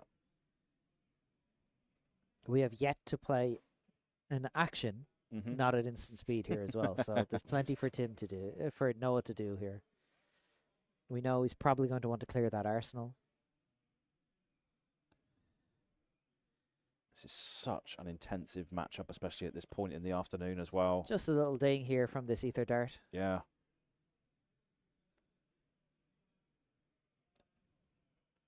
And another Aether Dart. Aether Dart again.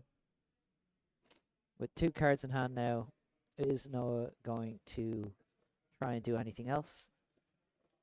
Are we going to Kano again with this other Gaze the Ages in hand? Are we just going to be like, you know what, I'll make sure I hang on to a blue for my turn?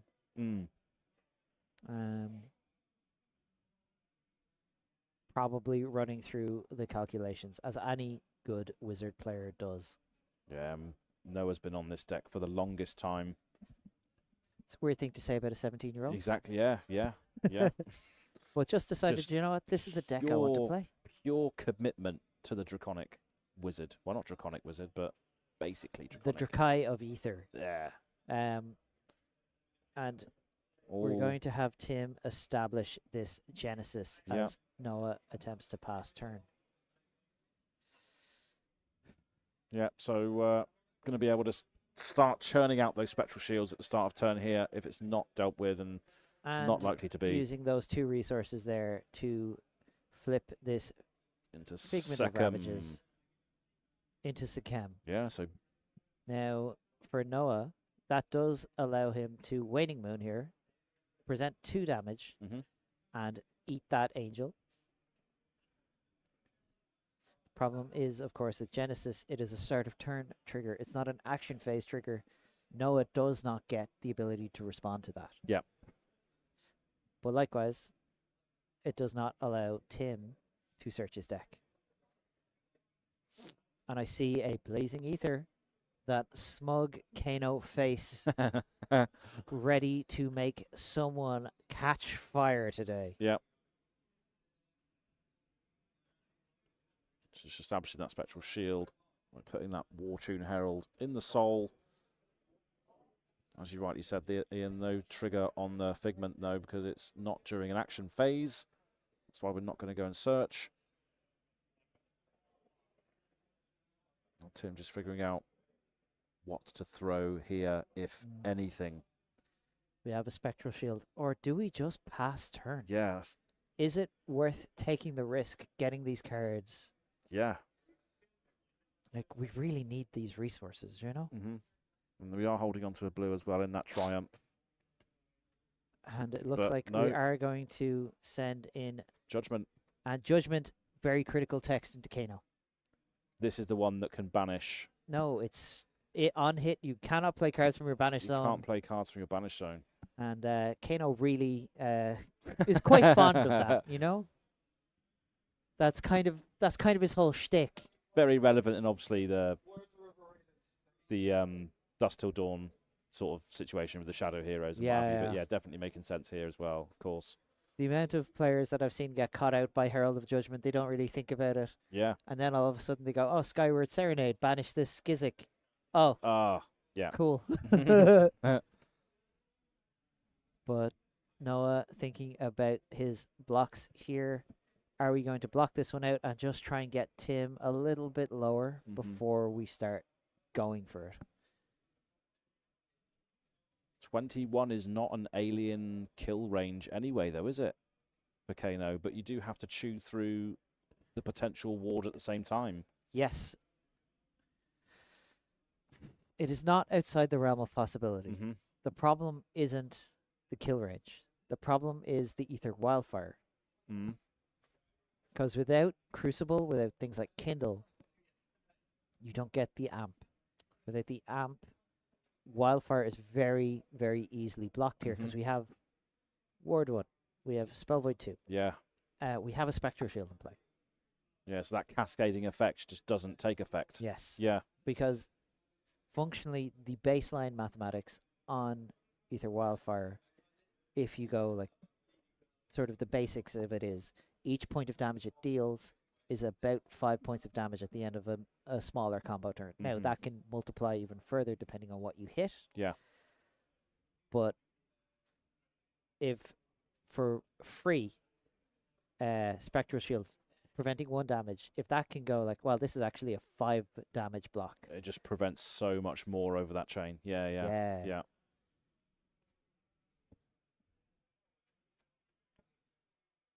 And it looks like we're just going to say Arcane Twinning. Arcane Twinning, yeah. Spectral Shield will eat 1 of that. Deal you 2 points of damage. Yep.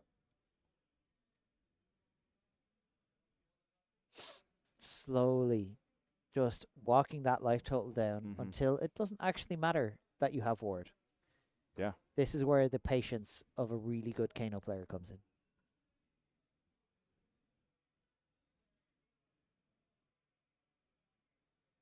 Card in hand, thinking, are we going to just send the little Waning Moon?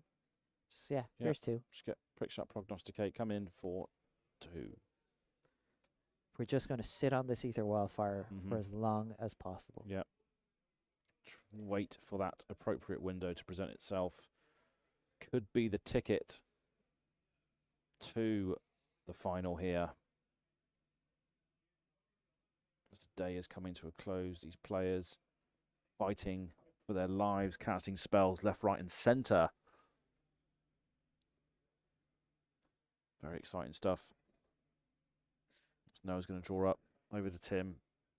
He's going to trigger the Genesis here and get this Figment of Triumph into Soul, getting another Spectral Shield, drawing a card, drawing into another Genesis. Figuring out and what to throw. It's going to be a Herald of Protection yellow coming in. Not bad at all. Not 6 bad go at all. again on hit. Get more of those Spectral Shields out. Not a great spot here for Tim. Or, sorry, a good spot here for Tim. Not a great spot here for Noah, who's looking at another Aether Wildfire in hand. Yeah. Which could be pretty good, except for the lack of blues that it is supported by in that hand. Really what you might want to be doing here is sort of forcing a mini combo, seeing how much prevention you can steal from your opponent before you really commit to your full blast combo. Yeah.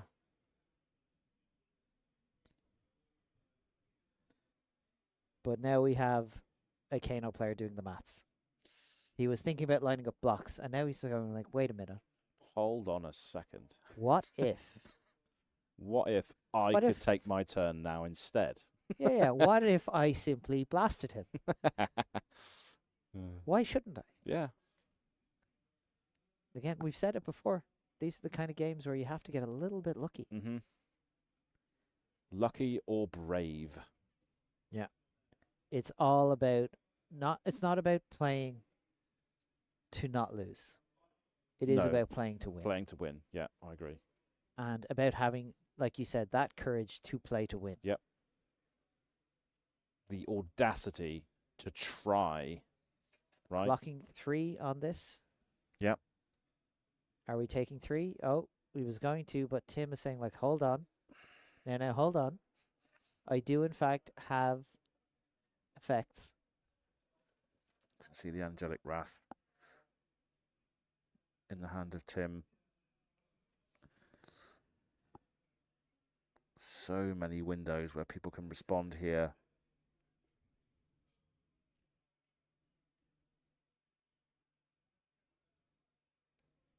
This brief moment, this brief quiet, the calm before a blazing storm from either the heavens or the volcanic region of Volcor. No. Just, yep. Taking 3. Just getting that extra spectral shield established. We are going to get a Prism activation trigger here. What are we going to put into play? What are we going to put into play?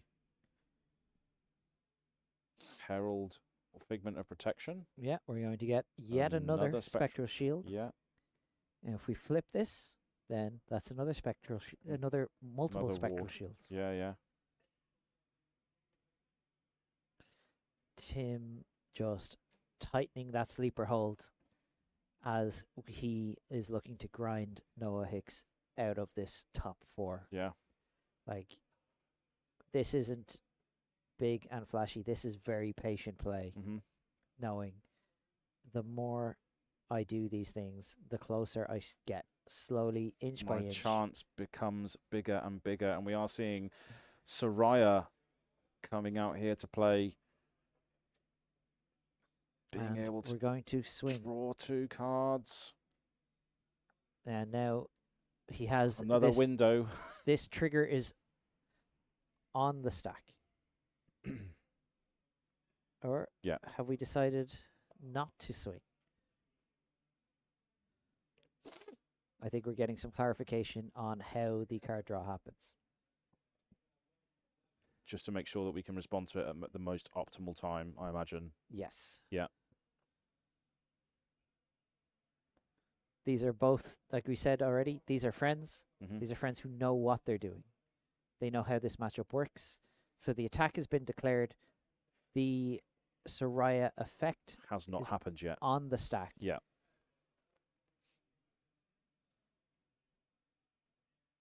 And it looks like we are just clarifying with the judge how this is going to resolve. Yeah. Both these players know these decks. We've established that. We're just getting just a little bit of clarification. Yeah, I mean, you have to pitch into the Soraya. That's what the blue was there for. And then obviously, as you say, when you attack, that's another layer, isn't it, almost, that you can respond to? There's so many. This is the thing for a lot of Flesh and Blood. Yeah. We play a lot of things very automatically. Yeah. There's an awful lot of steps.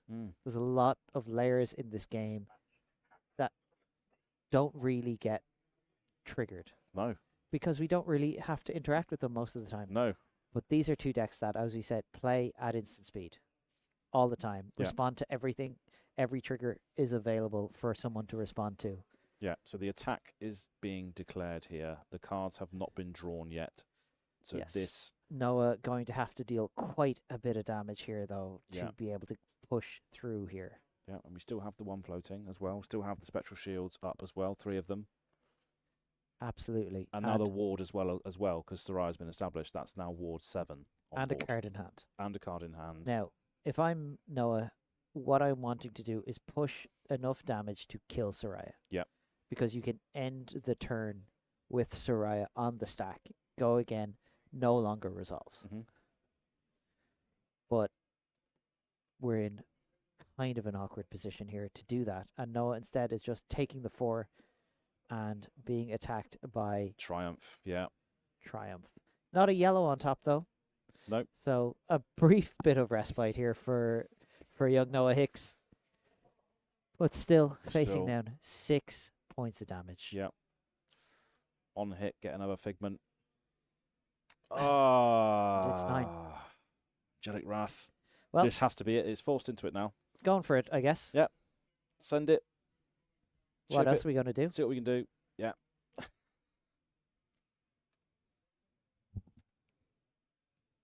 Wow.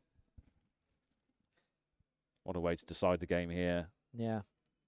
Lethal damage on the stack.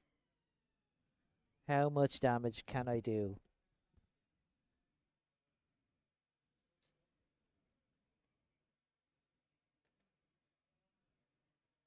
Wow.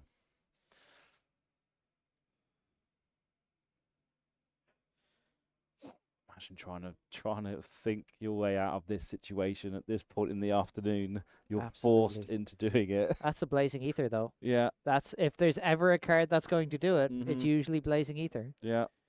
The problem is, of course, Noah, with such a good tournament run, running into one of the hardest matchups in the room for him. Oh wow, yeah.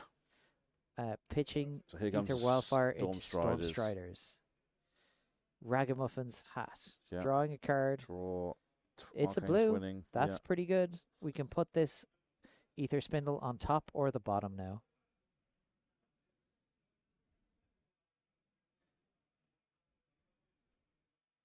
Noah just figuring out every possible interaction here as he gestures towards all these cards, Just have all these to do opportunities. the math. Mm-hmm. And that's all there is to it at the end of the day. Yeah. I don't know if you've had any experience playing against a Kano player and they start tapping the table and like, oh, You just get very shook he immediately. is in the Matrix. He is in Yeah. a different plane of existence right now. Yeah. We're just ones and zeros to this Kano It's just player. a Rubik's Cube, isn't it? Just needing to be solved. And this is the window where it has arisen. Storm Striders has resolved. 1 floating. Yeah. Aether Wildfire. That Carpus Node, a gesture as well. Still got the energy potion as well, which we can access. Well, nodes is a trigger he can respond to. Going to Old Knocker, Mm-hmm. tap Kano, generate a resource. Yep.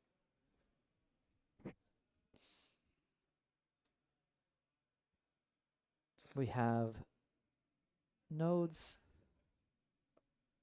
and moon. Moon. So Waning Moon coming in here for 3. AB1, Spell Void 2. Yep. Pop Okay, Energy Potion. Pay for Metacarpus nodes. Spectral Shield still there as well. And eating that 0 up. damage dealt. Yeah. And that is Wow. Tim McCarthy moving to the finals of the UK National Championship. Wow. Taking it all the way to the finals on Prism. Wow. Yeah.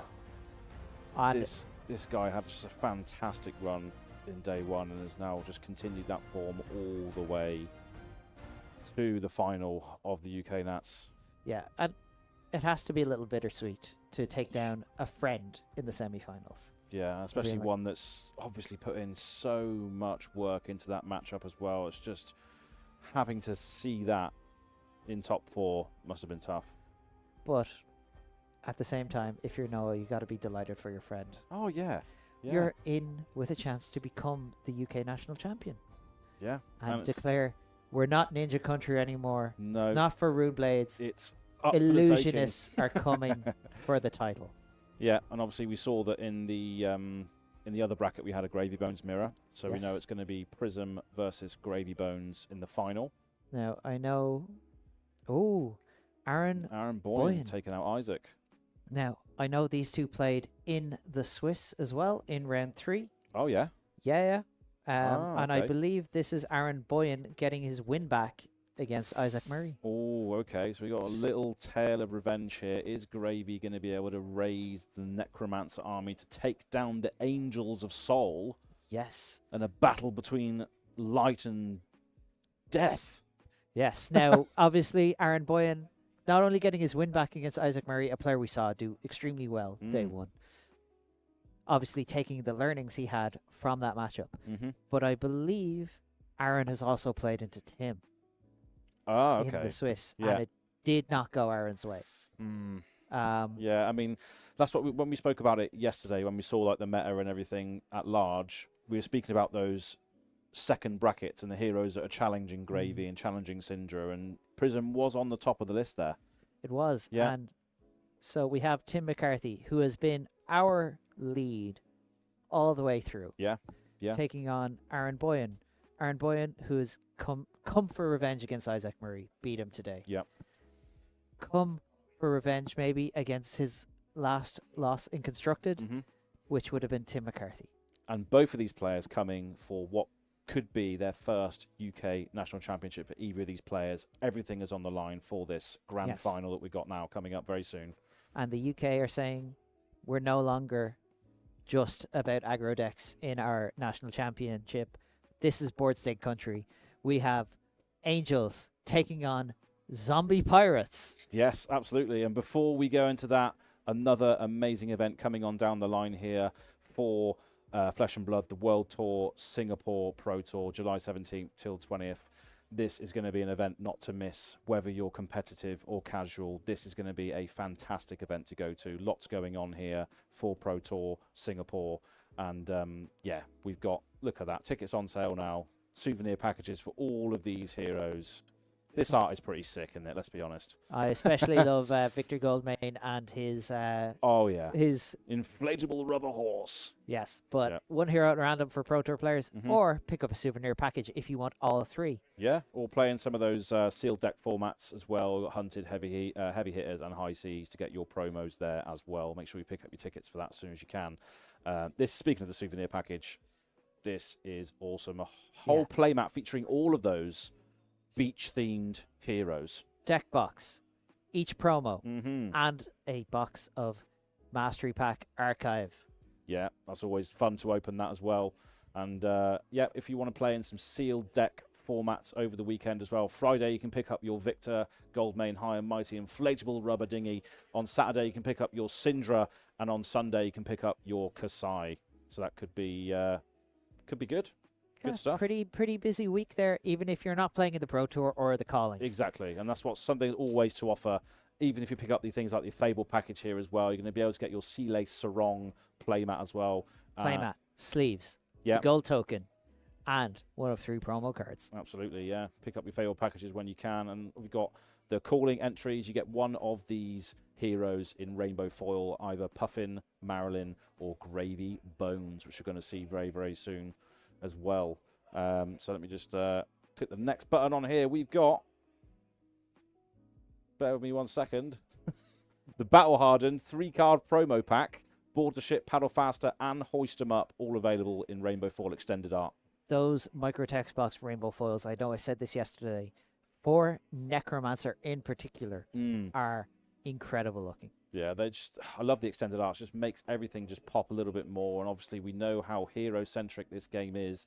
You want to pimp out your decks. You want to make them look as best as possible. And you want to show off these cards when you play your deck. There's just something about that Necromancer green in foil that really sticks out. Yeah, absolutely. And World Tour Singapore, it's all going to be happening. Here is the Pro Tour player package. You're going to get one of those 3 beach party cards. You're going to get the Light of Soul playmat and everything else in between as well. So I wonder if Tim McCarthy will be after a Light of Soul playmat. Yeah, I bet he probably will be. After a weekend like this? Yeah. He's going to punch his way to the ticket.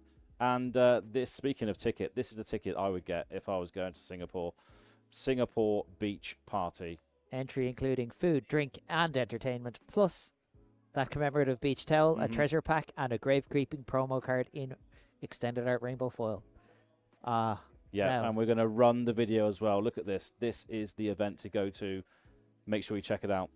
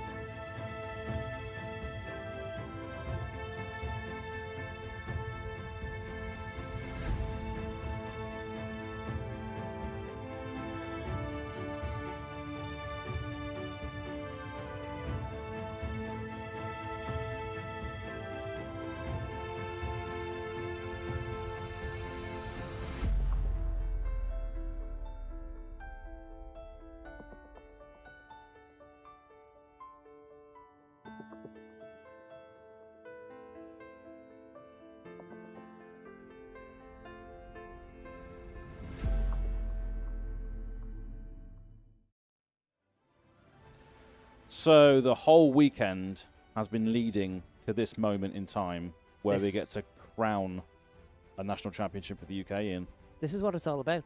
This is literally what this whole weekend has been about. Yeah. And, like, what a weekend it's been. Oh, wow. Yeah, I mean, how the players have had the resilience to get to this moment in time is what amazes me the most. Yeah, and we've seen those standings go up and down all weekend. Yeah. Players who were up there didn't quite make it through draft. Players who were maybe a little bit lower really came into their own in draft. But you know who has been around the top all weekend? One of the top seeds? Give it to me. Tim McCarthy.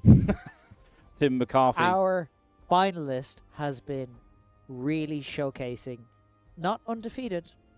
We saw him lose. For a run, there was undefeated, but yeah.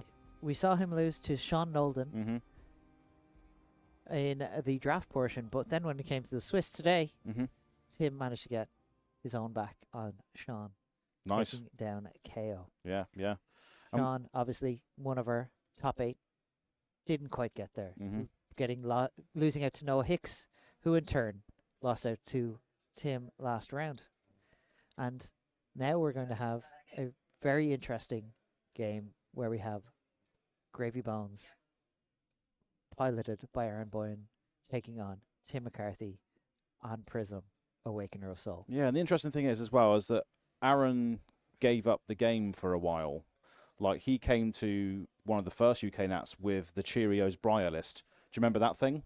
I may have been familiar with that. Looks at Rosetta Thorn tattoo. Yeah. And that's etched into a bit of UK history as well. The whole Cheerios Briar thing, right? The first UK national champion. Yeah. Matthew Folks on Cheerios Briar. Yeah, and it was piloting a similar list to that, right? And obviously Aaron gave up the game for a while, and it was Tim, the person who he is facing in this last round, the final, that got him back into the game. Oh, really? Yeah, because they're both I think they both are in Cardiff, and there wasn't a game store for a while, and Tim basically sold Flesh and Blood to a game store to try and get Aaron back into the game. And here we are, back in the game. This is one of the things I love about Flesh and Blood. Mm. It is so driven by the community. Oh, yeah. When I started playing, there was 2 people in Gamers World on a Tuesday playing every week. Me and one other person. Yeah. And now we have a routinely 16, 18, 20 person army.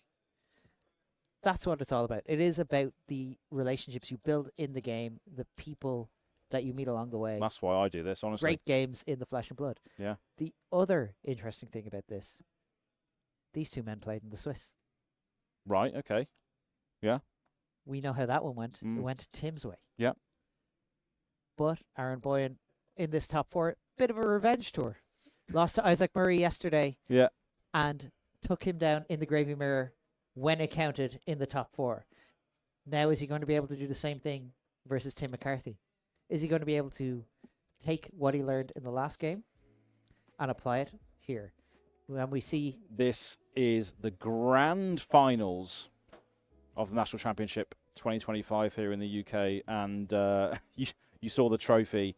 We've seen the trophy. That is all to play for today. And what a grand finals it is. Mm-hmm. Yeah. Tim McCarthy versus Aaron Boyhan.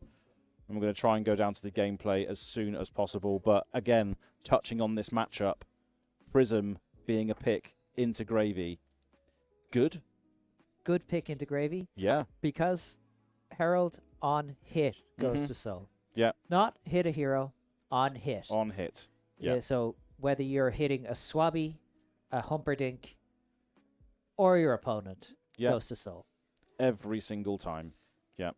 And obviously, Gravy can be stuck with those hands that don't block as well. I mean, so you can just still send to face if you want to. And you don't really have the space in Gravy Bones to play enough attacks to trigger Phantasm regularly. Yeah. But this is what it's come down to. Light versus dark. Light versus dark. Not quite light versus shadow. But still some form of darkness there. Look at Gravy Bones' eyes. They are not nice. Not nice. You're a fantastic writer, Azz. Yeah. But here we have our 2 players. Neither names that came up when we were talked about the UK National Championship. And we've touched on this as well. Like, all the previous champions did not make it to top 8. Not one. Not one. And here we have 2 players. Not only are they not previous champions, they're not really names I personally was familiar with from the high calling circuit. No, same. But that's because Aaron wasn't even playing. It's only because of Tim that he's playing against now. It's because he's back in the game. That is just an amazing story as well. And what a game to be playing. Yeah. Like, for it really to come full circle, being like, oh yeah, get back involved in the game. Yeah. You bet you never think when you say something like that the 2 of you are going to be sitting down, facing off to become the UK national champion. Yeah. Well, and one of these players is going to be receiving that trophy very, very soon as we set up for this game. But wow, what a ride we have been on. And everybody that is watching this now or in the future, I hope you've enjoyed the ride with us. It has been awesome to be here. And wow, look at that trophy on the table. This is what is at stake here. And really been a privilege for both of us to bring this to you on the official Fab TCG YouTube channel. It's been absolutely awesome. Yeah, we've come a long way here together as well. All of these players have come a long way. Yeah. And now facing off, ready for this final. Yeah. All for that trophy. the right to call yourself the national champion. This is it. Fist And- bump to get things going here. We have seen a lot of Prism in this top 8, and we're going to continue to see it. Is the flight path set for Tim McCarthy, or is Gravy Bones going to come back from the depths? Looking like a pretty solid opening hand there for Tim. Only one Figment. Yeah. Now, I know the last time we saw Prism pushing towards the top 8 in a big event was it in was London. a handful of Figments. Of Figments. Yeah, that's that it. was the risk you run into. But here Mhm. we go. Herald of Judgment, just 6. Doesn't even think about it. Aaron Boyhan is just like, yeah, Block nope, 6. let's Yep. get that out of the way. Yep. That beautiful extended art rainbow foil, give no quarter as well. They're a pretty penny right now, I tell you. Get those Yeah, while you between can. that and the extended art dead threads, graded balance of justice, Aaron Boyhan might be a man of Just- discerning tastes. But again, like we've said before, Yep. this game really, like, people will identify with the decks they're playing. Absolutely. And Yep. here we are going to Call call to the grave. Go and chuck something in the bin, Let's get in the this graveyard. party started. Let's start raising dead.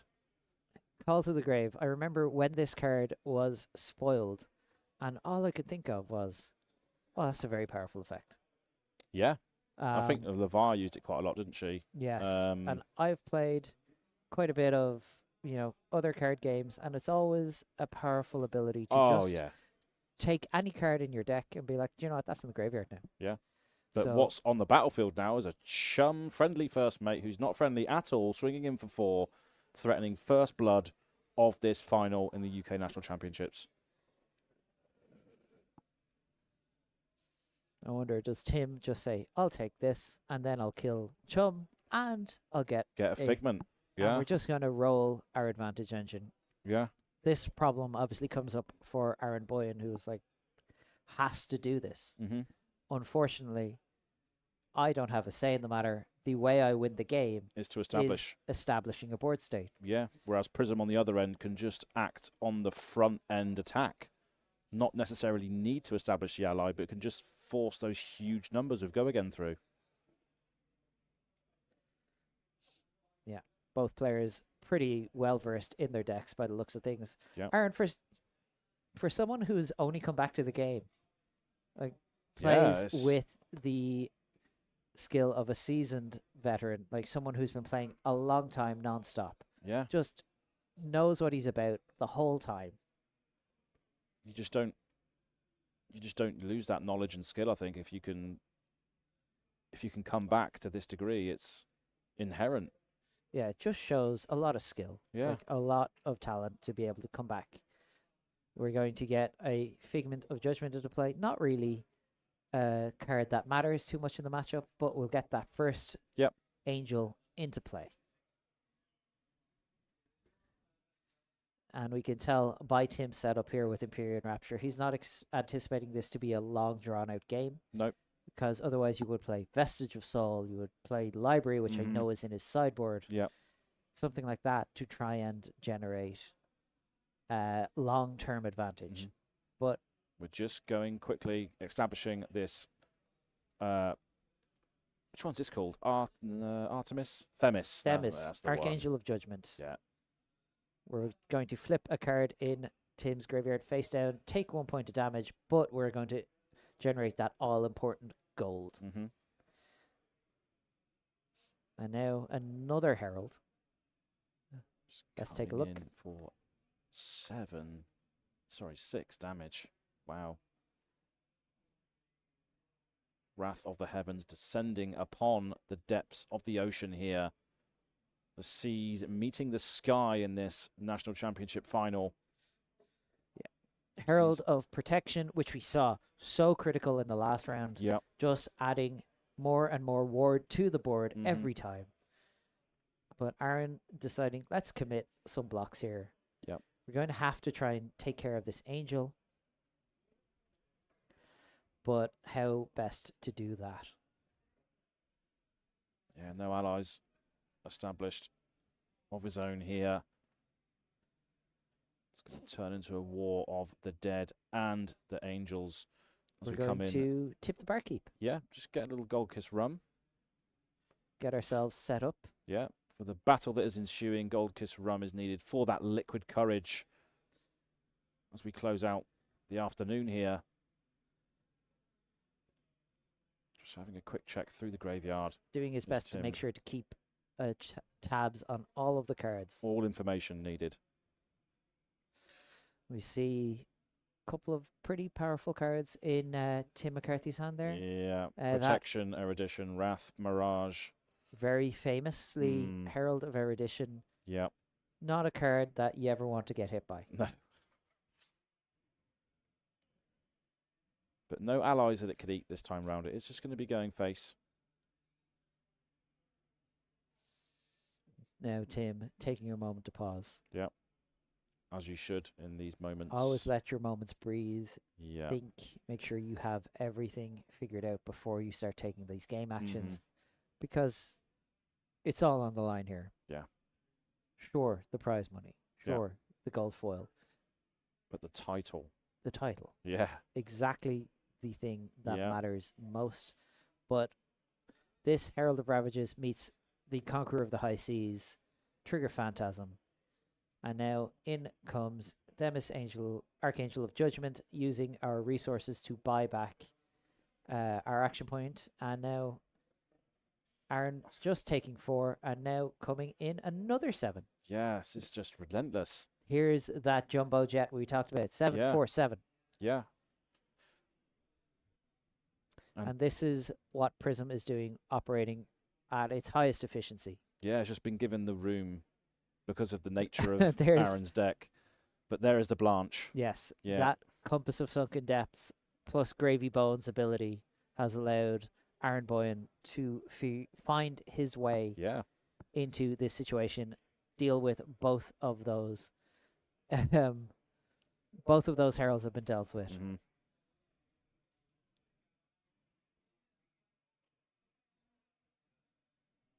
We're seeing a couple of cards that we haven't seen on stream, Tim, yet. Soul Shield and Celestial Reprimand in the hand there, coming in with... take another drink. Another drink, yeah. Always tip your barkeep, ladies and gentlemen. Absolutely. And Sawbones coming out, sending in 6 damage. Tim looking at a hand that doesn't block a huge amount. If I see correctly, we see a Soul Shield. We see a Herald. Angelic Wrath and Celestial Reprimand. Yeah, yeah. There's a good chance we just... Oh, we are in fact going to Soul Shield. Yeah. We're just going to keep our Angel in play. And which probably send... feed on Sawbones. We get our Soul, and then if we send another Herald into Sawbones, we get that coveted 2 Soul. Yep. We're going to send instead the Angel into Sawbones. Yep. Just allies attacking allies. Arsenal and pass. I haven't seen that all weekend. A narrative that could form as a result of this National Championships. Tim drawing up another hand with a bunch of instants there. So let's see what Aaron decides to do. We're going to call to the grave. Another tutor for a card going into the graveyard. The amount of deck manipulation available to Gravy Bones is just something else, and we've seen it on full display all weekend. Yeah, both in limited and CC. It's the lines that are available to you are just insane. Yeah, nothing for me will top round 1. Watching Ben Westmore. Oh yeah. Find that defense reaction off the top to survive. That was brilliant. Yeah. It was something else. But like those are the kind of moments that we live for here. It playing is. Flesh and Blood. Yeah. And here's Golden Tipple. The Golden Tipple. Discarding a Golden Tipple. Making a gold draw on a card. Drawn a card. Perfect. 1 blue go starter. again. Asking Tim, hey, do you want to block? Or do you want to let... Oh, it's... Or do you want to let Themis die? Yeah. Themis, 1 damage. How below rate do you want your ward 4 to go? Yeah. Which is the polarity between Gravy's allies, you have to clear them in their entirety. Whereas with Prism, if you just let one damage through, your Angel's dead. Absolutely. Yeah. But Gravy poses a different question. Because with Prism, if you feel like, I can push through their entire hand worth of damage, you get the block cards, you get the Angel. Yep. With Gravy, you have to make a choice. Am I going after those allies, or am I going to go the face is the place? Yep. Yep. You different questions. Yep.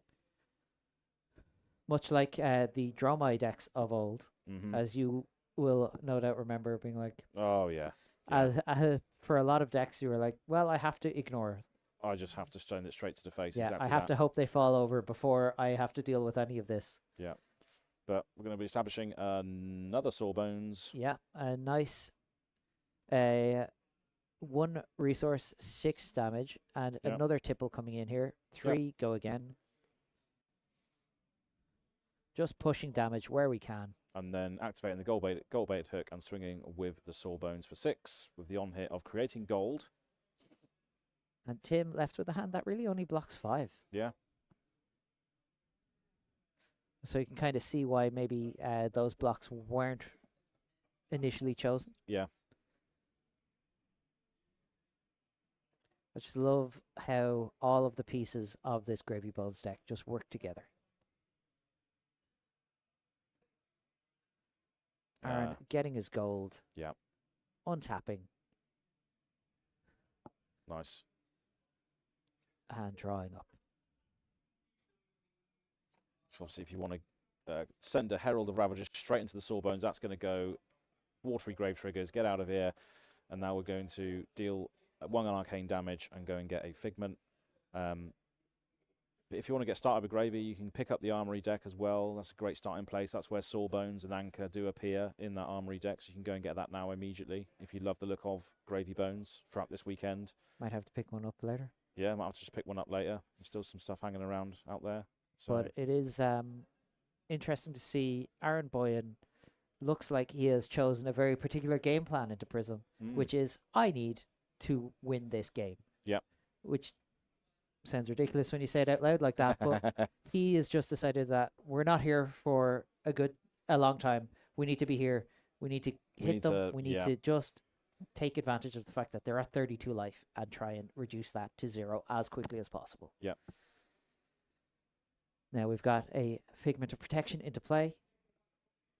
Still with 2 soul, so Tim has access to a free Angel Flip here. 2 blues in hand. So it looks like, yes, we are going to use Empyrean Rapture to reduce the cost of Prism's activated ability by 2 and get that Figment, that Archangel of Protection, Aegis, which on attack is going to get 2 more Spectral Shields into play. Yeah. Yep. We are going down to 0 soul. Having to starve the soul for that, yeah. But coming in 4/4, 3 Spectral Shields on the back end. Functionally gaining 7 life here. Yep. Aaron, block with my face. We don't block angels. Angels don't really do anything. And here is a passing mirage. Okay, just another another pillow that we can use to just make sure that the heralds that we do send in now are just going to lose Phantasm the first time anyway. Yeah, another wrinkle to this game plan. Mm-hmm. Because there's only so much you can do. There's only so many things you can target with Gravy Bones. There is a minimum number of action points you have available to you. Yep. Yep, so we're getting that full value out of Saltwater Swell there, getting that 5 resources floating after we play it. Yeah. Pitching that Sunken Treasure. Saying like, all right, we're going to eat that Spectral Shield. Yeah.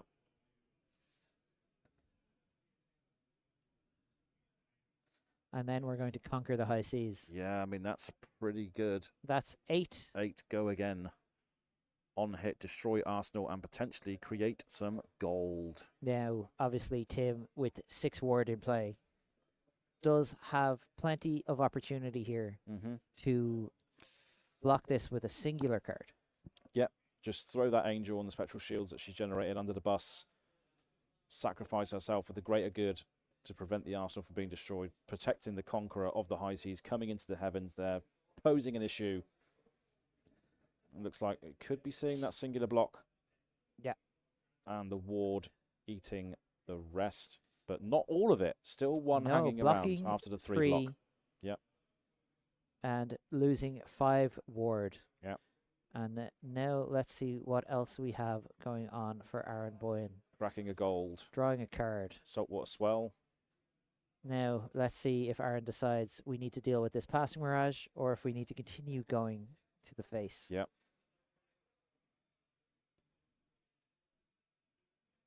You can see he's thinking about the very same thing. Yeah. Yeah, staying just disciplined. shoring it up. There is no on attack because the attack never resolves into Spectra. That's right. But we have dealt effectively with Tim McCarthy's board state. And let's see what we have here. We have Herald of Triumph coming in for 6 with Go again because a Figment was pitched. This, again, poses an issue if you've got 6 blocks, but we can see that we've got a Blanche in hand as well. Yes, but also Tim does have another Herald, and it is a big one. Yeah. Herald of Erudition. But 7 greater than the 6 that is... it is the 6 that is required functionally here. Yep. Tim could, if he so chose, activate Halo. Which was a good call. Fantastic. I have a question. What's it feel like calling these games next to me when it's almost like I know what they're thinking? Yeah, absolutely, mate. I'm not going to take that away from you. Yeah. Going to get that Figment of Triumph saying, no, I need this to hit. Yes. You're only blocking 5 on 6 now. Or blocking 5 power, only blocking 2 on this 6.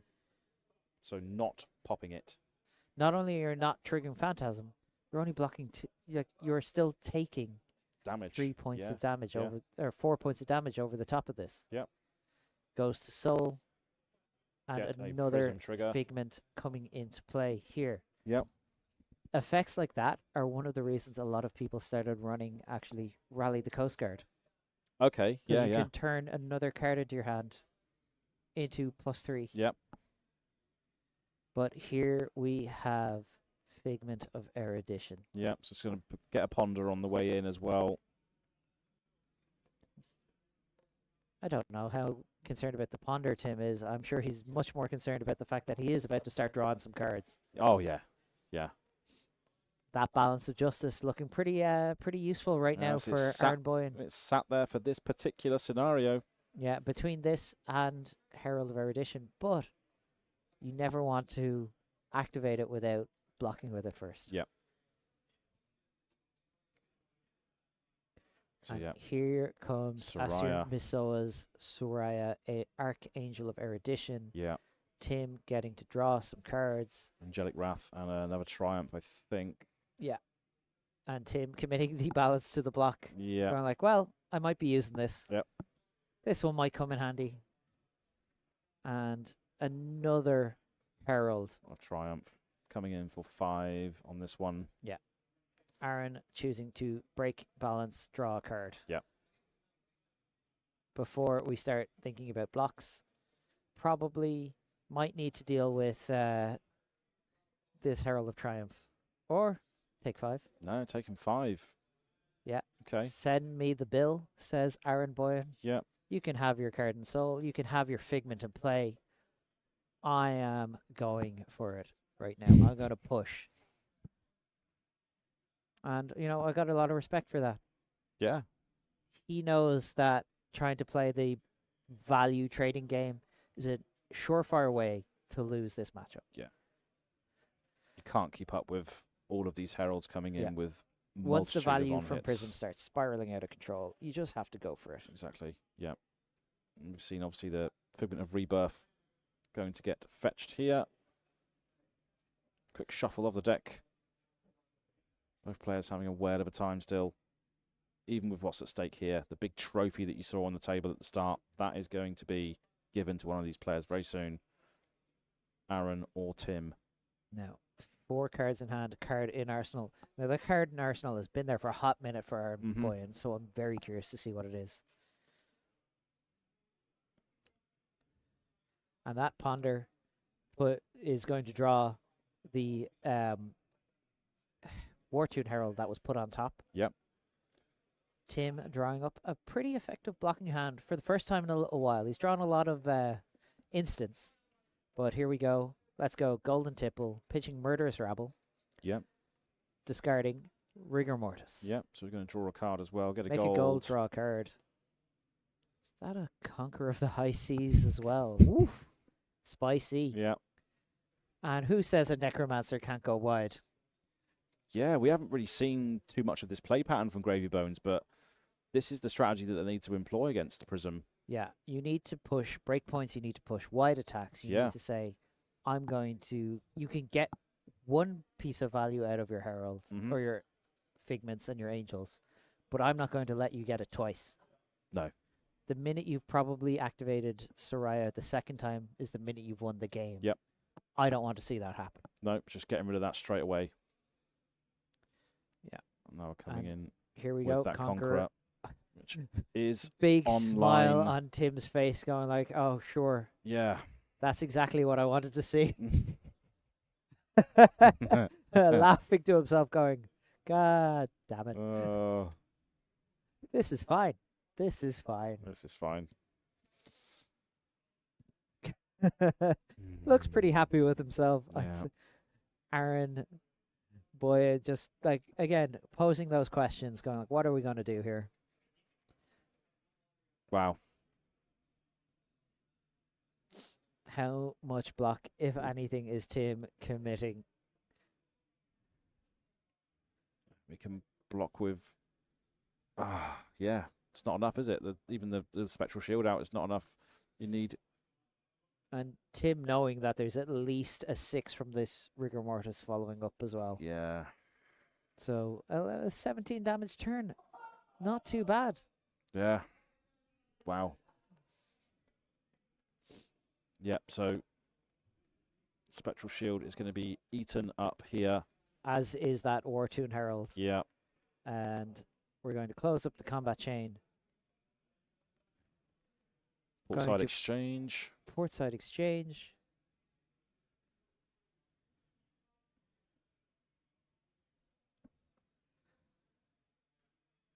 That's a And great here thing we about go. this as well. Dead Threads, Gold Baited Hook, Rigor Mortis. It's the awesome thing about Portside Exchange as well. It says discard a card, then draw a card. Yes, so you always So- get the card draw. So you always get the card, yeah. Even if you have no cards in hand. It doesn't say Yeah. discard if you have. Yeah.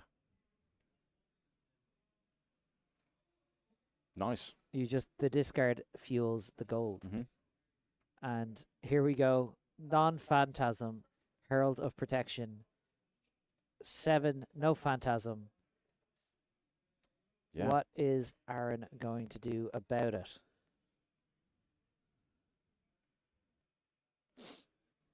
That's one change from the previous game, opting for the Taking 7 Dreamweavers. by the looks of things. Yeah. Taking 7. Trigger on the protection as well, so we are going to be able to get a Spectral Shield token, and of course, go and search for a Figment, if we so desire. Yeah, we can see Aaron has definitely learned a lot from his previous game. Yeah, yeah. I know the last time I was watching this, Tim had Herald of the Angel of War, Bologna, Oh, the one that And- puts counters on other angels. and two Yeah. or three counters spread across his board. And I was going, that's Oh, that's wow. not good. Yeah, you don't see that happen often either, really, do No, you? that's that I'd call that a bad one. Yeah, But Figment of Ravages coming into play and also dealing with Rigor Mortis yeah, because it is 1 arcane damage to any target, yeah. and Rigor has Perfect One response. Yeah, so clean answer here yeah. for Tim McCarthy. Really smart. I think I see a sea legs there in Aaron Boyhan's hand though, so we do have the ability to trigger Phantasm. Yep. With Sawbones, we have a couple of different things in play. Right. Shuffle up. What is Tim going to do with these 2 cards in hand, 2 cards in soul, 3 Figments in play? Just being able to give that Herald, take its Phantasm away, to go and get the Figment that then pings the Rigor Mortis is just a sick play in general. It was awesome. I love, like, I don't play these board state decks in No. the game. It's not really the deck of choice I have for my higher level events, but I love watching them interact. I love playing with them. They're Yeah, so just interesting. Watching these players interact with them is just insane. And we've seen a Victoria Archangel of Triumph be established here as well. And Tim choosing not to activate its ability, just using keeping the one card in soul. Yep. Putting Aaron to 8. 6 plays 8. We're already, like, compared to where we've been in this top 8, we're racing towards the finish here. Here we go. Golden Tipple, pitching sea legs, discarding Rigor Mortis. Getting a gold. Creating a gold, drawing a card. I see an Anka drag under. Sending in 2 go again. Asking for those inefficient blocks. Yep. I just didn't expect this from Gravy to be able to keep up all these attacks. Like, and here we go. 2 is blocked. yeah. Another Into Tipple. Golden Tipple. Discarding Sawbones. Yep. Drawing a card. Making a gold. A lot of gold here for Aaron Boyhan right now. Yeah. Spectral Shield just protecting that Victoria for now, but we are going to be cracking the gold. Closing the combat chain. Crack a gold. Draw a card. Another Golden Tipple. Yep. Thinking about drawing a card. We are, in fact, going to send in another 2. Discarding an Anka. Making another gold. 2 go again. Make a gold, draw a card. Yeah. Wow. Just saying, we're coming for this Angel. Yeah. Absolutely gunning for it. And 2 more blocked. Yep. Closing that combat chain yet again. Keeping Victoria alive for Cracking now. a gold, drawing a card. Yeah. We know we have the resources here to play and swing with Rigor Mortis. Aaron looking, see, maybe we can go a little bit wider. Yeah. Wow. Draw. And we always have access to dead threads as well. Yep. Can we go 2 attacks wide here, take these cards off Tim? And another one. Goodness me. So relevant into this ward as well. It's just so Absolutely. annoying to block. Tim, So not frustrating looking to block. overly pleased about this. No. So many tipples. Wow. Yeah, like, it was so funny to me watching this card Yeah. rise in play rate. People were like, oh, we should definitely play the blue ones because the blue ones enable gravy. Maybe we should play the red ones. The red ones are 3. 1 for 3 go again. But maybe we should play the yellow ones too. Well, why aren't we playing 9? Why don't we play all of them? Yeah, and Aaron Boyhan is showing why to play 9 right now. He has played wow. so many golden tipples this game, and they have just presented a nuisance problem for Tim McCarthy. Wow. Because having to give up a real card to block 1 is just, you never want to be in that position. No. So Aaron now choosing to close up the combat chain, get out Rigor Mortis, activate Dead Threads, activate Hook, send Rigor Mortis in for 6. And it looks like Tim, did he not think about Dead Threads here? He's just like, oh, well, that Angel's gone. Yeah. We're taking 2. Have your gold, I guess. Yeah. 1 card in hand, 1 card in arsenal. 4 to 8. Wow. Swabby, Anka. Oh. And more golden tipples besides. Wartoon Herald for 7. Yeah. 1 floating. There's not much left available to Tim McCarthy here. But you know what is available? That is that Golden Compass and that Gravy Bones activation. Aaron Boyhan always gets a chance to look. Yep. He has Always. access to the top card of his deck That's what we're at all doing times. right now. Oh, it's getting very close to the ultimate decision. The Tim McCarthy looking like he can see this potentially slipping away from him right now. Yeah. Doing everything he can to hold on. Sending 7 to the face And Aaron Boyhan saying, I've got 7 for I've got you. 7. Yeah, wow. Activating that gravy as well, and just so This much is- versatility in this deck. Absolutely. And as I said, Aaron Boyan's the man who went, do you know what? This didn't work out for me last time. What if I just go for it? Yeah. Let's just send it. Swabby, 3, go again. God. Wow. Those golden tipples coming in clutch. Yep. Just one after the other, isn't it? It's just it's not letting up at all. We saw Tim just constantly put the pressure on early on, but now it's just swung all the way back round again. And let's see what Tim has in hand here. Oh,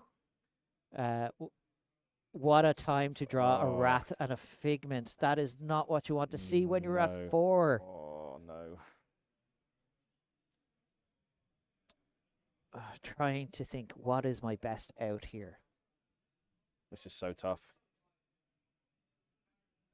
We have 2 3 blocks, one of which is going to have to be committed at least this turn to either the Golden Tipple, or we're going to have to commit 2 to Rigor Mortis, or we're going to have to flip a Figment as a defensive measure. Might have to be the time to deploy those now. Those wards that are available on those Figments. And really, this is what it can come down to. Yeah. Trying to navigating the good hands are easy.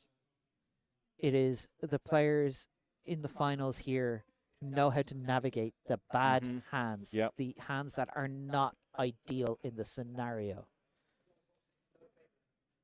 And that's what marks a great player from a good player. And that's what makes a champion, yeah. It's how do I find the line through the hand that feels like I have no outs? It's like we were saying earlier as well, every single scenario is different and you have to navigate it, and that's what separates the good from the great here. And Aaron just laser focused and has been all game. Yeah. He has come in this, having lost that game to Tim, and goes, I'm not having that happen again. Not right now, not when it counts. And it's just like, we're just going to have to play the game the best we can, which sometimes, like this situation, is, what if I just keep going? Yeah. We bring in full go again. Tim committing Herald of Triumph. And then in comes Rigor Mortis for 6. At least this has to be committed to blocks. Going down to 2, 1. Yeah. Taking 3 down to 1. My goodness me.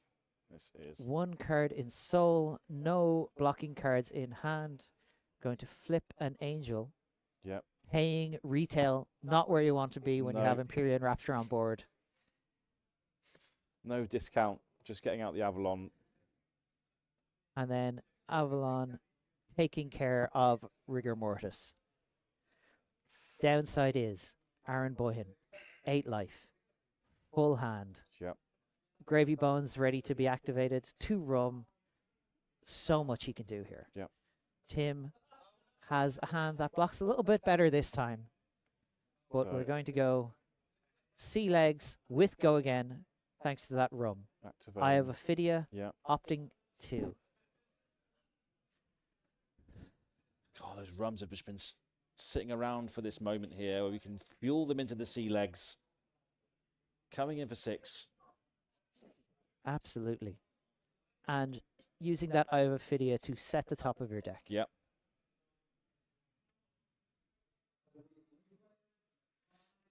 What a moment we're in now, blocking for 2 and 4. Yeah. Ward trigger. Avalon under the bus, you go.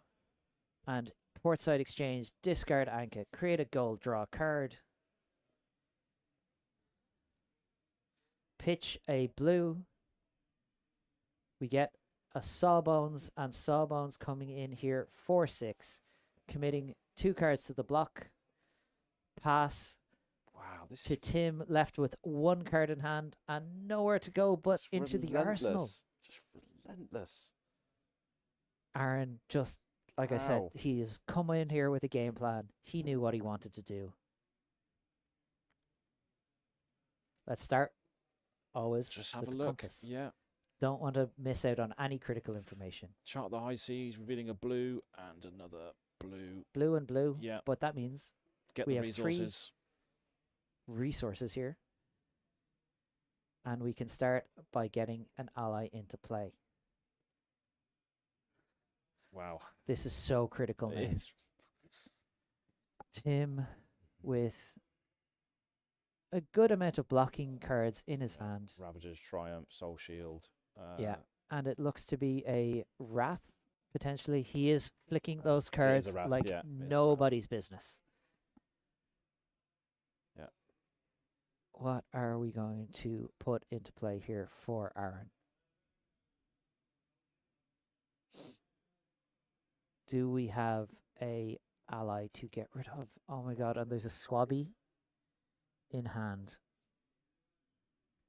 I know the problem is Aaron needs the gravy to be untapped so that he can send in his ally with Go Again. So we're going to draw a card, use the information that's available to us, and here we go. Portside Exchange, getting that Swabby into the My graveyard, goodness drawing me. a card, creating a gold. Absolute theatre. Back alley break line. Yeah. Playing that Swabby. Goodness gracious me. Activate tapping gravy for the gold kiss rum. Look at We this. send in Swabby for 7. Go again. My goodness me, this could be This could be could be it. lights out for Yeah. Tim. the speed of which he's playing that as well. It's just Yeah. absolutely insane. We do have the blue Wrath though. So between the Soul Shield and the Empyrean Rapture, we are able to cover this. Yeah, yeah. And then the other 2 cards can cover the Sawbones. But then we are rudderless in Mhm. these high seas. Yeah. We have no free activations of Prism. We have nothing on our turn. And we are leaving Aaron Boyhan with 2 allies. Mhm. And we've decided we're going to use the Phantasmal Footsteps and the Soul Shield here. Yep. We do get a card in Soul for this. But we are going to lose those Footsteps to the 7 power Swabby. And we're going to crack a gold here. And crack a gold. Crack another gold, yeah. Maybe we're digging for a way to give Go Again. Crack a another gold. Oh, my goodness me. Sunken treasure. Is it time to just send in Yeah. Sawbones. Sawbones, Still just, eating the last 2 cards in Tim's hand, untapping. yeah. This is absolutely captivating. Do you know On a razor's edge right now. that? My God. Let's have a look. We see Aaron has drawn up here, activating Gravy Bones, or activating the Compass. We have Yeah. a Murderous Rabble, which is a pretty strong start with Yeah. 3 Go Again. 3 go again. And I see a Tip the Barkeep. Tip the bar, keep sea legs. 3 block on 3. Yep. It looks like we are holding on to a 3 blocks there. A couple of Helder protections. Tip the Barkeep, Tip the making that Barkeep. rum means one of our allies is going to have Go Again. This. This Oh, Swabby swinging in for 7 Go Again, thanks to this gold kissed rum.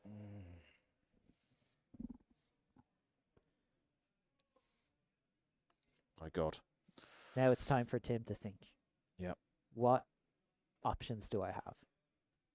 He knows that this is not the place to be right now. 7 into 6, 13 damage Yeah. when he has 3 cards in hand. 6, and we're activating Empyrean Rapture. Yep. So that's 7 full cover. Still leaving 2 Two floating, floating. for the angel to be awakened if needed. But in goes Sawbones coming in for 6. We're going to prevent 4. We're going through the most. Why not? Why not? We Yeah. might as well get the marbles on screen. And there that is it! It's Aaron Boyhan. Oh my God. What The a game. Relief on this man's face, taking down Holy hell. a person. 2 people in this top 8 have beaten him this weekend, Mhm. and he has gotten those wins back. But again, we're in that bittersweet moment. This is the man who brought him back into flesh and blood, and Yeah. he has said, Yeah, Thank absolutely. you. Wow. But What a game. I am the national champion this time around. Yeah. Wow. A new face crowning the national championship here in 2025. Yeah. Wow. What a game to finish off as well. Ebb and flow of that was absolutely insane. Yeah. And fair dues, Aaron, looking at your game plan and going, that didn't work out quite the way I wanted it to last time. Yeah. I'm going to change up. I'm going to turn into an aggro deck. Yeah. My God. What if I just go wide? Holy. Yeah. Well, we're going to go to a short break before we get an interview with the new UK National Championship here in 2025. Don't go anywhere. We'll be right back. Wow.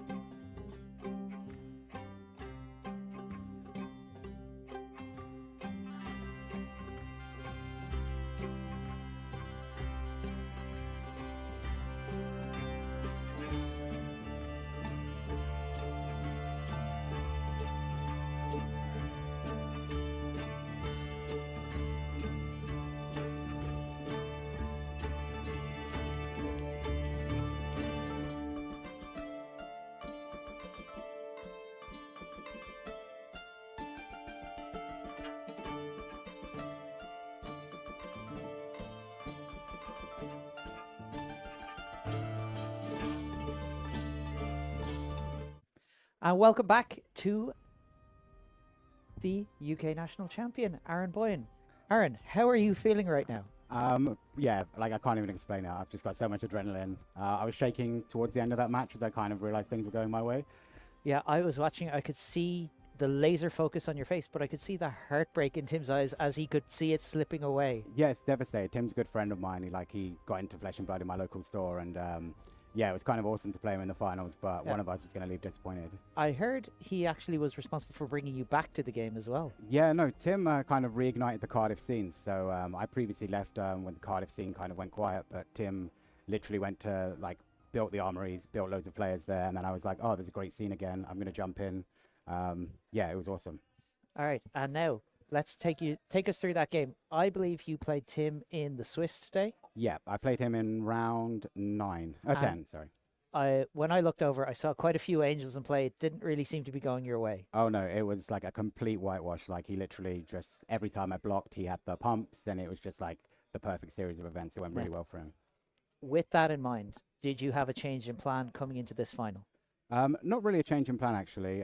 Yeah, no, stick with the same plan and just hopefully get a bit of a better draw. Yeah, you did seem to be running very hot. Those golden tipples were always there when you needed them. Oh, yeah. I didn't know Gravy could go so wide. Yeah, no, he can go super wide, especially I'm on 9 tipples, 6 swells, and I've got loads of rums, so I can go 5 or 6 attacks wide a turn. Sure. And what led you to Gravy Bones for the weekend? I was working with the Toxic testing team, and they just kind of concluded that was probably the best deck of the format, so I just kind of followed in. I was more of the limited guy to test the draft and learn the draft format, and I trusted them on the CCs, so yeah.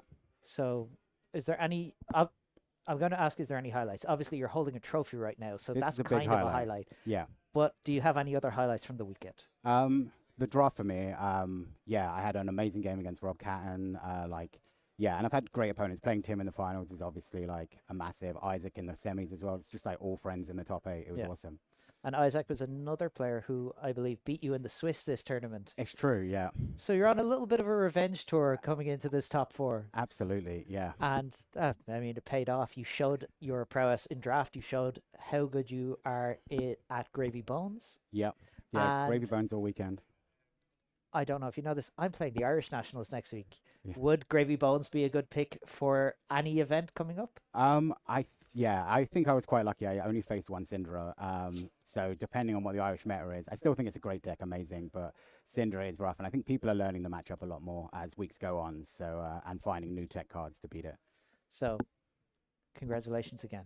Thank you. I'm sure you're overwhelmed right now with emotion, especially coming back into the game after Tim has helped revitalize that scene, and you and your friends getting to go through the top 8. Yeah. Is there anything else that you'd like to say? I'd just like to give some shout outs to some people who helped me, if that's okay. So just Jacob Clements, George Roger, Emad Kashi for going through so much deck advice, and then Sean Nolden for all his draft advice. So yeah, amazing. We saw Sean Nolden doing pretty well today as well. Yeah. Not quite getting there, getting to the top 8. Is there anything that kind of surprised you about the meta this weekend, actually? I was surprised the amount of Wizards. I thought Wizards were in a good place, but they were doing surprisingly well, and there was 3 in the top 8, 1 of each as well.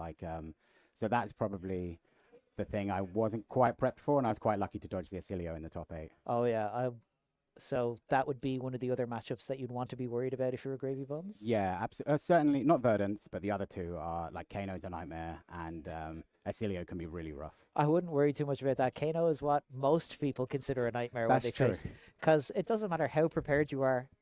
Sometimes you just they have it. They just have it. Yeah, I've seen it happen. I've seen people get blown up on turn 1. Thinking back now on the actual game that you played there against Tim. Yeah. Was there any point where you were kind of worried? You looked so focused going through every turn. No. Yeah. After we got to turn 3, and I had an ally in play, and he had no angels.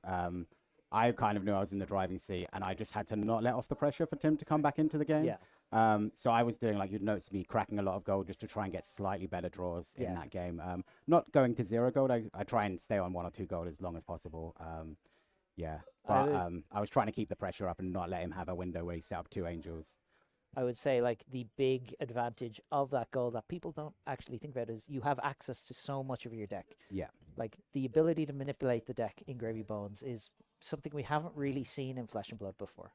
No, true, and it's a pleasure to play, but it is complicated. Like there was definitely towards the end of yesterday, around 9, I was just flagging. I was like, oh no, not another game. Yeah. I can only imagine, like, 3 rounds of draft into 3 rounds of draft is quite the big ask. Okay, so with that, I'm going to say congratulations again. Thank you very much. I hope you enjoy your night. I will. I hope you enjoy being the national champion. And I would like to thank everyone who tuned in for the weekend, everyone who played, everyone behind the scenes. Please stay tuned to the Flesh and Blood YouTube channel for all the live events that are going to be coming your way.